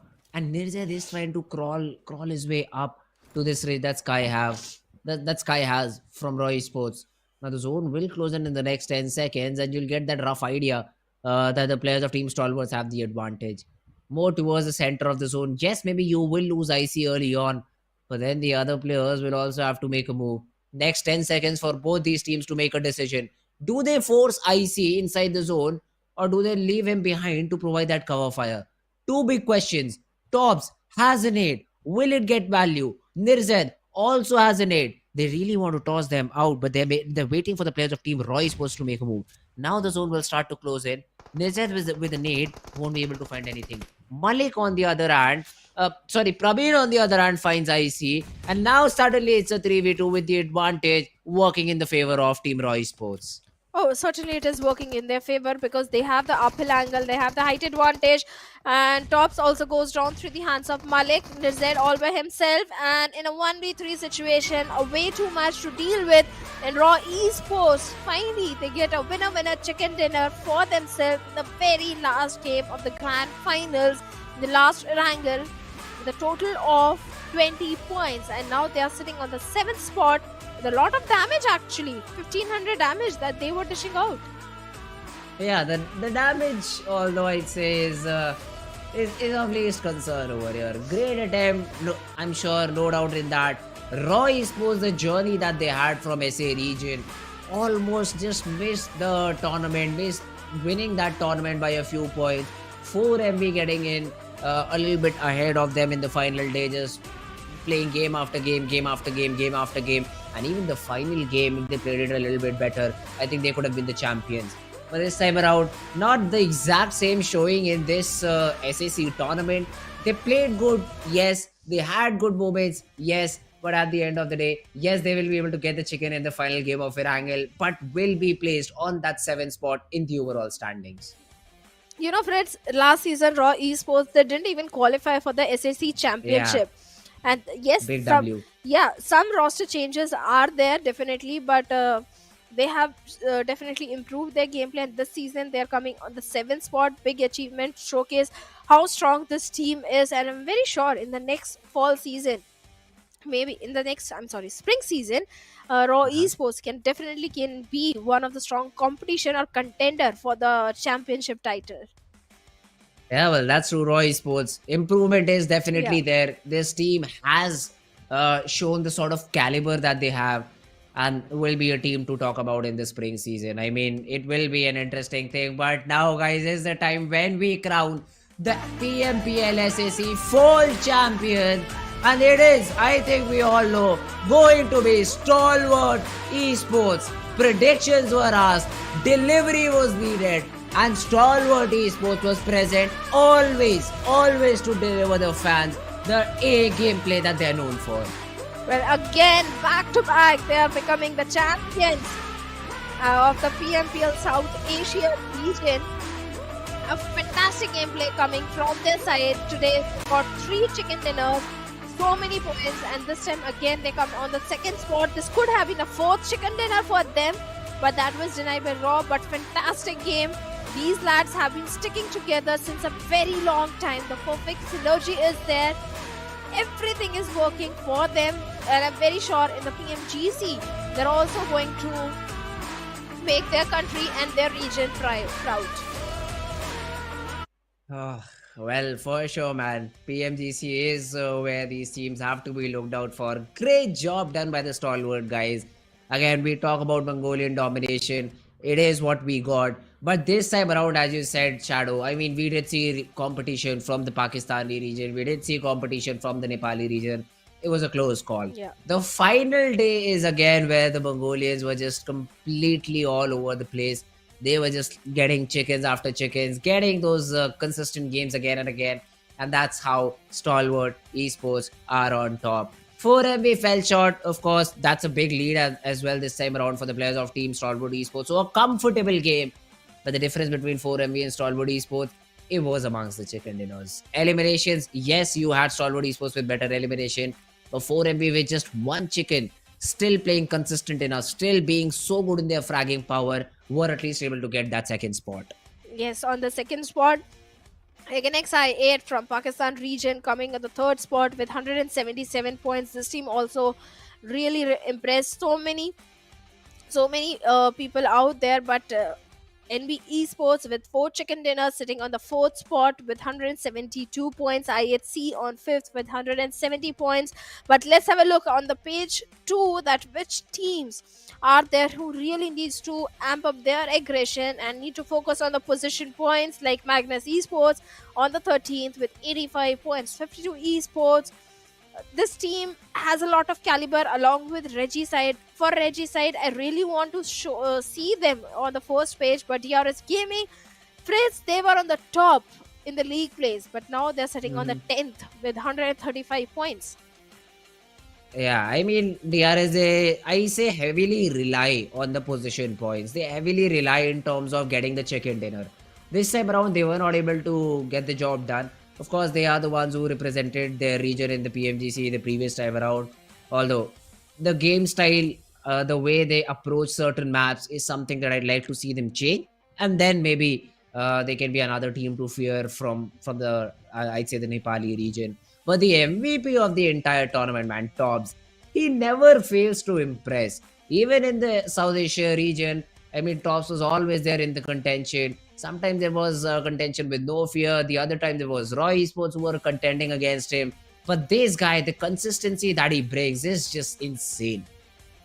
Oh yes, definitely. He's one of the consistent lad dog on the 2nd spot with 38 frags to his name, but a lot of damage that he was dishing out. Falak from the side of HIGHVOLTAGE. This guy impressed so much. I think he has got the highest finishes, if I'm not wrong. Yes, he has got the highest finishes. Little less damage, but the finish points are there. I see Godless. This guy, since it was a time of old Zeus, this guy has been impressing everyone, and this time with 38 frags is already making it to the MVP's list. Yeah, I mean, MVP, they have been able to make it, but at the end of the day, the $1,000 or whatever the prize pool was for the MVP goes to Tops. So he will enjoy some extra bucks, maybe get a new phone for himself, treat himself to a movie, a good day. Hey, it's all on him. It's all on him however he wants to. Well, that's not happening. I mean, in the realms of every possibility that there is, this one has 0% chances of occurring. So let's just leave it at that. Tops, man, just go enjoy your day. You are the MVP. You are the champions of the entire tournament as well. Of course, you should just go and enjoy. Plus, I'm looking forward to you representing our region in the PMGC as well. Show us some good performance. Show us why Stalwart Esports is known in the South Asia region. Give your 100%. That's all we expect from you. Well, definitely all the teams who are moving forward into PMGC, just make your country and make your region proud. That is all what we expect from you guys. And the way these teams have been performing, I'm very sure everyone is expecting big things from them. So let's not pressurize them too much. Let's just let them enjoy for some time, because then they'll start grinding for the PMGC. And congratulations to all those teams who have qualified and made it to PMGC, and who have not been able to qualify. Hey, don't lose hope. Just keep grinding. Someday, always a next time. There's always a next time. So as you said, I mean, just don't be completely disheartened. There's another season coming up for you in a few days or maybe months. But yes, guys, that was it for today. That was it for the PMPL SAC fall. For more PUBG action, do not forget to subscribe the channel, because again, the PMGC matches will start and it will be streamed on the PUBG Mobile Esports channel. That was it for today, guys. We'll take leave. Take care. Bye-bye and see you soon.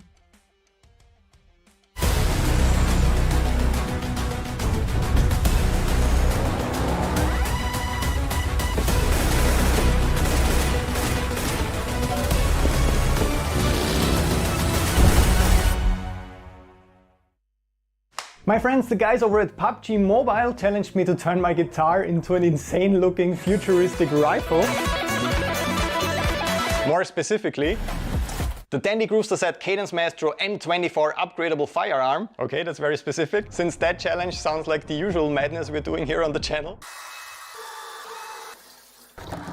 I accept this challenge. But how do you want to do that? I can't do it alone, so I got the world's leading light design, special effects and show designer, and my favorite tattoo artist in the entire world to help with the design and manufacturing of this insane looking laser rifle gun, and then to play some crazy super challenging shred licks over a funk track. Painted, that's probably a good idea.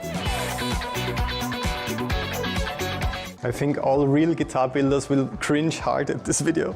I don't think that this is how you usually do it.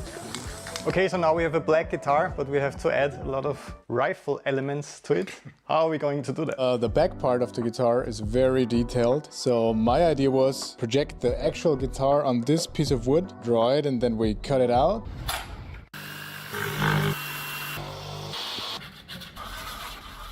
You don't have to hold it like a baby. We have all these parts here, and this looks pretty much like the original gun already, right? Yeah. We have to closely replicate the color scheme and all the super intricate details of this design. We got some acrylic colors that look quite promising, but what's even more important, she will hopefully help me with not screwing this up now that this is already starting to look promising. So let's do this. We will use the projector above us to trace the lines of all the details. Have fun.